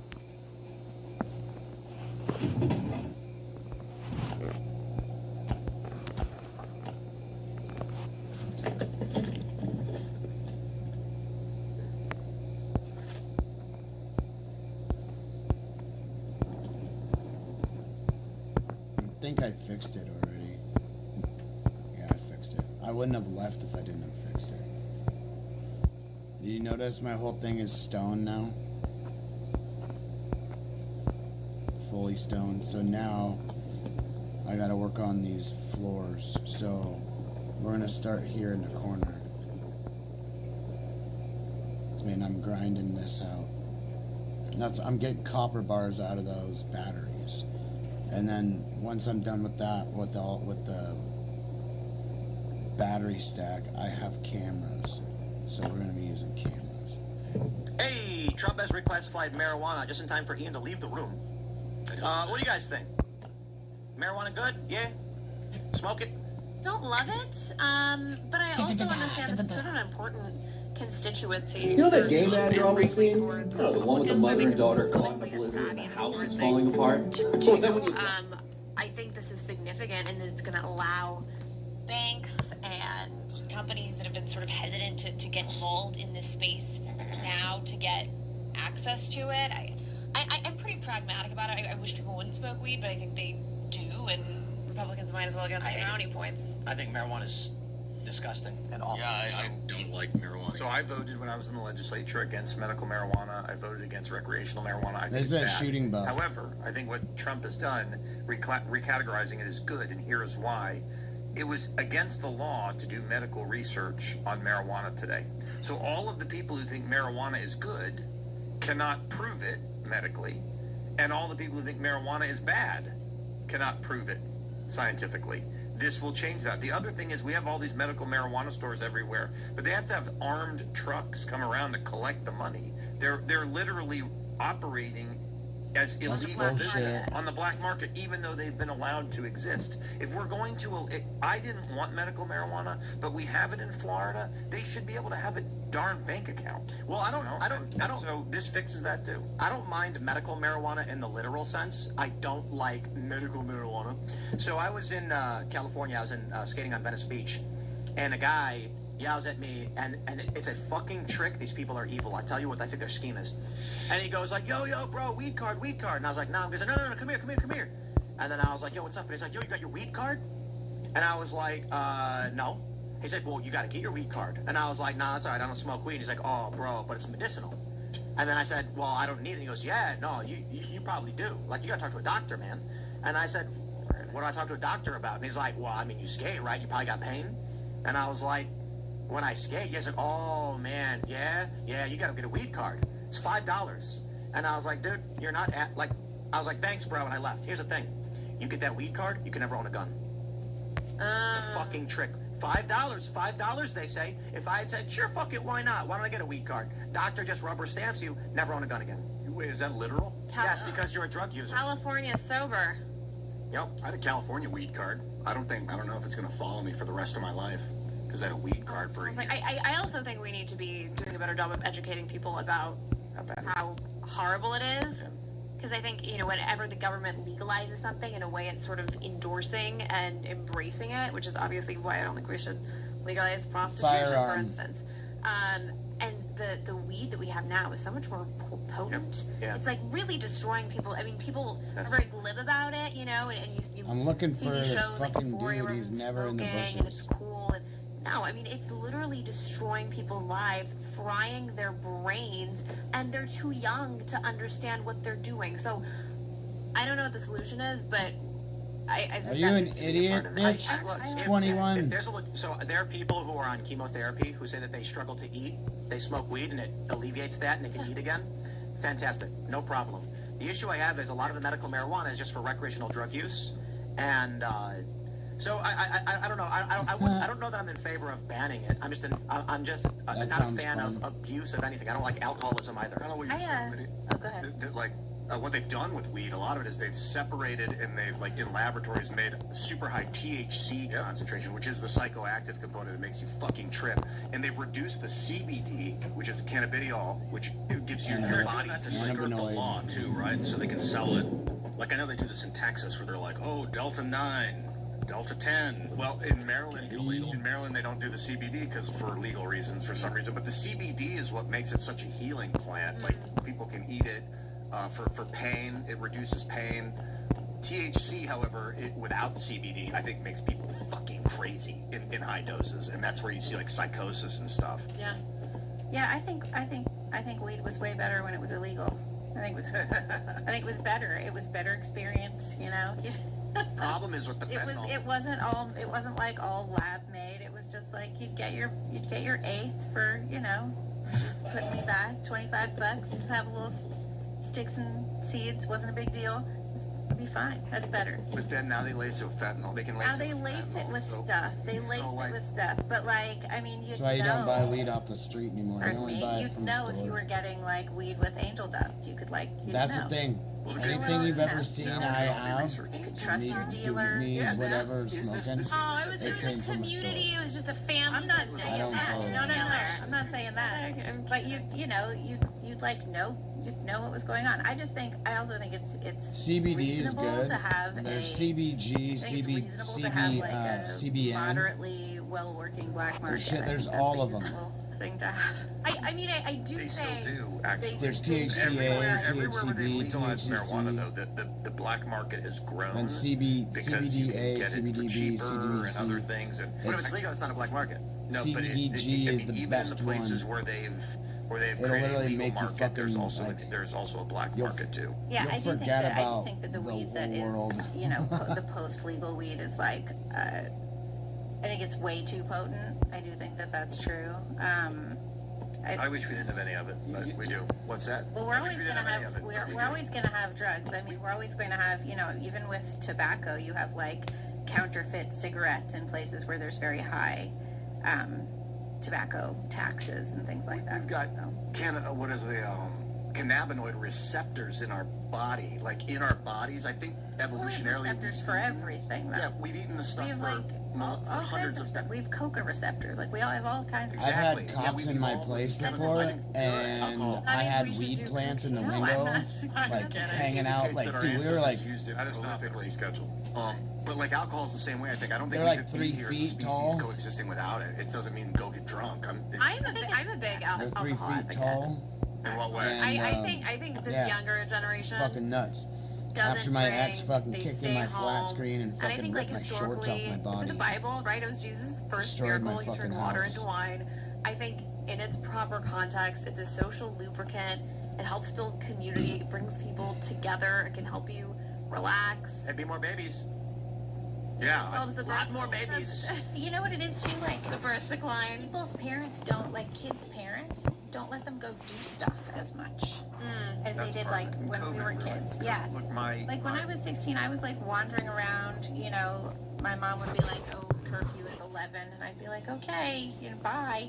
And now I'm like to my son is 16. He's got nice friends. And I'm like, do you want me to drive you someplace? Do you want me to pick anybody up? Do you want anyone to come over? Like, can I drop you somewhere? Like, what do you want to do? And even in the city, when we lived in New York City, like his friends' parents would be like, no, they can't do that. They can't go do this. And I'm like, what are you like, here's $20 and a Metro card. Like, go do something. Right? I think they spent the- 2 years. They spent 2 years. Many of these The kids spam shit? where they were locked in their houses because of COVID, and they got used to talking to each other on Thanks these for being things on that. and on computer screens. And it's like I was my like, oldest yeah, son fuck that person. missed out. You know, junior high, 7th and 8th grade was COVID. You know that. I gotta get this think it is- thing so my Capacity. teeth Like, will be I feel straight like I across. lost. Maybe I'm just So, making I excuses. don't I feel like I feel lost fucking- capacity during COVID, and I'm only now trying to confident. regain it. I mean, Let's see. I could go to so many more social. Maybe I'm just getting old, but I feel like the pace of life before COVID for me was much more intense. I had this weird feeling during COVID. You know how when they shut everything down, and it was like, you can't leave your house, you can't go do anything, you can't go to restaurants, you can't, like, see your friends, you just have to, like... And I realized suddenly at a certain point that I had this weird feeling that if I just stopped moving entirely, it would all be over faster. And I said it out loud to my friend, and she was like, no, that's crazy. Like, it's time to leave your house. And I was like, okay, like, get me the fuck out of here, you know? It made us all a little crazy. But Everybody was getting more stoned. I don't know, hopefully not the kids in junior high school, but I mean that it definitely that's what I think has affected a lot of these kids. 2 years locked in your house and learning how to socialize electronically. It's not a good thing. Yep, and then the other younger kids who never learn how to read mouths, that masks on, it's like test scores are we're in trouble. Yo, I smoked a lot of pot, man, but I waited until I was 20 to do it. I would, and like for little kids, for young adults, I don't know how to. Your brain's not fully developed, I think, until you're 25. Wait, why did you wait till you were 23? My parents said don't smoke weed, don't drink. I still trust that they're cool, and I was like, okay, alcohol tastes like shit, so I see why I don't want that. Weed stinks. People are stupid and slow when they use it. I don't want that. I didn't need it, and then I became like an artist, you know. And then I was like, we're gonna grab some smoke. When I was 12, I realized I wanted to do drugs, and I was like, okay, but you have to wait till you're 18. So I waited till I was 18 before I did it. So we're gonna go to callers. We got Slick. What's up, brother? What's up? How you guys doing tonight? Pretty good, man. How are you? We're doing. I have a multi-part question for Rep. Go and put the bottles of gas in your chopper, then get your empty ones, and then fill them up and put them away so you don't have to It's like 20 of those with 2 gallons of legislation that will gas. tackle the root cause of anti-Semitism, utilizing the IHRA definition. Do you agree with the IHRA that a good example is the claim of the Old and New Testament that the Jews killed the Messiah, Jesus? That's not part of the IHRA definition. They, on their site, say that's a good example. So it's an example, but actually ironically, it was Italians, it was the Romans that killed Jesus. Yeah, no, I mean, Pilate washed his hands. 1 Thessalonians clearly claims that they killed Christ, they killed the prophets. Pilate washed his hands. They executed This guy doesn't want to take responsibility for Jews killing Jesus. It was the Jews. That shit is crowd fucking said, funny. "His blood be upon us and our children."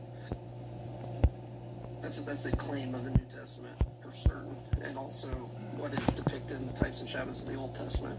The Bible also says repeatedly that Jews are God's chosen people. That's kind of a big takeaway. Not all who are born according to the flesh are the chosen. Only those who are born according to faith, born of the Spirit. Well, the whole point of Jesus coming down was to sacrifice himself for our sins, so... Yes, absolutely, and there's no other way to heaven, to the Father, except through Him. Right, exactly. God is salvation. So that kind of needed to happen. Oh, I 100% agree, but that was 2,000 years ago. But I want to continue asking the questions, because I have a final question for you. You remember Chabad Lubavitch, correct? There's no such thing as being a member of Chabad. Chabad is a version of Judaism. I've been to Chabad events, and I think they're great folks. What is it? It's like saying I don't know how to describe it. You know, I mean, they're like a version of Judaism. There's Reformed Jews, there's conservative Jews, there's Orthodox Jews, there's Chabad Jews. It's like a flavor, Like a denomination? yeah, kind of. It's a version of Judaism. Yeah, and they're great people. Sorry, Slave, what were you saying? So they promote nations conforming to the so-called Noahide laws. Do you agree with Maimonides that Christians are idolaters? By the way, I don't know what that has to do with Chabad. Chabad are great people who, their goal, it's interesting, you know, you've got a lot of people in this world who evangelize their religion. They're trying to convert other people to believe in it. Chabad's very fascinating. Chabad's mission is to get Jews to be more Jewish. That they actually don't want to convert people to Judaism, but they want Jews who don't practice as much to practice more. And that's really... Is that why they do like college? Like, I remember at my college, there were always like... college, there used to be like Hillel. Yeah. And Hillel's a little bit more liberal, socially liberal. I've got a bunch And already Chabad would be remade. more I made a bunch observant. of But their mission, earlier. their mission is... Where is the that they see their fucking mission meat is thing? to try to evangelize Jews to be more observant of Judaism. That's what they do. And they do an incredible amount of charity work. I mean, also, I feel like Judaism is like one religion that really isn't about converting people. I mean, you look at like 50% of Muslims, I think, in the UK want Sharia law implemented in the UK, right? And same here. It doesn't seem like there's any pressure from the Jews to make anybody change anything. The example I my always use is I may deliveries not up here? I'm not aware of any Jews that are demanding I don't that the know. grocery They're all store the stop same. selling it. You know, I'm not aware of it. And They're all the same for me. No, there's none of that attempt to get people to change how they live. I hope that I align. Oh, sorry. This is important. He's got a chain of questions he's trying to ask. All right. Like he's trying to get to a point about my feelings later. Yeah. You want to keep going, Slick? So Chabad Lubavitch, they have a mission to... You should at least know what they're called if you're going to ask questions about it. So they have a mission to get all the nations of the world to accept the Noahide laws, to conform to the Noahide laws. One of those is idolatry and blasphemy. Do you believe, do you agree with Maimonides? That's just a bunch of gibberish. I mean, again, that's not what they believe. That's not gibberish. That's not what they believe. It's espoused. You can go to their site. All right, that's not what they believe. Are you a practitioner of Chabad or like a... well, how do you say that? I don't want to say you're a member of, but like... Because I don't really get a membership card. I sometimes go to their, I'm very good friends with lots of Chabad rabbis. I go to a lot of their stuff. He knows them all. They're like the nicest people in the world. I mean, it really bothers me when people take shots at them because they wish ill on no one, and really all that they believe that what will bring, whether coming back or the coming of the first time. They believe what will bring the Messiah back is doing good deeds. So that's really what they spend all day doing, is they believe the way to bring the Messiah back to the world is by doing good deeds. Then that's what they do. I wouldn't be an expert in a Chabad, no. Okay, so are you unfamiliar with the Noahide laws then? Yeah, I will not tell you that I'm an expert in the Noahide laws. I'm not one of these people, sounds like you are, that spends all their time trying to find, like, fake passages out of the Talmud. So no, that's not how I spend my day trying to save America. That's offensive. No. I'm a person who understands that religion is upstream of culture and politics because what people believe is what guides them. And so I'm asking questions because I want to kind of understand your thinking. I'm a Florida resident. I'm curious, you're a representative from Florida. Do you agree, like a foundational rabbi, a foundational sage of Chabad Lubavitch, right, is Maimonides? He argued that Christians are idolaters, and we know what the punishment for idolatry is. Yes, so I'm just asking. Like, it's a very common thing. He's baiting him on this shit. Yeah, Ben Shapiro was just talking about this. That everybody should abide by the Noahide laws. So I'm just asking you.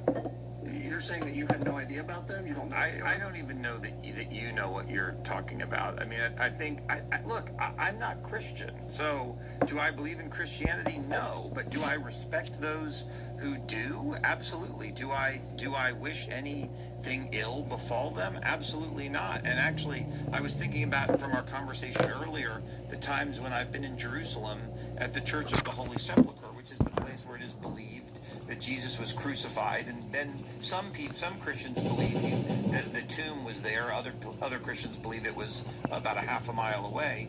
And I think of, being able, a lot of times Christians show up to a church and they're not dressed appropriately, or they're out being tourists, and then they say you have to be careful with the Vatican for sure. You can't come in, and I think of donating. I got it back, but my suit jacket, to a woman so she could put it on, so she could go in and go to this place that was incredibly important to her and her faith. I'm like, I can stay outside. I don't need to go in. It's not a part of my faith, but it is part of yours. And so if I can help you celebrate that, then that is a great thing. That's what it means to coexist in the world. We don't. Earlier too, I mean, Jews are maintaining some of the most important Christian holy. If it wasn't, I can guarantee you this: no Christian should want the other holy sites in Israel to be treated the same way that the Arabs have treated the holy sites in Bethlehem. That is not something that any Christian should want. Based on so, like, was there a final question, or I want to try and get you there? Yeah, I mean, he's insulted me, and he's well deserved. So my final question is this: considering the comments you make, the comments you endorse and support, what differentiates you from the other side, other than sophistication? I'm not even sure what the other side is. So, have a great night going back and finding fake passages from the Talmud. I'm not mentioning anything from the Talmud. Yeah. All right. I don't know what this guy's talking about. All right. You want to shout anything out, brother? Yeah, I'd like to shout out everyone who maintained all those holy sites for 2,000 years. You guys have a good night. Have a good one. Good night, dude. All right, next up we got Nova. What's up? What up, Nova? Hello, long-time viewer, third-time caller. I am actually another Florida resident, and I'm calling to have a question for Representative Fine about your recent push on anti-hate speech laws in Florida. I want to know if you would consider yourself a MAGA Republican. Absolutely. I was the first. Why are you pushing for hate speech laws? Hate speech laws are inherently anti-First Amendment, which is antithetical to the MAGA movement. So let me answer your question. I was actually the first member of the Florida House to endorse President Trump over other people running for president back in 2020. Okay, but I don't care about that. I'm asking about your push for anti-hate speech laws. I don't care about who you endorse or not. I want to know why you push forward anti-hate speech laws. You did seem to want to know if I was a MAGA Republican. I apologize that wasn't you already answered yes. Now answer the second question. Why are you pushing forward anti-hate speech laws? Hold on, man. Hold on. Hey, listen, bro. come in here and tell people what to do. You can ask a question, then be quiet and listen. Yeah, and I asked a question and he's not answering it. Just chill out so he can. Thank you. As a politician, he's dodging the question. I want to know, as a MAGA Republican, If you'll shut up, I'll answer your pushing question. forward anti-hate speech laws. I have never advocated a hate speech law, nor do I now. But you did. That's not true. Which law are you referring to, Nova? Calls for resignation in a federal lawsuit following a series of statements described by critics as Islamophobic and anti-Palestinian, anti-Muslim social media posts in February of 2026. Wait, hold on, brother. You said that he was in support of a hate speech law.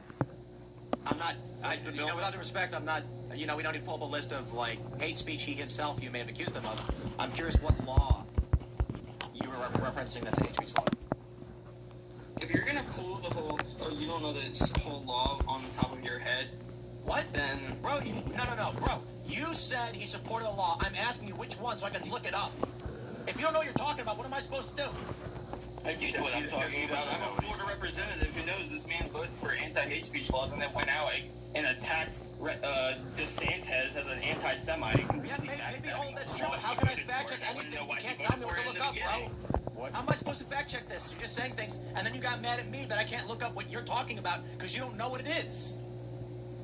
I'm gonna pull up. I pulled up the IRA. I literally pulled up IRA right here, showing the claims of Jews killing Jesus is considered anti-Semitic. You said he supported a hate speech law. I said, which is it? You said, I don't know. I said, okay. I'm talking about freedom of speech in Florida, not religion. You said he supported a hate speech law. I asked you which one. You said, don't pull that because I don't know what to mean. It's the one where it says you can't talk about, you can't show, okay, you can't show swastikas. It's HR 6186. You cannot show swastikas in Florida because it is HR 681. It's an inflammatory speech. So no anti-Semitic. Protect Our Kids Act or Act? You said 6816. Did I get that wrong? 618. 6186.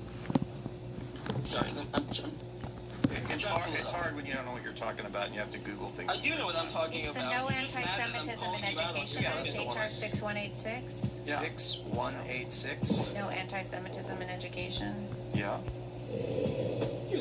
So what does that bill do that bothers you so much? I want to know why you're trying to ban speech to begin with. I'm not trying to ban speech. So let me read it. It says to require. Let me read it. It says to require public elementary schools. What is hate speech? Let me not speech. Let me read the law real quick. To require public elementary schools, public secondary schools, and institutions of higher education to treat discrimination motivated by anti-Semitism in an identical manner to how such school or institution treats discrimination motivated by race and for other purposes. So I'll pull up the actual text of the bill as well. Let's see. The term anti-Semitism means certain perceptions of Jews which may be expressed as hatred towards Jews. Rhetorical and physical manifestations of anti-Semitism are directed towards Jewish or non-Jewish individuals or their property or towards Jewish community institutions and religious facilities. Examples include calling for, aiding, or justifying the killing or harming of Jews, often in the name of radical ideology or extremist view of religion, making mendacious, demonizing or stereotypical allegations, accusing Jews as a people of being responsible for real or imagined wrongdoing committed by a Jewish person or group, Israel, or for acts committed by non-Jewish individuals. That's what they say when they bring up that they killed Jesus. If I go watch The Passion of Christ, go watch the rabbis freaking out, going, kill him, death, and they were like sitting there while he was being flogged and beaten to death. This idiot has no idea what he's talking about. What the bill does is you can call me an idiot. Well, I'm not calling you. Representatives. I live on Flagler. That's good for you. I'm in your 6th district. That's nice. So that doesn't mean you're not stupid. So what this bill does... No, it means I directly control whether you're in seat or not. No, you actually don't. You get to be one vote. Good luck. I don't want yours. One vote with that's fine. What the bill does is two things. It defines defines anti-Semitism because you can't describe. Right, but it defines what hate Do you want to let me answer your question? A bill on speech in if you're a MAGA Republican, why are you putting forward a bill on speech? You got to let him respond. You want to let me again? You want to let? You didn't know. You didn't know. I don't want to know what the bill does. I want to know what his motivation is. So if I just claimed the bill gave everyone ice cream cones, you'd be fine with it? I thought it was opposing trans indoctrination. I read it. Just because I can't completely describe what it is right now doesn't mean it isn't a bill on hate speech. And as a MAGA Republican, why is he putting forward a bill on hate speech? It's not a bill on hate speech, but it is. You don't Tim seem read to be it. It interested talks in about hearing. why you can't talk bad about Israel. It doesn't. Well, you have to let him answer. I can't say anything until he answers. So, all right, the bill does two things. It defines anti-Semitism. So if you want to describe a problem, you have to describe what it is. What is anti-Semitism? Everyone has their own definition. This puts forth a definition of anti-Semitism. Guy's mad. And then all it says is you have to treat anti-Semitism in our education system the same way you treat racism. However you treat a student that uses the N-word is how you would treat a student that uses the K-word, for example. That is all the bill does. What it doesn't do, people talk about hate speech laws. A hate speech law criminalizes What, speech. kosher? You can stand in the street and you can wave a poster Kosher that has fuck. a swastika on it.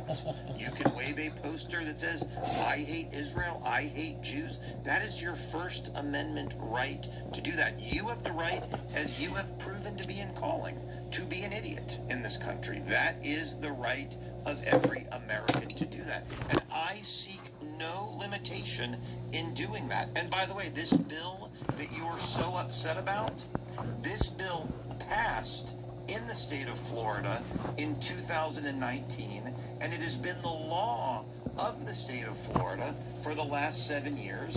And I would imagine, given that you practice what you think I would define as hate speech, yet unless you're calling from the phone in the jail, you're not in jail. And that is the reason for that is we don't criminalize speech in the United States.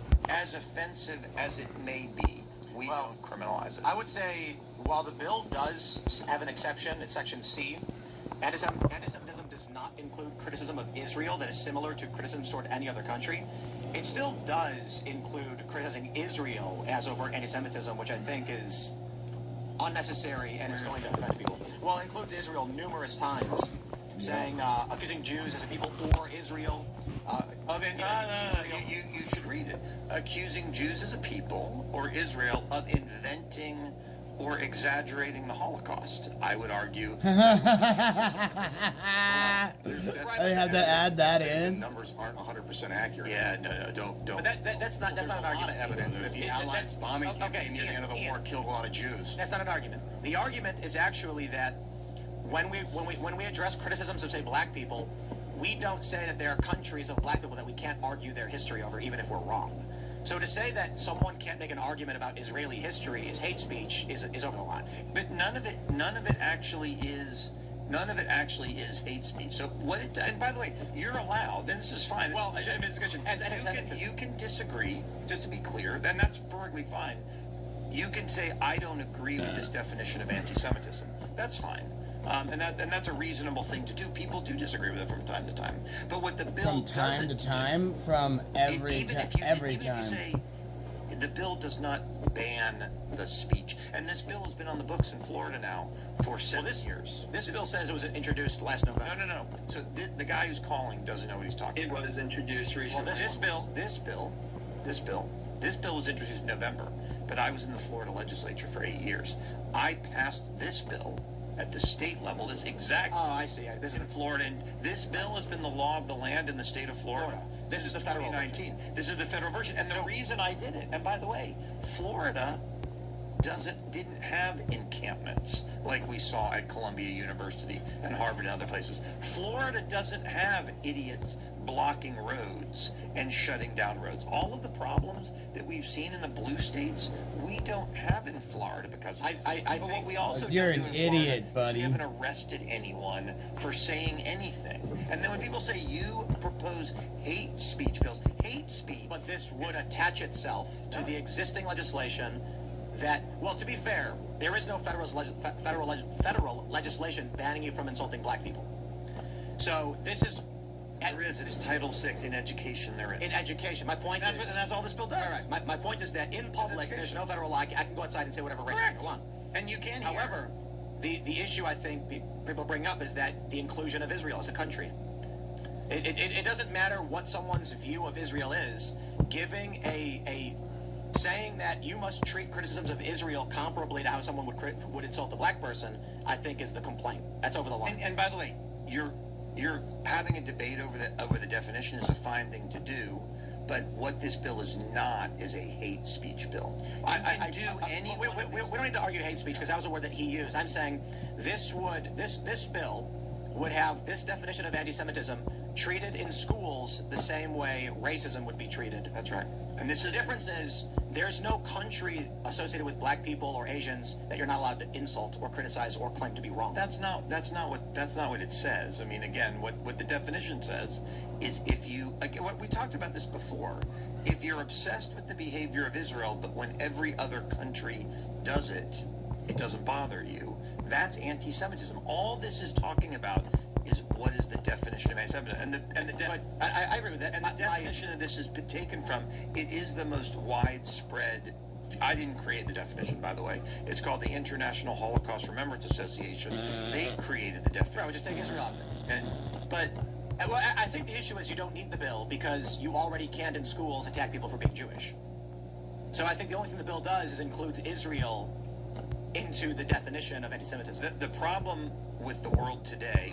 Here's why I came up with this. He can't fucking. When we were dealing with anti-Semitism, if you use the N-word in school, you're very quickly invited to get an education somewhere else. And that's probably how it ought to be. They don't let the Ku Klux Klan burn a cross. Maybe if they're funded by the SPLC, public danger. No, they don't. They don't let the Ku Klux Klan have rallies on college greens. Well, yeah, they do. They not in Florida. No, you can't do that sort of thing. The Ku Klux Klan. They don't do it. Wait. It's a crime? I didn't make the rules. No, I'm asking. Is it illegal for a Klan member to go and protest on a campus? They don't let the Ku Klux Klan have an event, whether they should or not. That's okay. But that's not like a law. The ACLU famously defended Nazis in Skokie, Illinois. That's like a famous moment. My point was, if you get to say the N-word, you're invited to get an education somewhere else. They don't let the Ku Klux Klan hold big rallies on college campuses. Yet when it came, and the colleges protected black students, gay students, Hispanic students, all kinds of groups. But when it came to Jews, they sort of discovered free speech. Well, it's free speech. So what I did in 2019 in Florida is I defined anti-Semitism using the IRA definition, not a definition I wrote, a definition that was widely accepted. And I said, look, you're going to treat it the same way you treat racism. And that solved the problem in Florida. And all this bill does is do the same thing. But what this bill does, he got a bunch of money from a bunch of investors in Israel, but I Florida would argue to get him to stop talking Israel about is the singled out Holocaust over and over and over again. The people who talk about anti-Zionism, the people who say, you know what, I hate Israel because it's a Jewish state. I don't feel that way about the 57. And mainly the people that died in the Holocaust died because of fucking. But the problem I see with this is I could make the same bill for China because we question Tiananmen Square versus their history, and if we accuse them of lying and massacring 100 million people, could someone put up a law identical to this saying it's like anti-Zionism or something like? And if there was a widespread problem with Chinese Americans being discriminated against in our universities, maybe something like that might not be a bad idea. I don't know, but I think it would be bad if we were by law told we were discriminating against the Chinese for claiming the Chinese government did or did not do something. The point here is none of these bills are hate speech laws. None of them. Because they do not prevent you from saying You're delusional, anything. motherfucker. What they do say is all these bills they have to be treated equally. Is you cannot discriminate in how you deal. So the school could do the inverse and allow the Klan to protest and say what I said when I passed the bill is I said if you let students call their black professors the N-word, If you allow that, then you can allow anti-Semitism. I agree with this. My only rule is I defined anti-Semitism, and I said you have to treat it the same way as racism. If the issue is you are allowed to demonize and criticize and smear Israel up and down, but the school must also let other people have total free speech, then it's a good thing. Yes, that's what it does. So it basically says if you want to criticize Israel, you got to let people be racist and homophobic and anti-trans and all of those things too. Yeah, I guess. The school can't choose you cannot what hate speech is. You cannot discriminate in how you deal with discrimination. Because what I found with all these other groups, no one ever talked about free speech with those groups. It was only when it came to the Jewish students. Then all of a sudden free speech was discussed. Right. So my view is... So caller, what this requires the schools to treat this definition of anti-Semitism the same as anti-black racism. So the school could choose to stop kicking people out for being racist, sexist, or anti-gay, or they must allow people to, they must also stop people from attacking Israel and Jews. I actually don't see a problem with it because the school should not be banning people for being racist, sexist, anti-gay, or whatever bullshit they try to argue. I think they should make it illegal to criticize the United States government on campus. That's the next step. You can't put Israel in that bill, dude. That should be repealed. No, hold on. I'm going to say it again. Israel did 9/11. What do you want? Yes, I'm allowed to say that. The point is this. The bill doesn't require the schools to ban people for saying it. It requires them to stop banning people for criticizing child sex changes. Or ban them all. Exactly, and that's the leverage. So if they want students to be able to accuse Israel whatever, they also can't ban Ben Shapiro for saying that kids should not be trans. Well, I think they're not going to ban people. They are banning overt racism. That's the thing. They are banning overt racism. So now I view this as subversive. It's basically like, oh, you want to say that kids should get sex changes, and if a speaker like Ann Coulter shows up saying no, you're gonna kick her out and throw rocks at her. Okay, now you have to allow people. You have to ban. If you want to play the game, you're gonna ban anybody who criticizes Israel next. That's what I'm getting from this. Yeah. And they're gonna go, no, we can't do that. Okay, well then you gotta let Ann Coulter come. The bill said, and we read it right away. They have to treat this the same as everything else. No, they're not. They're saying Ann Coulter cannot speak on campus to criticize liberals, and then they're also saying we're going to bring on Hassan Piker to criticize the Jews and Israel. This bill is saying, okay, pick one or the other. You can't have both. If you want people to criticize Israel and the Jews, you got to let Ann Coulter criticize trans kids. But since this has been passed, are they letting people criticize the trans kids and the Jews now, or are they doing neither? To be fair, I think that would require like an assessment from fire. In Florida, we solved this problem. I'll give you a great example where it's actually happened. And so Catholic University, a student group invited me to speak at Catholic University about anti-Semitism. And Catholic University said, no, you can't have Randy Fine come unless you have someone come who presents the opposite view. Okay, that's fine. I mean, that's how they want to do it. But they don't make liberal groups do the same thing. So the liberal groups don't have to have an opposing viewpoint. Right. But a pro-Israel group does have to have it. They threatened Ben Shapiro with violence at DePaul in Chicago when he was scheduled to speak there because they accused him of hate speech. So while I agree, and I think the inclusion of Israel, like on the surface, the idea of saying criticism of a country is anti-Semitic, I disagree with. But I do understand your argument about the fake, like they're worse than everyone else. Right. However, the point ultimately is you're basically shoving something massively into the woke faces where they want to attack Israel. It's like, you're allowed to do that if you allow us to attack your ideology too. And when they go, no, okay, well then, now no one gets it.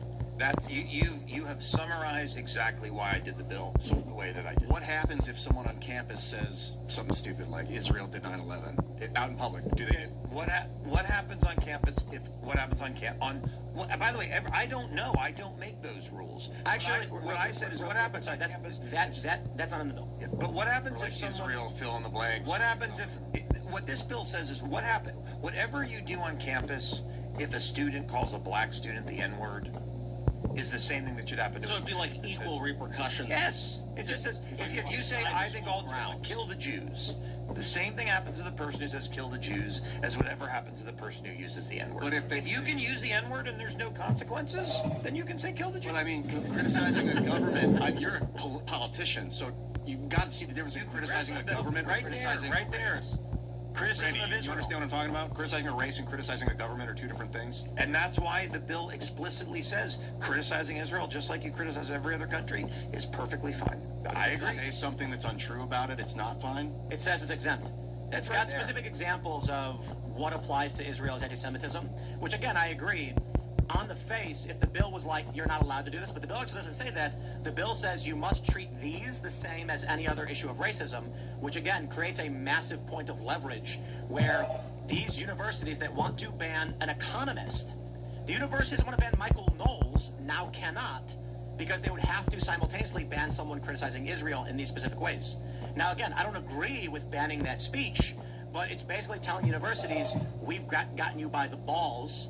Because you allow this, we're not going to let you. 2019 seems accurate for this to be put into place, given what was going on at that time. Again, let me say it very. By the way, no one's in jail in Florida for saying anything.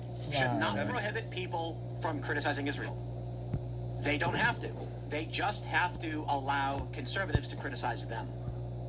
So the point is, this bill would not ban criticism of Jews or Israel. It forces the school to treat them equally. If the school decides to ban the Klan, they must also ban people who criticize. But then I could say anyone speaking bad about Ethiopia also is on that list, and now you can't speak bad about Ethiopia unless I have a bunch of racists on. What are you talking about? If you can't comprehend this, do you understand what this bill means? Is they can't ban anyone. But they are. They're banning everyone. No, they're not. They're not letting racists speak, and they're not letting people that hate Israel say shit about Israel. That's why I said this is a question on the assessment of the repercussions at the federal level would be something for FIRE to address. This is proposed in November. The Florida bill, we have to do an assessment on whether universities changed or not. It sounds like you're saying they did. I would be interested in looking at that. I'm saying the bill on its face does not ban this criticism. It forces the school to stop banning others, or they have to ban this. Correct. It is their choice, and because the woke want a double standard, they're now being put in the grinder. Yep. Well, it just says you can't discriminate in how you deal with discrimination. That's all it says. So anyway, let's go. Let's get to it. We got more callers, though. We got more callers. All right, fuck it. Well, we can only say it 7 times, and if you can't get it. Nova, did you want to add anything or shout anything out? I guess not. Okay. Nova? No, I think he left. Oh.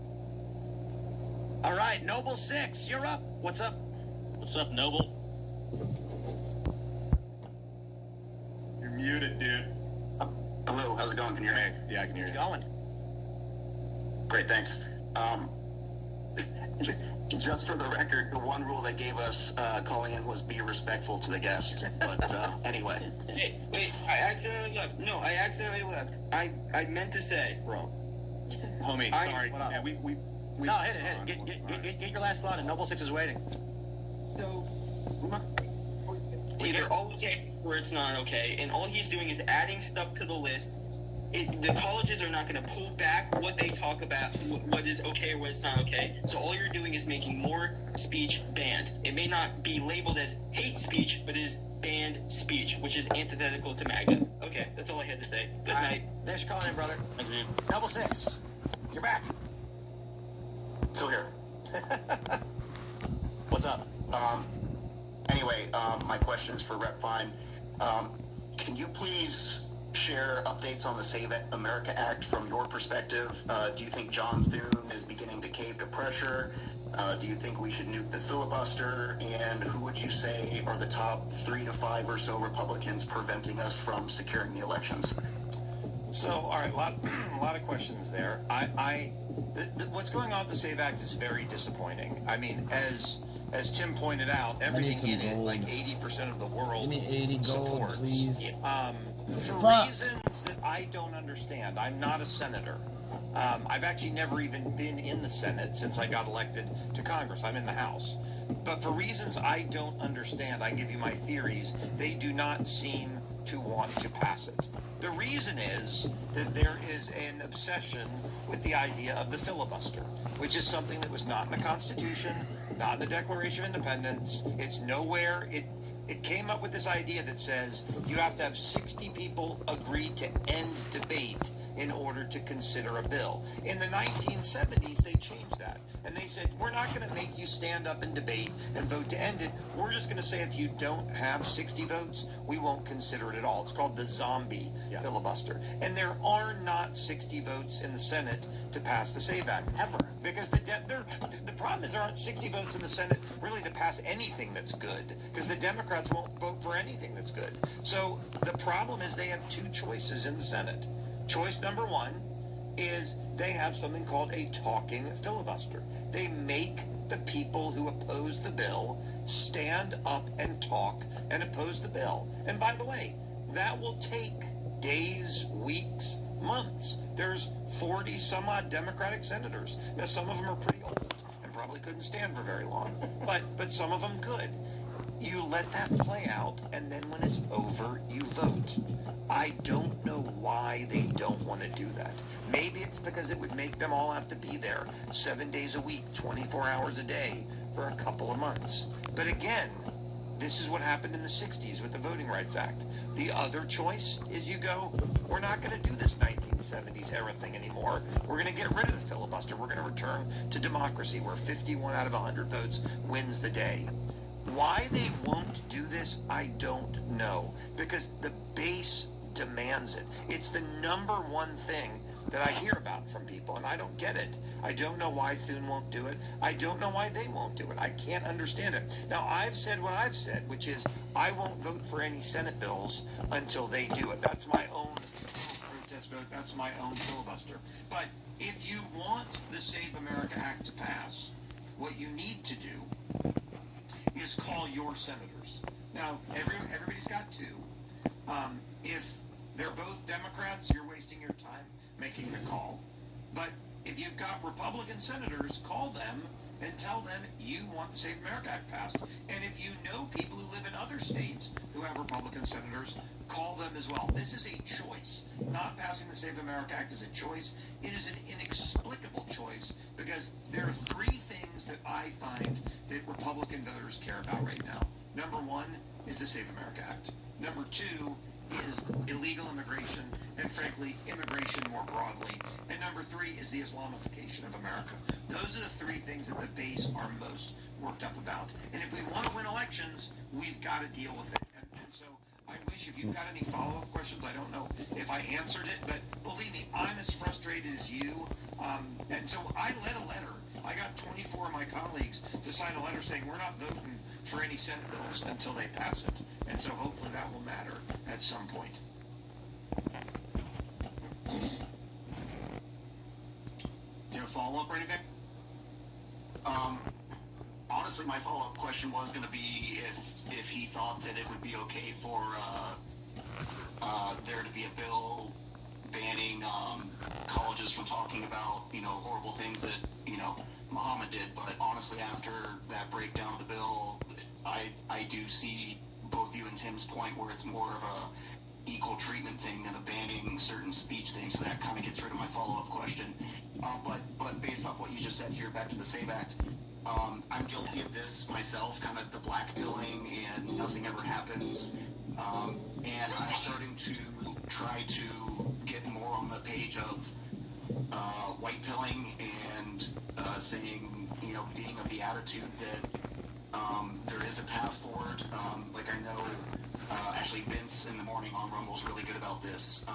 Not necessarily saying nothing ever happens, but this is what we need to do to get it happen. Like I know they put out the phone numbers to the representatives and John Thune on his show, and people started hammering the offices. So kind of like you said, I think the more we can stop trying to say that nothing ever happens, and then more like what actions can we do, I think that's the better way forward, kind of like you said. But just so you know, so everybody knows, when someone calls my office, my staff filters the call, like, where are you from? If you're not from I care about the people, or most of the people who can vote for me. So if you're not from my state, it's not that they won't take the message or note it, they will, but it sort of goes in one stack. If you're from my state, I care more. If you're from my district, I care the most. That's the case for the senators represent the whole state. So if you are from Nebraska and you're calling a senator from Pennsylvania, they're not going to care all that much. But if you're from Nebraska and you're calling the senators from Nebraska, they will care a lot. So you call your senators and tell everyone you know to call their senators. It's not quantity of calls, it's quality of calls that matter. Is there a good website for people to find their senators' phone numbers, like an aggregate?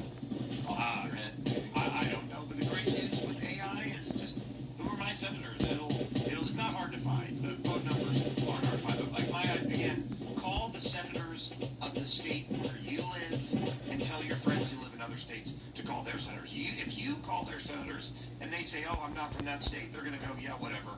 I don't care. You can't vote for me. But calling does work. I guess that's the white pill part.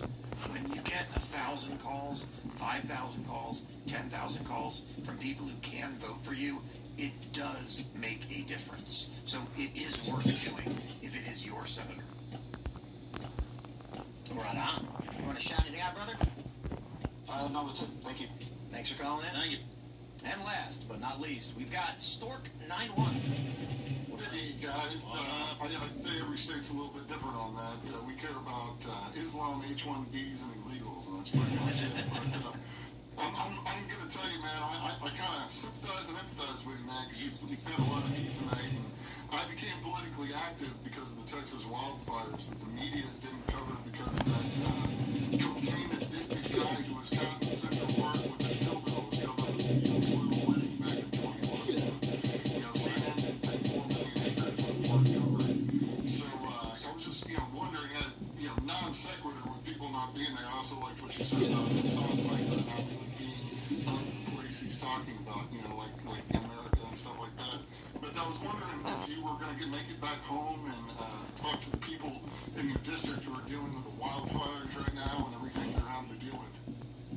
So there have been wildfires in Putnam County, which is, I represent all or part of 6 counties in Florida. I have been in D.C. Since the wildfires broke out, but my team talks to them, and we have to talk to them every day, make sure they're getting the federal resources that they need. One of the decisions I made when I got elected, I represent 6 counties. Most members of Congress open like 1 office for their district. But my district is bigger than the state of Connecticut, and I realized if you're in, you could have to drive 3 hours to get to the office. So we actually opened an office in all 6 counties. They're not big offices.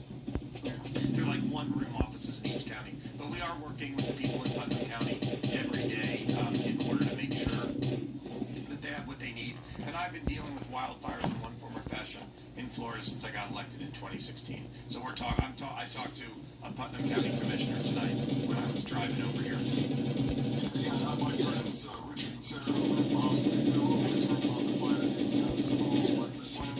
It's a real big concern. I've been there. Yeah, they were like, they haven't seen you in a while. They haven't seen anybody, from your office, and they were really wondering, when you're going to make it down there to kind of take care of it. I know that, they visit a lot of places even out of their area, like Renegades on the River, and it's just something they've never seen. Yeah. I spoke in Putnam County 2 weeks ago, and they generally, the feedback I get, particularly from Putnam County, which is often ignored, is that I've been there more in the last year than my predecessors in their entire tenure in Congress. I mean, I represent 850,000 people, so they're not all going to get to see me every day, but I did just give a big speech in Putnam County 2 weeks ago, so I am there fairly often. I mean, like I said, it's just a lot of people that are talking about it. Really want to see action and see that thing. So I'm glad to hear you're going to be there in the next couple of days then dealing with that. Cool. Right. Yeah. Well, sorry, but yeah, no, since I did want to bring up one thing. Earlier you were talking about eminent domain, and many of the people and listeners and everything to this and whatnot, they probably think someone, like an evil schmuck like Hillary Clinton would argue taking land from people since Kilo versus the city of Columbia, like used to public good. And we did have a guy kill himself on the Discord from the city taking his land last year. But I'm sure everything you're talking about will take land from people didn't like eminent domain. Was that misspoken already? You talking to me? Yeah, because you were talking earlier about taking the Chinese land, and you said, thank God for eminent domain. Come on, huh? Yeah. What's going on, huh? People use the law to do evil. You break that law to do good. That's my look at it. Never. No matter what the law is, you always corporations or foreign nations use what you think is the law to destroy you. You circumvent that. And the reality is that's the argument the left uses to justify violence. It's a very slippery slope argument. Well, it is an argument that Thomas Jefferson made as well. And he said he regretted it. So follow me. It's easy to do once you win. No, he said almost immediately afterwards, I shouldn't have said that. Shouldn't have said that because I have the power now. I don't want people to revolt against He me. wrote a letter after the war, and he said sometimes the tree of liberty must be watered with the blood of patriots and tyrants. And then he got a letter back, saying, yeah, you're right, I shouldn't say things like that, And the founding fathers quickly realized, if you are revolutionaries, you form a revolution against yourself. So the only thing that matters is not the law. What matters is a high-trust society. Law is the last leg of a dying society. And the fact that we rely so heavily on it actually just signifies the death of this country. I miss a high-trust society. I liked that. And that's why, getting back to what we talked about before, that's why Amazon can't have unstaffed stores anymore. Why's that? Because we don't have a high trust society. Oh, right, of course. Yep. Yeah. Anyway, you want to shout anything out, brother? I did want to shout out RFK Jr. with the reclassification of the weed thing earlier, but he's also doing a bunch of stuff with peptides, and I'm not talking about the GLP-1s, but the stuff that actually signals your body to repair things and do other things with tissues. It's just amazing, some of that. But I also want to shout out Randy Fine and everything. It's not every day we get a Democrat here on Timcast, and I'm glad you've stuck it out with everything you've been purported to be pushing and saying, like hate speech laws and what are you talking about with all of that stuff. So I'm just really happy to see guys like you coming to the fire. I'm not a Democrat, but never, no risk of that.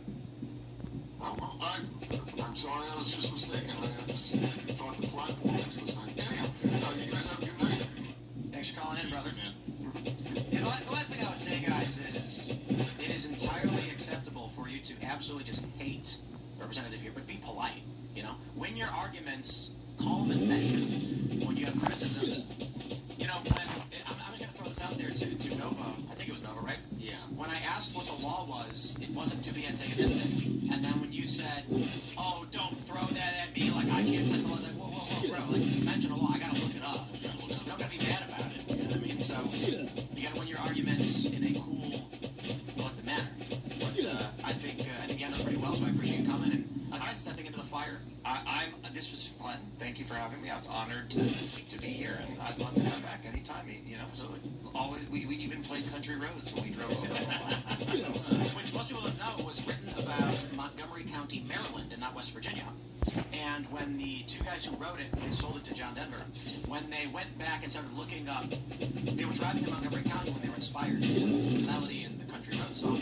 But then they realized no one really cares, and there's a lot of better words. So they got an encyclopedia and looked up West Virginia and said, this word's way better. Then they sold the song, I think, to John Denver, right? So better than Montgomery County. Yes, that's right. Also, Lydia, thanks for hanging out. It's been fun. Oh my gosh, always a pleasure. Great job, you. And for everybody else, thanks for hanging out. Thanks for being members. We're back, of course, tomorrow.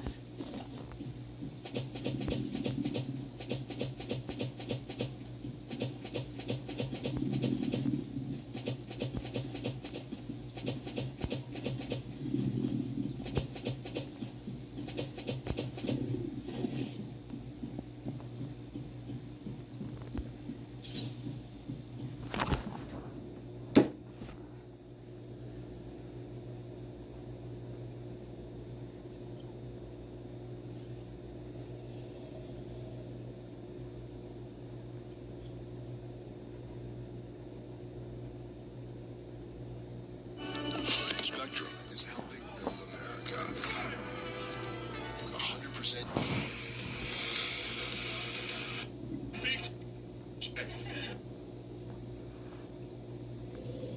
Intensive guide to the art of room, like bouncing from different rooms, perhaps?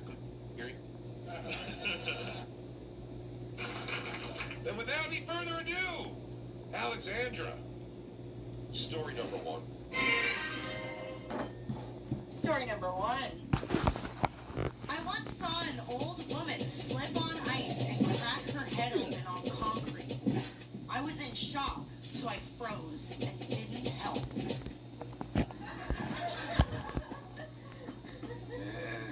Easy. This could be Lewis. You might freeze and an old lady clunking around on the ground, think they're gonna blame you for it in some way. Dude, I'm fucking a help. I'm a helper. Why is this on your back? Hey, you have a bit in a special about not helping a woman screaming. You love not helping. It's like your thing. Yeah. I mean, look, we've all heard that before, right? You've heard a woman screaming for help in the distance. You know, like, well, I'm screaming for help. Underneath you. I thought I was helping. Inches away from your face, you are the problem. Wait, what? It's so annoying. I kind of think this is one of the boys because they said old woman. And I feel like the lady... The other two girls on the panel are old women. It's like, how much older do they get? I once saw myself in a reflection. I don't know any of you, so I really don't. I don't exactly know. I'm no good. No, not necessarily. I don't know. I mean, I don't know any of you well enough to know who you're talking about. Joanna, we are old friends. I've jerked off to you so many times. You have no idea how much intimate knowledge of you I have. Yeah, but I have. Joanna, I put my Oculus on when you're watching me, and I do a lot of this. He's been mentally inside of you. But I don't know if he would help an old woman or not. Well, this story is... This is a tough one. This is good, in a sense, because it's very, like, it's benign. Like, it doesn't really tell you anything. Who wouldn't help an old woman? I'm getting left... You, motherfucker! This is you! I'm starting to feel this is you. Please, I think I would help, but I also understand, like, seeing it be a situation bigger than you, and you're like, I don't know if I have the sit here while we get an ambulance time. I mean, I'll say right now, like, when I see blood, I have to walk in the opposite direction. But I wouldn't freeze. I would literally run away from it. I feel like, by the way, you get the idea that it's one of the guys left, which I feel the same way. I think it's you or Lou. I think it's one of you. I think Jay might be lie selling right now. I think he might be on it. I also, it's not me because fat guys never going out on the ice. Anyways, I'm nowhere near ice. I'm not risking that. I've braved the ice, and I pay the price almost once a year. I think a woman is going to help an old woman that falls down. But then that's why we would write the story. Why'd you get defensive immediately? Because that's, yeah. Is it Maddie? It might be Maddie. Shut up. But I feel like, all right, so Joanna does porn, and that means you're soulless. So... What? No, that means I am full of love. Cock. And soul. Come. Technically, she's full of soul, if you know what I mean. Soul brother.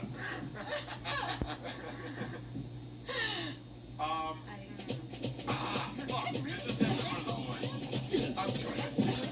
The freeze is crazy. Freeze up and it's like, that means someone just like blood. Like, I froze and didn't help. It's like not. I don't love blood. It's like you just stood there. Yeah.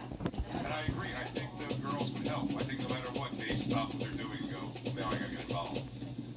I did see Joanna dressed as a nurse once in a porn, so I feel like... What does that have? That had to come from somewhere. She actually would have to help this old lady. The hypocritical in pornography still holds true. She could be sued if she doesn't help. I feel like Lev has won the game before he's playing the game right. Me too. Or it's you, you fuck.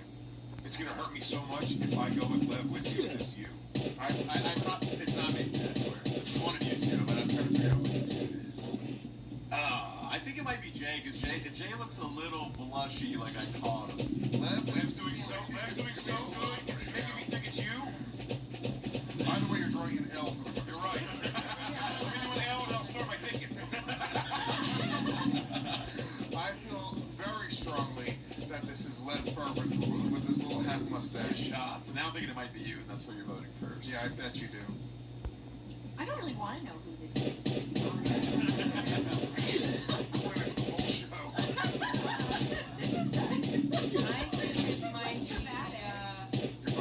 I think it might be Jay because I don't see Lewis or Lev really. I have a hero gene in me. I couldn't walk away from this. But that's exactly. So we're We're shocked. No, he's got a hero inside of him. Oh, He's got a hero in his jeans. Like a turkey and cheese hero. Turkey roast beef hero. Hot cherry pepper relish. I don't see Lewis Does the story have to be being, true? like, shocked. Huh? I see Lewis walking right by. But the story's Yeah, not the story's true. not true. Oh, the story's always got to be true. Did you submit false stories? No, mine were all true, but I didn't know. All true. We say the story's got to be true. You can lie That's what I your saw, and I always follow the rules. you can lie your ass off up here though. You can lie. Right. Yeah, I know. I'm actually a really bad liar, so I'm gonna. That's what I would say if I was a great liar. Yes. What if this is Joanna dominating us right now? She's like, oh man, if it's her, I'm like, wow, she figured out the game quick. I think it's Jay. I'm going with Jay. I think it's Jay. Lev just realized he can't vote last. Fuck. Or it's gonna look bad. You're an idiot. You fucked up. I may have fucked up. Unless it's Shay. Maddie and Lev. Yeah. I'm Billy. Billy Jam. Yeah, we're 3-2 Jews up here, so we're good. We're good. It's a tough story because It's better way to name us on the side here. I'm going Robert. I feel strong. Peter North, Mr. Lucas.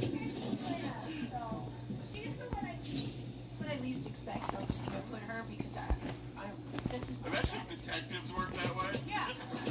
Who do I know for sure it is? That's who it is. I don't know how to spell. Joanna, it's 2 D's like your last name. How would I Thinks know I'm a guy. She thinks I'm trans. Per usual.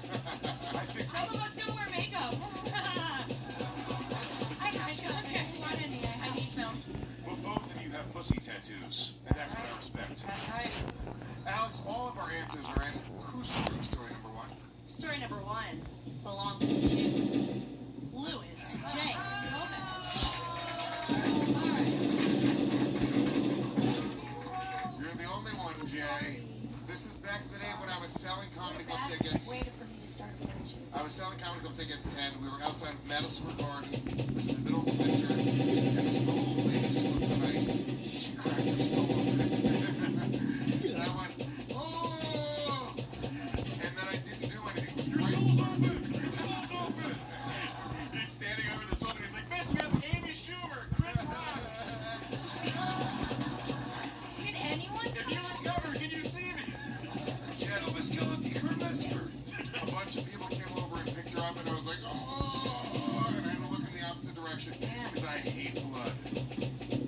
I hate it. Alex, where are our scores at? All right, on the scoreboard in second place with 2 points, Big J. Ogerson. And in first place with 3 points, Louis J. Gomez. Whew. Very exciting. Alex, story number 2. Story number 2. While still in high school, I went to a college party with a friend. My friend mentioned he thought his roommate was kind of weird. We got back to their dorm after the party, walked in unannounced, and saw his roommate getting his ass pounded by another dude. Maddie Smith.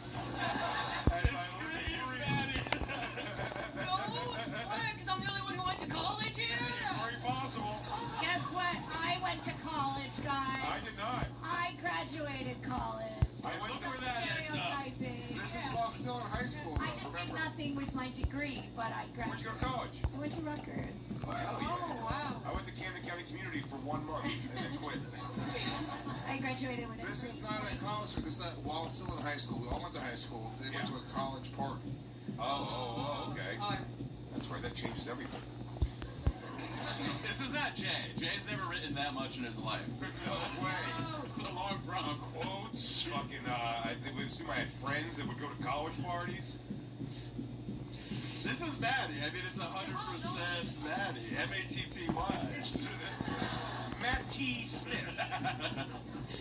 Definitely not. Maddie Smith fields fucking grounders in Little League. Maddie Smith. What's up? I'm Maddie. Maddie Smith turns 2. I think this could be Joanna as well. This is like the beginning of like, hey, I should do porn in the story. Yeah. He goes, Yeah. that guy's. Fast pounded and all. I saw him where you see and you go, he goes, well, this guy can handle it.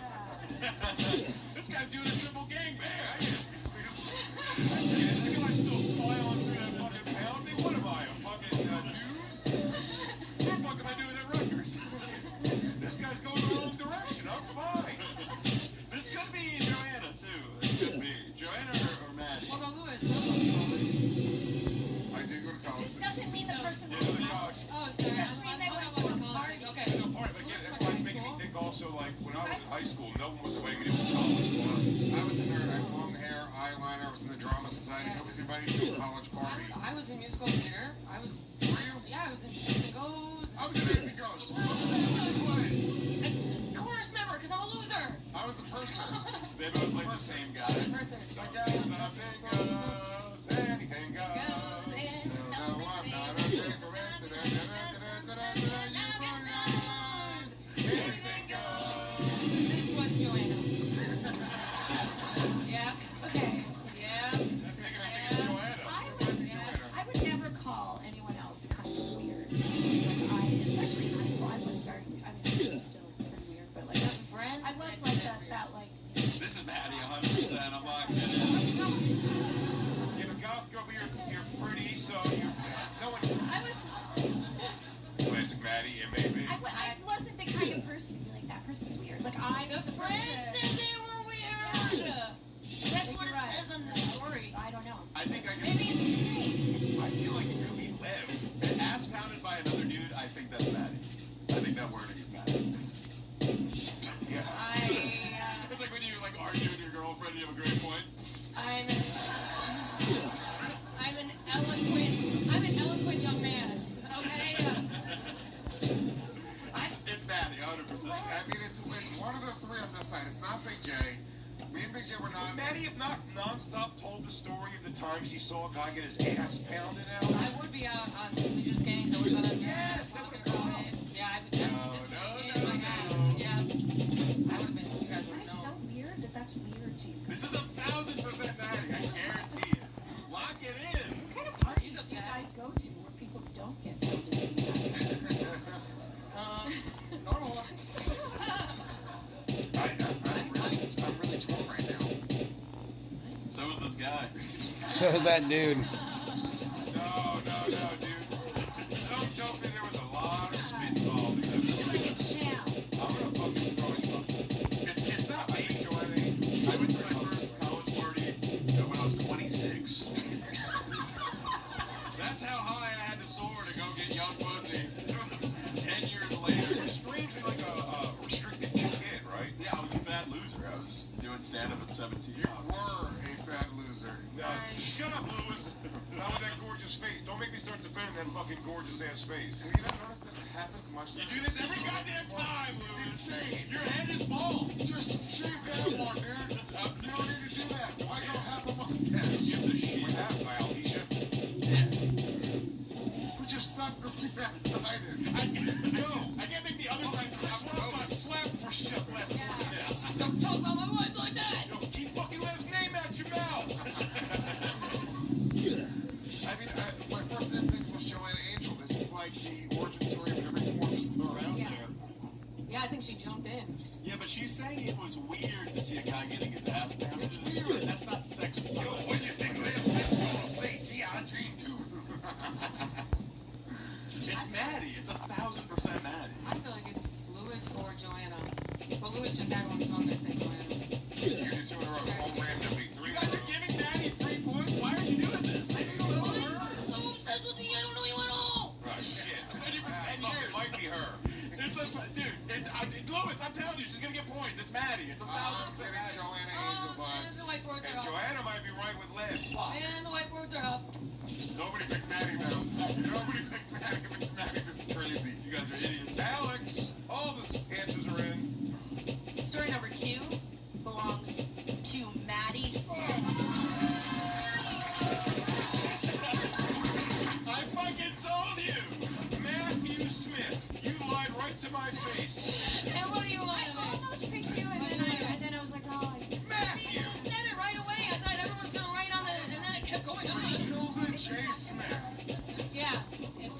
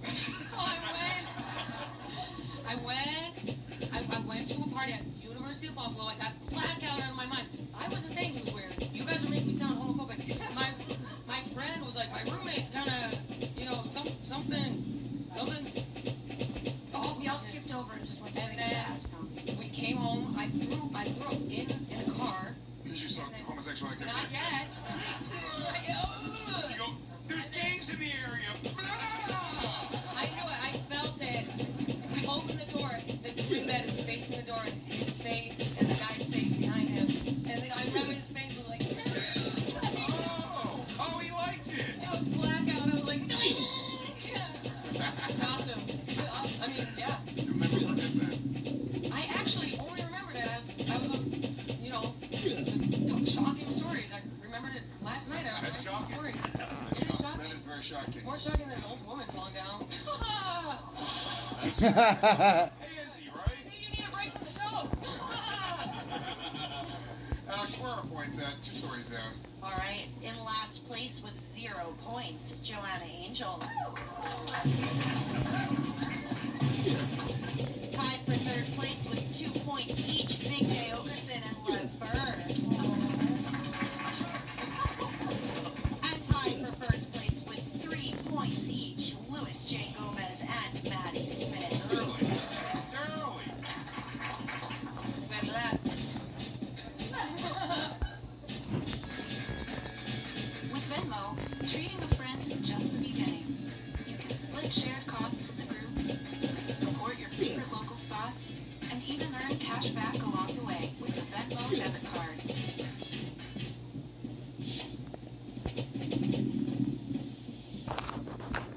My 8-month-old won't stop chewing on everything. Is that what dating is? Wait, I want to ask AI, but I don't know where this information will end up. I wish all the chats would just... Shut up, bitch.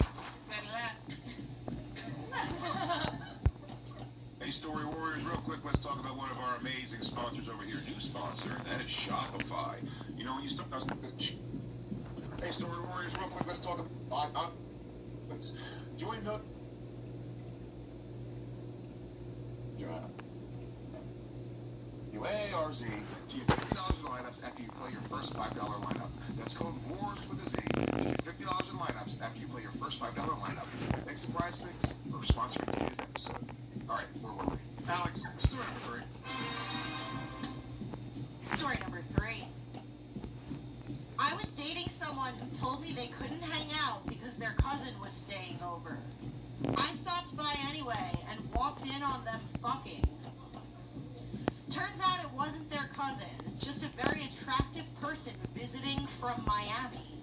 How is this not Joanna? It has to be Joanna. It has to be. Someone's visiting from Miami. None of us know anybody like that. This is all, yeah, because a comic would put something funny or a very attractive person there. This has got to be Joanna.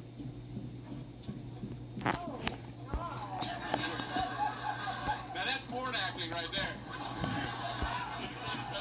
Put the pizza down. I didn't order a pizza, sir. Excuse me, my husband will be home momentarily. You're my stepdad. And my stepbrother. How? Oh. So should we talk about it, pretend? Oh, is it on?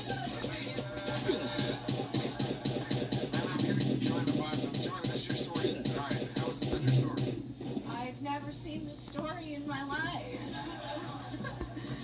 I don't even know what Miami is.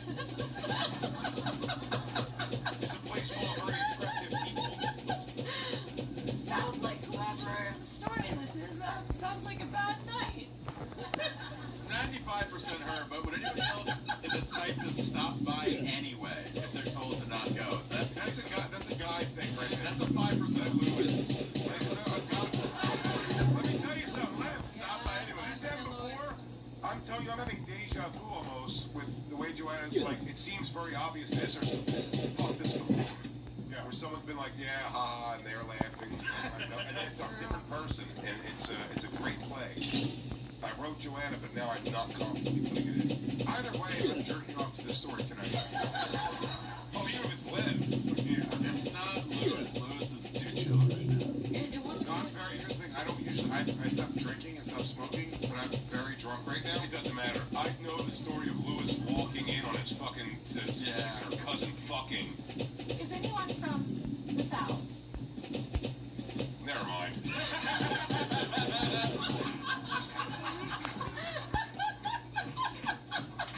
I don't know, it seems like...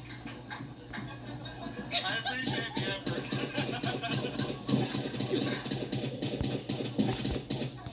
I mean, obviously it's Joanna. I'm gonna try to waste more time, but here we are, Joanna. What the fuck do you think that says? It says Joanna. It says Joanna Hala. Joanna Hala. Joanna Hala. It's Lewis. Ah, nice. That makes me happy. I don't know why. I don't know why that makes me so happy, but it Did you does. wish another room? Yes. She's got Manny room too. I know, but I don't know why it makes me happy. Alex, all of our answers are in. Tell us why it's Joanna. Story number 3 belongs to Joanna Angel.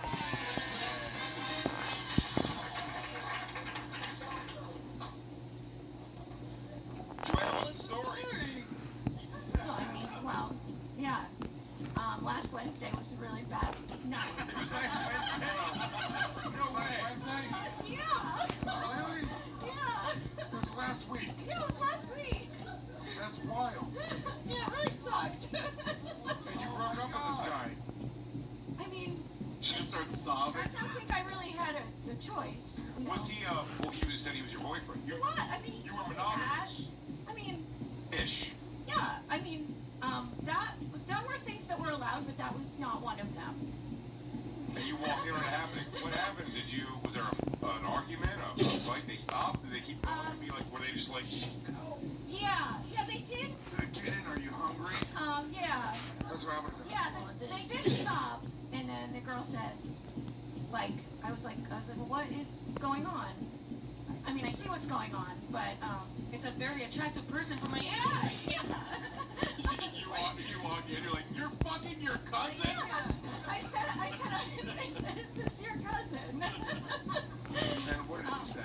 Yes. He said, yes, family stuff. Hey, yeah. Sorry, we're weird. Yeah, that'd be better if it was. Yeah. I mean, yeah, he said, get out of my house. And I said, this is terrible. I should make She's like, something up. wrong house, No. my bad. Yeah, sorry. Yeah, but yeah, and she was like, you could do better than him. Wow. I'm getting, you can do better. Yeah. She's like, yeah, she's doing better than him. Now get out of here so I can finish him off. Focus on yourself. Yeah, exactly. I was like, right. You gotta love yourself before you love somebody else. Gog, gog, gog, gog, gog. I was like, that's really nice of you to say, but I don't think I'm gonna do that right this minute. But Oh my God, you no confrontation with her? yeah, I mean, I was like, all right, well, I guess I'm going. Was she lied to also? What? Was she lied to? Yeah, I guess she was lied to. You know what you I should mean, do? I was like, You should totally suck off a comedian tonight to get back at him. I should. That's actually why I came here. That rules Lewis out. Honestly. In my mind, I was like, she should suck up a comedian to get over Yeah. shit like that. Right, yeah. You know what? Yeah, you're right. I'm sorry. I'm sorry to spell your name wrong. Man, your neck was built to fucking 60 on a chick. That's right. Yeah. Yeah. That's all horrible to say. Joy, wait a minute, Manny Smith, she's a huge clit. Robbie. We have to have a new rule on the show. No stories from the past week. That made me sad.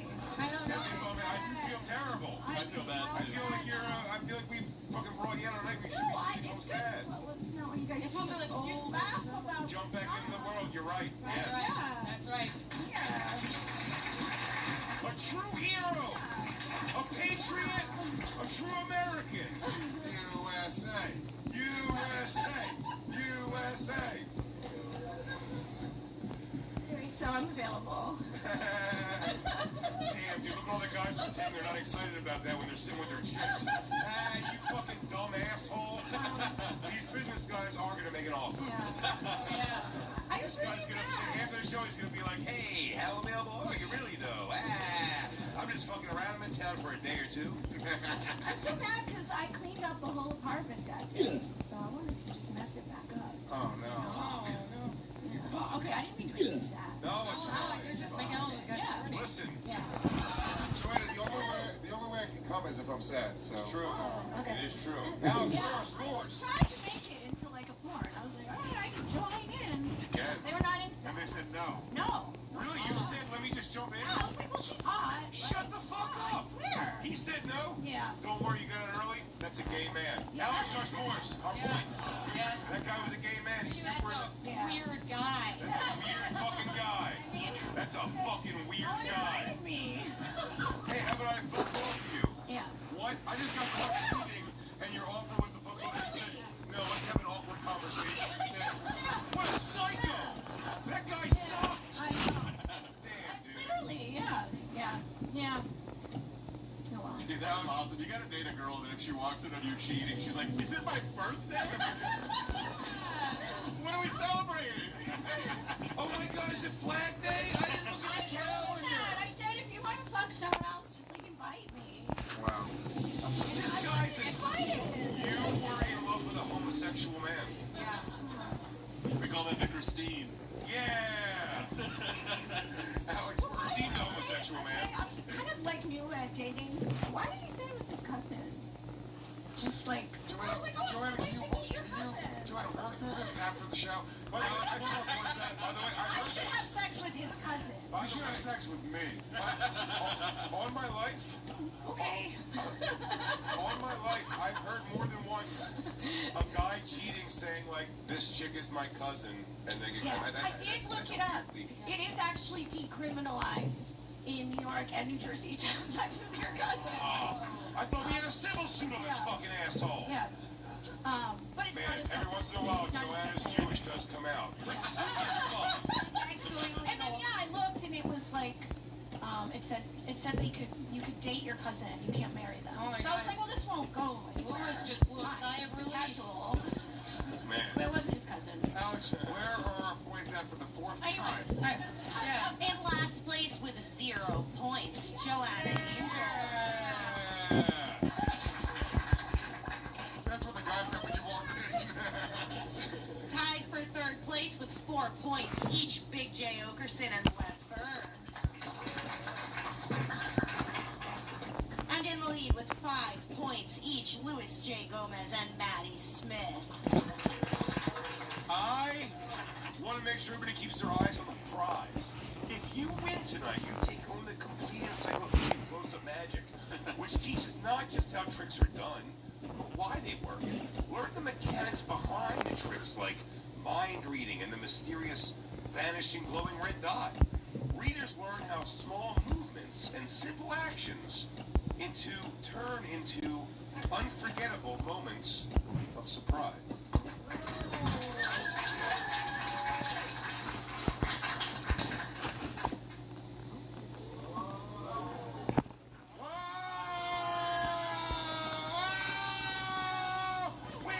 It's the actual cap! It's the cap! It's the original cap! It's from a plant. Alex! Story number 4. Story number 4. A woman punched the hood of my car and trotted off. No cap, I circled the block to find her and get out to spit in her face. She was shocked. I mean, I would think Big J, because he has crazy, violent road rage. I do have no cap. What does no cap mean? I say no cap in my No cap is it means you lie. Oh. No lie. Lev is trying to stick to his shoe. I think no cap is something Alex corrected. I don't think anybody here would use no cap. No, Alex wouldn't write Never no heard cap. that. If she put that in, that would be weird. You have a spitting fight story. I don't Big J will spit in somebody's face. Yeah, you. What's that story you have? Didn't you like spit in some lady's face? No, it was a guy. Joanna also has a spitting story, different story. She had a stomach I flu. like spit in my face. But, yeah. Joanna, do you like a spit in your face? I do, yeah. I wouldn't punch somebody's car to get that, though. This guy lost a goddamn angel. I know. Yeah.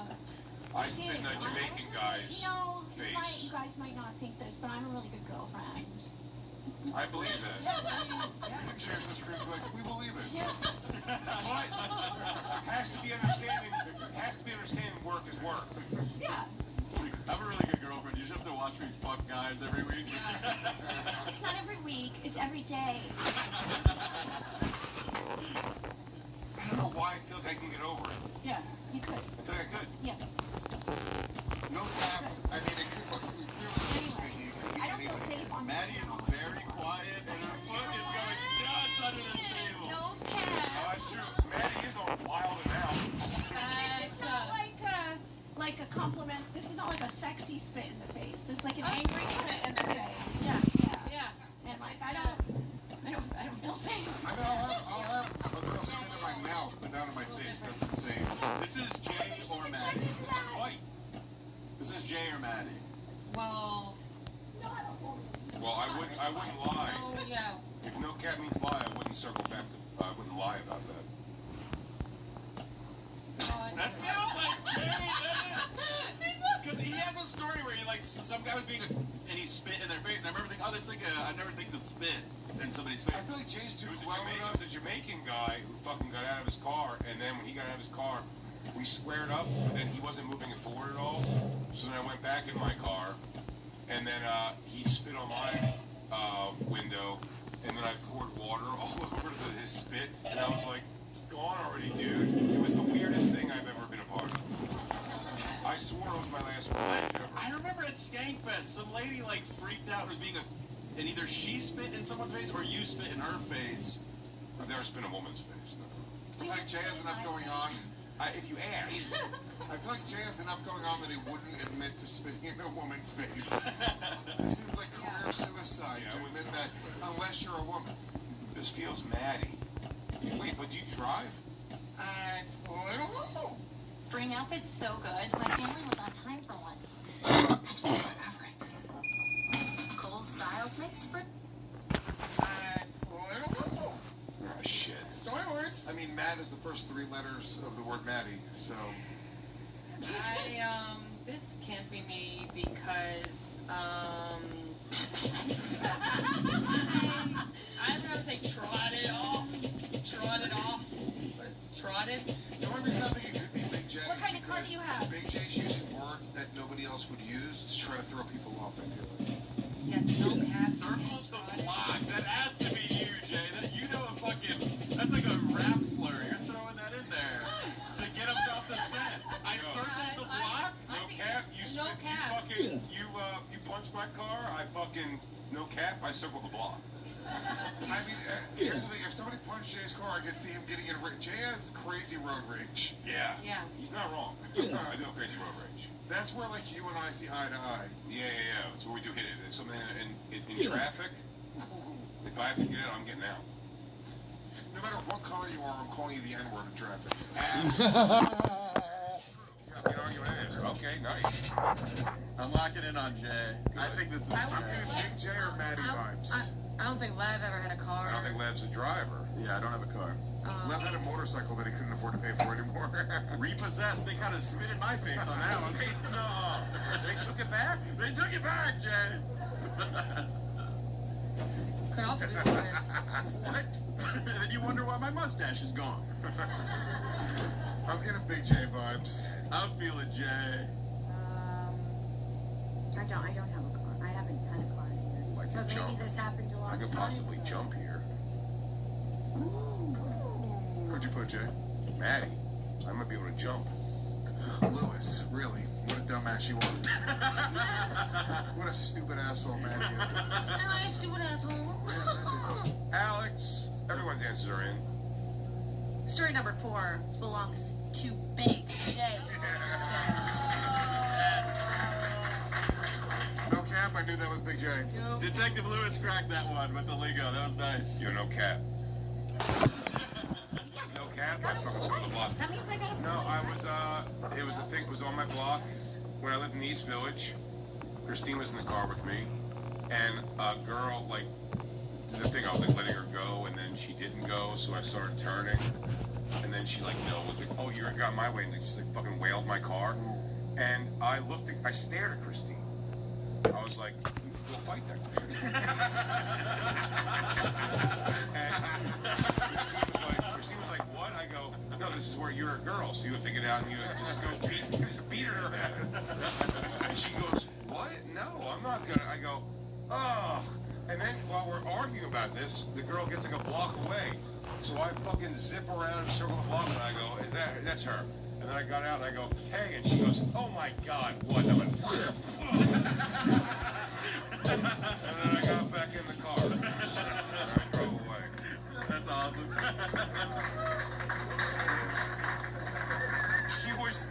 She was shocked. Did you make her come? Maybe. She may have come to that later. Alex, 4 stories that were points. All right. In last place with 2 points, Joanna Angel. On the board. On the board.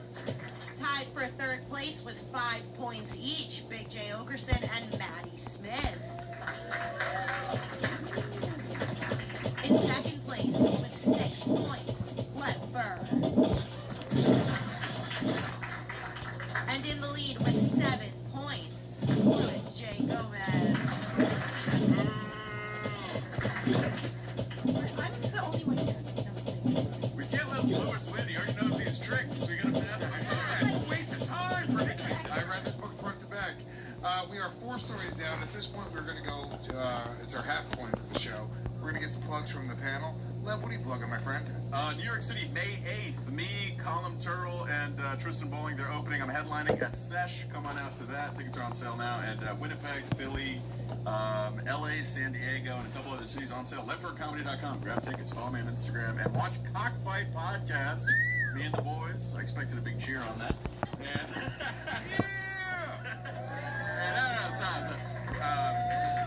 And yeah, watch Cockfight. That's it. Thank you. Maddie Smith. Hey, everybody, check me out. I'm on tour, MaddieSmithComedy.com. Probably coming to a city near you. I have a monthly show here at Near Comedy Club. And check out the Madhouse podcast here on Gas Digital. Oh, yeah. Joanna Angel. Plug it up. Okay. Jerk off to me on the internet. You know what's fucking hilarious? It's just by you have a proactive career. Every guy sitting with his chick in this room has to act like he hasn't whacked off to you. Hey, I have a lot of female fans too. Yeah. Not her. Give me By the way, 5. you guys, by the way, if you go on The to, ladies love me. if you use your Oculus, she'll sit right in your lap. Wait, my round of applause. You could be the black guy. My round of applause. Who has jerked off to Joanna in this room? Woo! Oh, wow. Oh my god, I've really... It's just the pieces of shit. You lying pieces of shit. Oh, I wish we had our live sticker here. Rejected enough. How dare you insult Joanna Angel? So mean. Big J. Legend. Let's take a I'm 5-minute sorry, break Louis, but and a everyone point's gotta be can made, go it's gotta and be. jerk off. Yay. 5 minutes. I'm going to jerk off tonight. Oh, okay, good. Thank you. Oh. JOANNAANGEL. OnlyFans. You gotta remember and that I when she don't know. falls asleep. Yeah. Big J, what are you plugging, my friend? Wherever. BigJComedy.com for tickets to all my shows. Greatest Yapper live tour happening right now as we speak. I'm all over the place. Look for a city. I'm going straight through. I have no weekends off until June. So I will be in your city or a city near you. Look for a city near you soon. BigJComedy.com. Of course, listen to The Bonfire 5 days a week. Faction Talk Series X and 103 with me and the great Robert Kelly. And of course, the flagship show over here, Gas Digital, the Legion of Motherfucking Skanks. And of course, my YouTube, Big J Okerson on YouTube. I do live streams now, inconsistently. Come see me on the road, the Rattle Me This tour. Coming to a city near you. Go to lewisofsanks.com. Grab tickets for that. Sign up for my mailing list. You get a bonus podcast there. If you guys love this show, you should know that we do an uncensored and ad-free version of the show with pre-release. GasDigital.com. Use the promo code WAR, W-A-R, and you guys will save a couple bucks a month to support the show directly. Make sure you buy my book. I have a book myself. We gave it away a few weeks ago. It's called Knives and Spoons. Go to Amazon or Barnes & Noble. You can get my book. And, yeah, just fucking, for me, real ass dudes.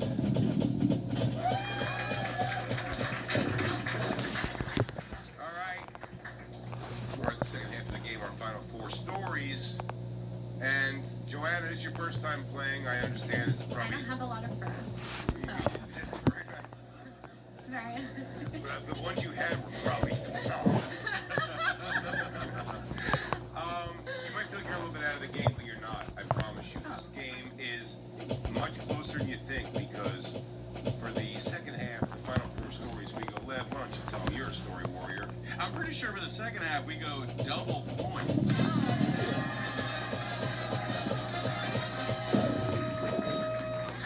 That is correct, Joanna. It doesn't matter how bad the first half possibly went. We get to change it on the second half because before, where if you fooled somebody, you got 1 point. If you guessed the correct answer, you got 2 points. Now that actually jumps up to double points.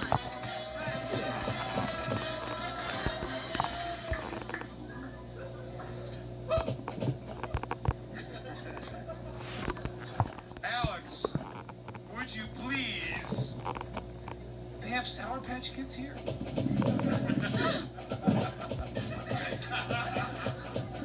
Story number 5. Story number 5. Wait, now Joanna's not the only one eating kids tonight.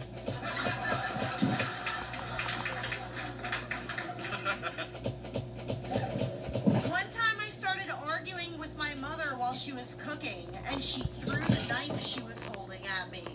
I never argued with her while she cooked again. This feels like a porn star origin story.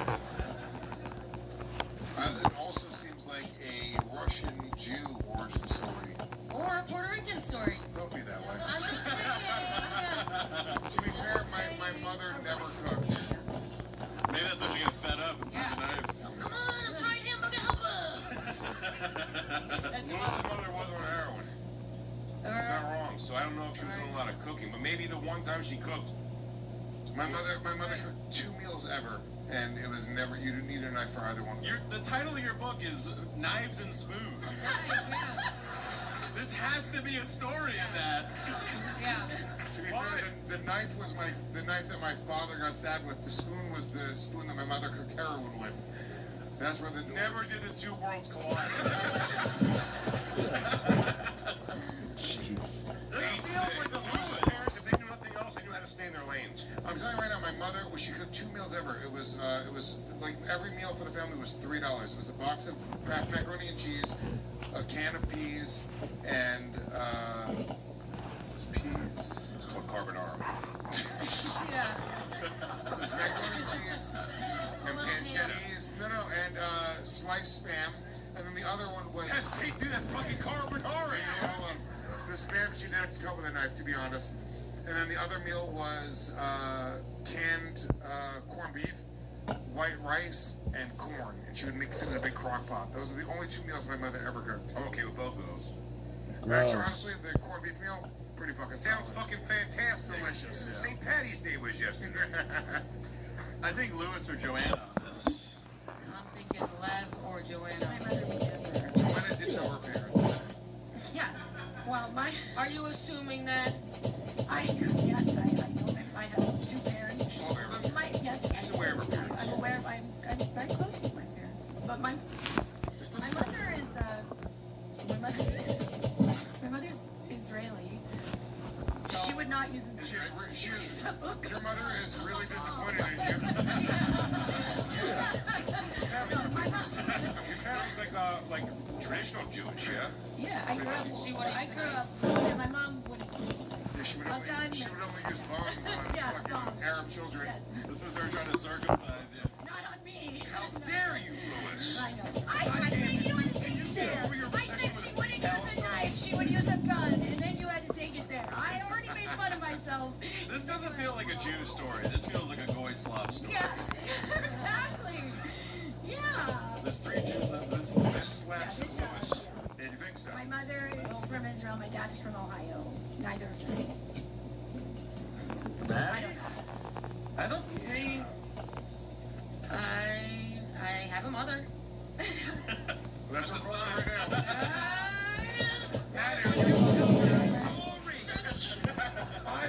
I was emotional. Wait, so when she threw the knife, like I'm trying to imagine. This is the story of Big J's first piercing. Sad. This is Lewis's mom.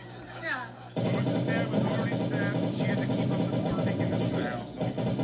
Yeah, why don't you touch me and say that? Shut the fuck Jay, you're with I told myself I'm going to trust my gut on this one, and that's a lot to trust. I'm going Lewis. You're like, please stop putting food into me. Please, shut up, darling. Shut the hell up! I'm gonna take a new approach and just fucking go with my goddamn gut out of the gate. God damn it, you both This of is you. fucking Lewis. This is Lewis coded. You guys, you're both fat guys. Stop going with your gut. It's the biggest part of my body, so I trust it. Guys, stop. My brain's so much smaller than my gut. I'm telling you, this is Lev. Joanna's going with her tits on this. Lev, Lev. It's L-U-Y-S. Stop it. No, it's perfect. That's perfect. Just erase the O, so there's You space. forgot to add a J. Louis C.K. Oh. You know what? This could be a Louis C.K. Guys, You're trying to get it off you so bad. If this is not you, say Lewis. If this is you, I can't believe you submit something so obvious. You guys, no, Maddie, Maddie. It's already on. Too late. It's already on. You're an idiot. Somebody just fucking. Yeah. Somebody just made so Because many I points. feel like you. I feel like I remember doing the question. You don't feel anything. No, it feels so. No, you're wrong. Because now they're really birth pleasure. Terrifying women, right? It's not like a I thing. do like terrifying. You do. I know you do. I can't remember how I know that. But that would make sense. This is how it started. Somebody, I think Lev just cleaned up, you idiots. Alex, whose story was it? Look at Lev's dumb fucking face. Look at him. Louis C.K. Story number 5 belongs to Lev Burr. Fuck you! You idiots! I told you. You get double points.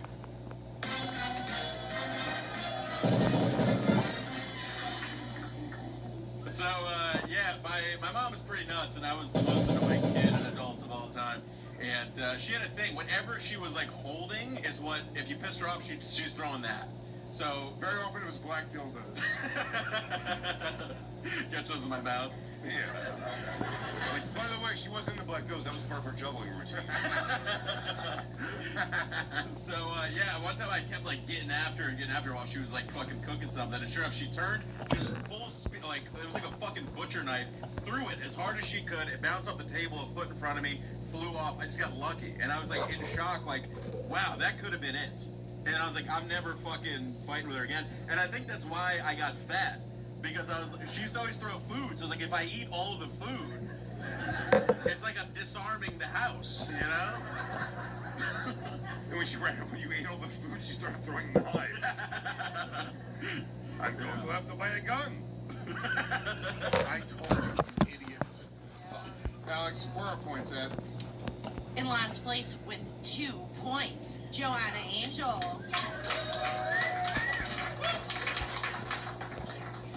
Tied for 3rd place with 5 points each, Big J Ogerson and Maddie Smith. 2 biggest wiggers on the podcast. Hey, what up, yo? I saw Onyx recently. Their new podcast, Circling the Block, is coming out this week. Yeah, watch your mouth. That's right, no cat, dude. No cap, yo. No cap, yo. No cap. In 2nd place with 11 points, Luis J. Gomez. And in 1st place with 12 points, Lev Burr. Bring me my belt. Lev wants to up-close magic so bad. It's crazy. Story Warriors, if you're watching our podcast, you probably need a little boost in the bedroom. Let's get real. Details. I used to struggle with dandruff. Fucking kidding me? I don't need any of that shit.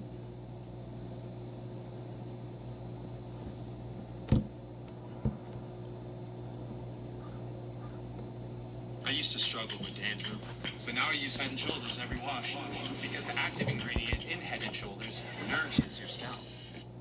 Write it down. WhoeverGetCloud.com is an outright. Decide to. Holy shit. Diary once and got his ass 20% off today. All right, where were we? Alex, story number 6. Story number 6. My dad read my mom's diary once and got his ass handed to him.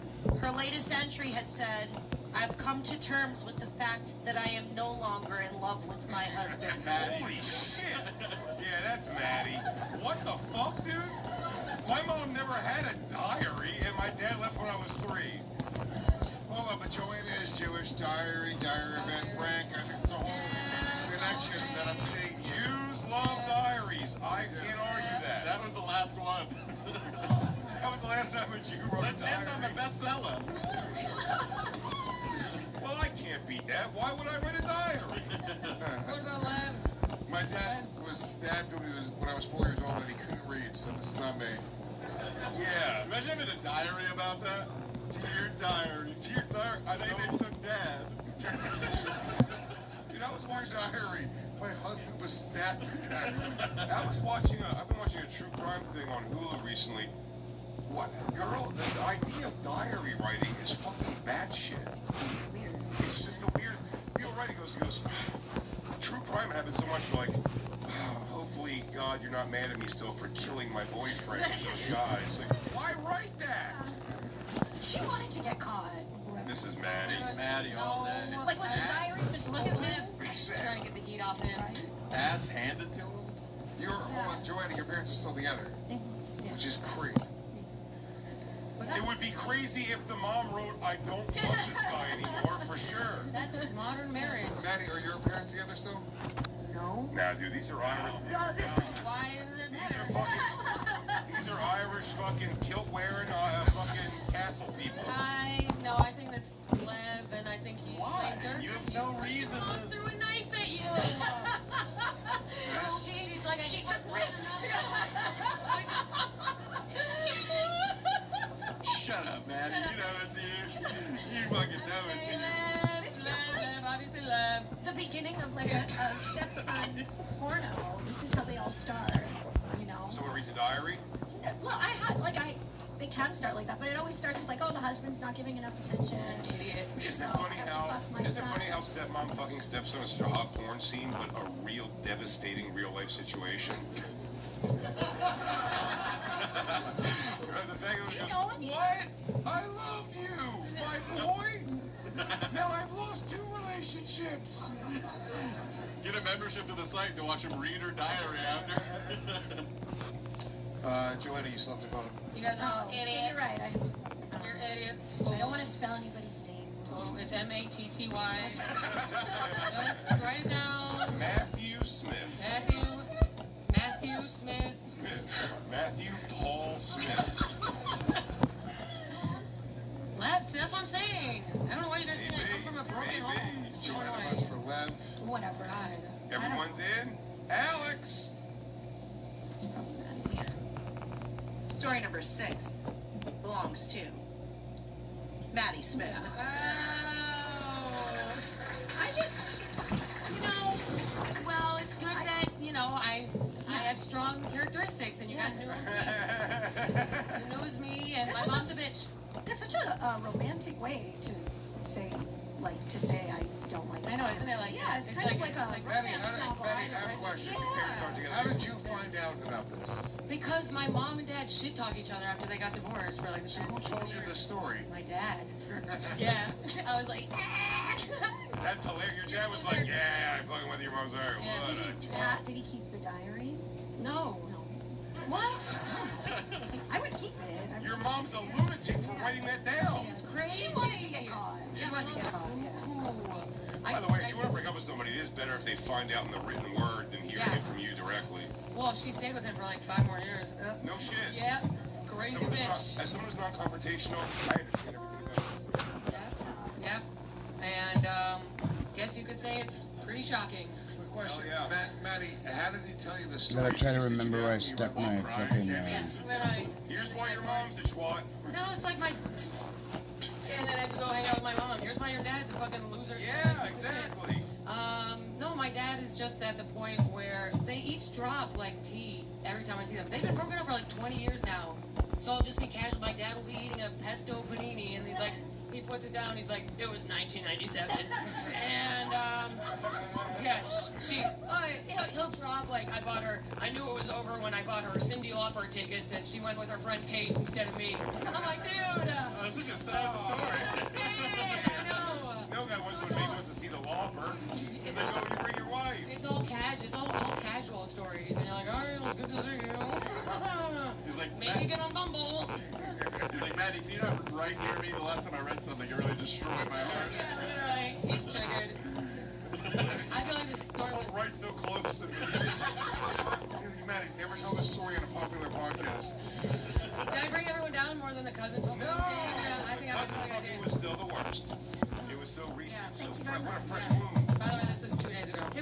Ah, shit. Alex, what are our scores after 6?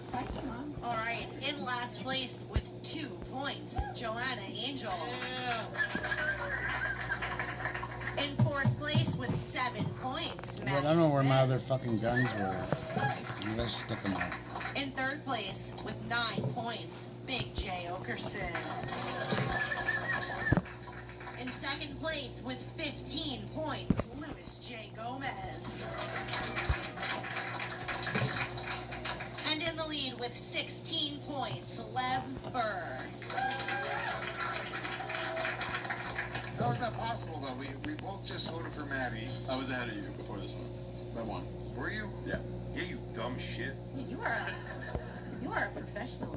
You have a love this strategy. game. That's why he's 1-0. Left for. Is this his second? I'm actually 1-1. I do have to correct that. I did lose. That's 1-1. Okay. Alex, story number 7. Story number 7. A guy I was working with talked me into watching a guy get a blowjob. Joanna. Why don't you ever think it's me? I don't know, this could be Maddie. I did have a stint at a pizzeria. A guy I was working with talked me into watching a guy get a blowjob to help me further my career. Shockingly, it didn't help at all. I stand by Joanna. It can't be me. Maybe. Why not? Because she's got a whole career. Yeah, I think so. Yeah, I did okay for myself. I don't know, my gut's, my gut's saying Jay. I mean, no one would have to talk me into that. I wanted him to be, The guy I was working with talked me into watching another guy get a blowjob to help me further my career. Like that's, Shockingly, didn't help at all. I feel like that's like, yeah. Where do you see another? like if it, I feel like it was a story of me saying, I feel like you have to give that guy a blowjob. Right? I don't know what you just said, but a guy I was working with sounds to me like porn, another talent I'm working with, a camera talent. That's what I'm reading. I think somebody else wrote this story so you guys would think it was me. You know what I mean? Like you knew I would be here, so somebody. Yeah, but then they still have to have a story about this. Right. Well, I don't know. Lewis did a weird thing where he added a word to the story that wasn't there, which makes me think it was him, but I don't know how this makes sense It's to like what you. people think happens in the porn industry, and it doesn't. Right. This could maybe happen. Like somebody be like writing like their own, like, oh, I'll write this because I bet this happened to Joanna. But like, I couldn't even make up. That's a weird story. That sounds like the desperation of being in last place. Knives are out. I was working with that. Guys, this couldn't possibly be. The thought made more sense in my brain when it came So out. someone said you will go up in your career if you watch this guy get his shit sucked. I mean, this is very like this is either a porn star or you open for Louis. There's no two alternatives. I mean, I was never. The fact that Lewis added a word to this when he was reading it back that didn't exist. What was the word? He said, he goes, I was talked into watching another guy get a blowjob. Okay, That was the way it doesn't say it. It says watching a guy get a blowjob. He's also like 2 drinks deep. He's hammered. Oh, I forgot. Say, boy. He's gonna totally blow a guy later. Yeah. Isn't everybody here's like? I think this feels like Lewis playing the game. I'll be an idiot. Oh, dude. How can it be Lewis, though? In what world? You're just chalking up to Lewis being dumb? Like, this is probably Joanne. I was thinking this was a girl for sure. And Why would I have to watch somebody get a blowjob? Because you work at But I would have to give a blowjob myself. Like, why would I just oh yeah, you're right, I do. else? They would be like, let's see you give a blowjob. What was your entrance into the world though? Were you like, was it one of those stories where it was like they told you were modeling and then it was like, oh. No, my God, life. No, I wanted to be there. You came into it, so yeah, that's why I feel. What was your first porn experience? How did you? It actually, I mean, it was on my website. Hang on, let me try something. Let me try a move here. Okay, Joanna, Alex just revealed it's you. Tell the story. What? Alex said it's you. Tell the story. What happened? I was working and somebody talked me into watching a guy get a blowjob to help me further my career. Why won't you look at me and while I'm looking at you? shockingly, it didn't help at all. That's the story. Why won't you look at me while I'm looking at you? Jay, sure, Jay. You've never heard the story about how I had to watch a guy get a to further my grade. You've never heard that story, Jay. You know what? God damn it. Fucking asshole. You know what? I don't get to say another fucking word. It's Joanna. I was between it's Joanna. This is like a sad story. I'm not like a... Joanna, your other story was more sad. I'm upset. I was not trafficked into the porn industry. You guys are. Oh, wait. Oh, fuck. I wonder if it might be Maddie now. Oh, come on. Oh, no. I got Maddie. It's Maddie. Oh, Maddie. It's Maddie. You can't take the whiteboard down. I know. Done is done. Damn it. Hey, if it's Maddie, that's crazy. She still spelled it wrong. So, It's enough. Yeah, vote that in, Joanna. It's enough. it's okay. She got the double B's. That's all that matters. Fuck. It's good enough. You don't even have to vote. It doesn't matter. It's you fucking... Why don't I have to... Yeah, that's why. Why don't I have to vote? I can't write my own name. So I'm gonna say Lewis. No, I'm gonna say Jane. God damn it, I think it's Maddie. If it's her, this is show voting if it's her. This is insane if this is the case. I think it's Maddie. Fuck Or my asshole. or should I say Joanna? Or should I say Joanna? I hate watching people get blowjobs. This is a traumatic time in my life, and I don't like to bring it up. Oh, shit. I have to get better at this game. Alex. I'm gonna do my deliveries and call it. Story number 7 belongs to Big J. No way.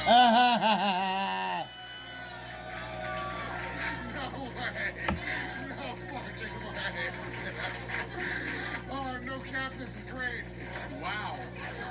So, what happened? That is pure happiness. Look at his face. Yo. He's so happy. By the way, Big Giant was losing. He will go, I don't even want to win. I just want to be funny on this show. I don't give a shit.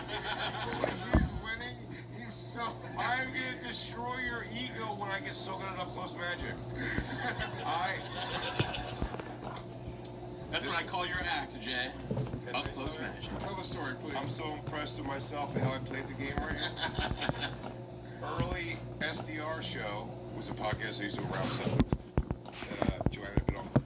We early used to do it at Ralph's, my partner's house. I'm not It's gonna right in his do that. apartment, in his room, and early in the show, we had a porn star named Alana Love and Mo the Monster. I know Mo. Okay. Who has We know you know Mo. humongous cock. Yeah. He no longer likes being called the N-word in pornography. I've become friends with him. But on the show, they were like, yeah, we're gonna have, she said she was gonna blow him on the show. And so she blew him off camera while I sat there, and I kept mentioning things. I was like, oh fuck, I gotta go to my daughter's soccer game. I was like, I gotta go to my daughter's soccer game. She's not doing this one day. And but no, he was like, yeah, no, it's like funny for the show. So it's like, yeah, it was. Ooh, I'm so proud of the way I wrote the story. You wrote it in a way where, yeah. I did. Yes. It is. Like Ralph you were said it'll be playing good a for the game. show. It was be good for the show. And then I'll tell you this: I did the SDR show for a decade. It didn't help at all. Never moved the numbers, quite honestly. So, Did he jizz? Ralph was wrong. Oh yeah, he came. Oh, okay. It was fantastic. Is Mo black? Yes. Yeah. Was this the origin of, have you ever sucked a black dick before? It's very possible it is. It definitely got in here a little bit, you know what I mean, the moment. Alex, 7 stories down. Where are points at? All right, in last place with 2 points, Joanna Angel. That had to be worth like 10. In 4th place with 7 points, Maddie Smith. In 3rd place with Fucker. 15 points, Louis J. Gomez. In 2nd place with 16 points, Lev Burr. Shut the fuck up. And in the lead with 17 points, Big J. Okerson. Are you here for the night? Are you here for the night? Oh my god. Don't give a victory speech already. I'm gonna get so good at up close magic. Do you guys understand the complete encyclopedia of close-up magic? Put things together. The complete encyclopedia of close magic.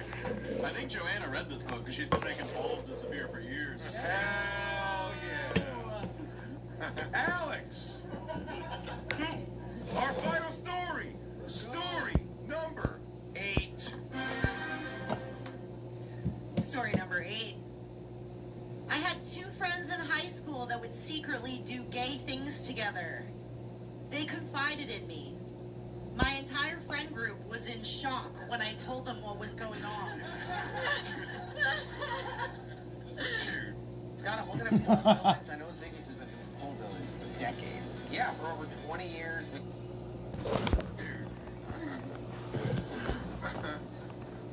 Man, girls would do a lot of gay shit in high school, I think. More than guys.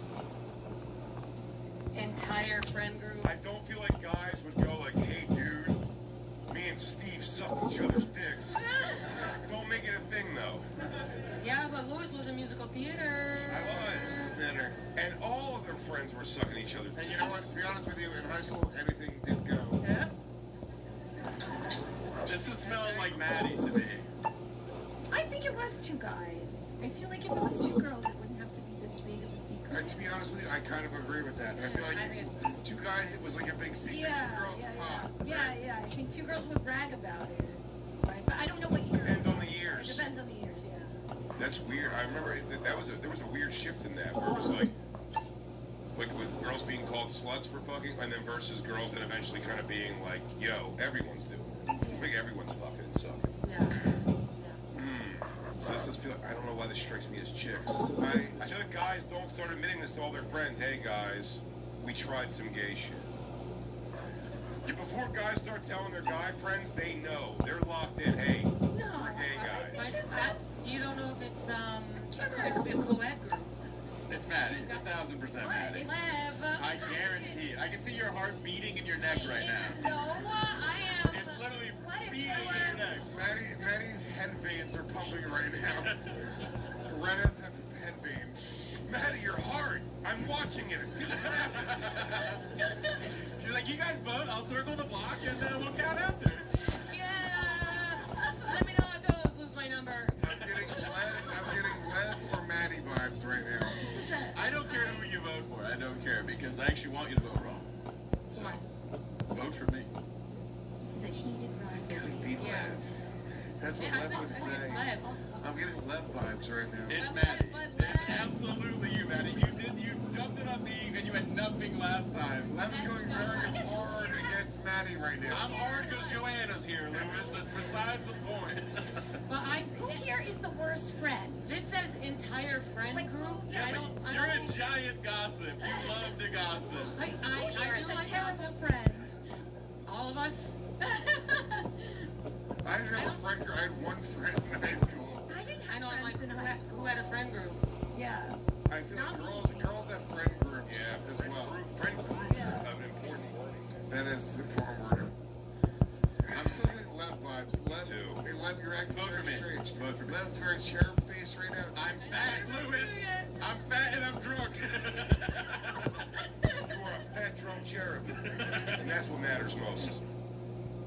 But I just want, man, if this is Jay, it's gonna kill me. If Jay is really like dancing on our graves right now to a victory, I'll be so upset. I can be. Yeah, I feel like in Philly they didn't do gay shit, or if they did, they didn't admit it. It would be a big, big story.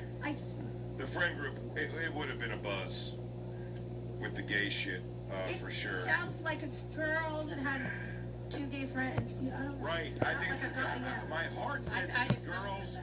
Yeah. I was still a guy in high school. Secretly do gay things together again. I couldn't get my medicine. I'm watching a Hulu true crime thing, and those girls were doing gay shit with each other. There's a lot of gay stuff in high school where girls have gay sex. Girls, it's not a story for girls. No, I think it is. Lev vibes. 2 gay guys. Maddie, how old are you? Vote for me, Lewis. I dare you. Maddie, how old are you? I'm at 34. You're old enough that being lesbian is still a story. But how do you know it's not a co-ed group? What do you mean, is it going? Ah, shit. It could be. It's fucking Maddie. I think it might be Maddie. Sucker, I said Lev. Yeah, it's Maddie, guys. It's definitely Maddie. Lock it in. Please, no, I think it might be left. Fuck. Who'd you vote for? She wrote for M. Who did she write? She wrote an M and then an arrow. I was stupid. Yeah! That's Maddie or left. Fuck me. You already lost, my boy. I think it's, I'm gonna say Lewis. I'm gonna say Lewis because of musical theater. It's Maddie. Alright, it's Maddie. Maddie. Saying it's Lewis is a crazy moment. Just like, oh my god, guys, I know the best. Fuck! You guys are idiots. God damn it! I needed it to steer Lewis to Maddie to me so bad, and Maddie fucked it up. Alex. Alright, Story number 8 belongs to Lewis. I'm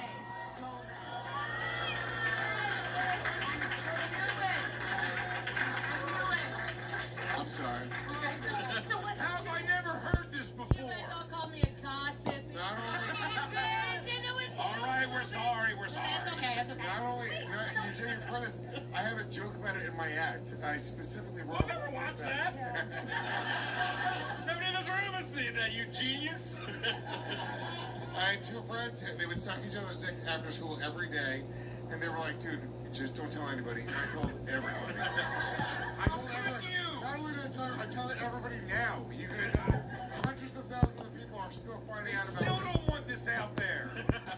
Lewis was 16, and you can hear the whole story on gasdigital.com. Promo code friendship. Patreon. Yeah, they were just dorks, and they couldn't get any pussy. They're not gay. They just sucked each other's dicks after school every day. And that's that. Listen, it probably still felt good. Yeah. And that's my fear for my son, because he's smart. And he knows. He comes home, he's like, Dad, I got an A. I'm like, don't you fucking get A's. What are you doing?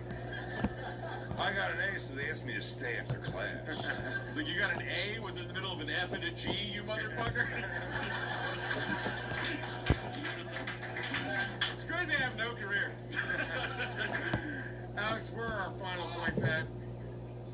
All right, in last place, tied for the lowest score in Story Wars history with 2 points, Joanna Angel. Yeah, I think I'm gonna call this. Thank you. And, Thank you very much. And for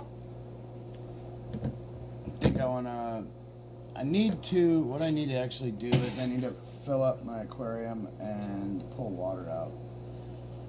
So I'm gonna watch some comedy, and actually I'll jump on as soon as I'm done with that. I'll jump on. It'll probably take me an hour. I need to change the water out of this thing, but I gotta be careful because I don't fuck with my pump. So I gotta raise the water level, but I gotta take out water first, just because you take out the water, you can clean it. I gotta try to not fuck up my aquarium while I'm doing it. So I'll see you guys in just a little bit. So I'll come back and I'll play some Among Us for a little while. Peace.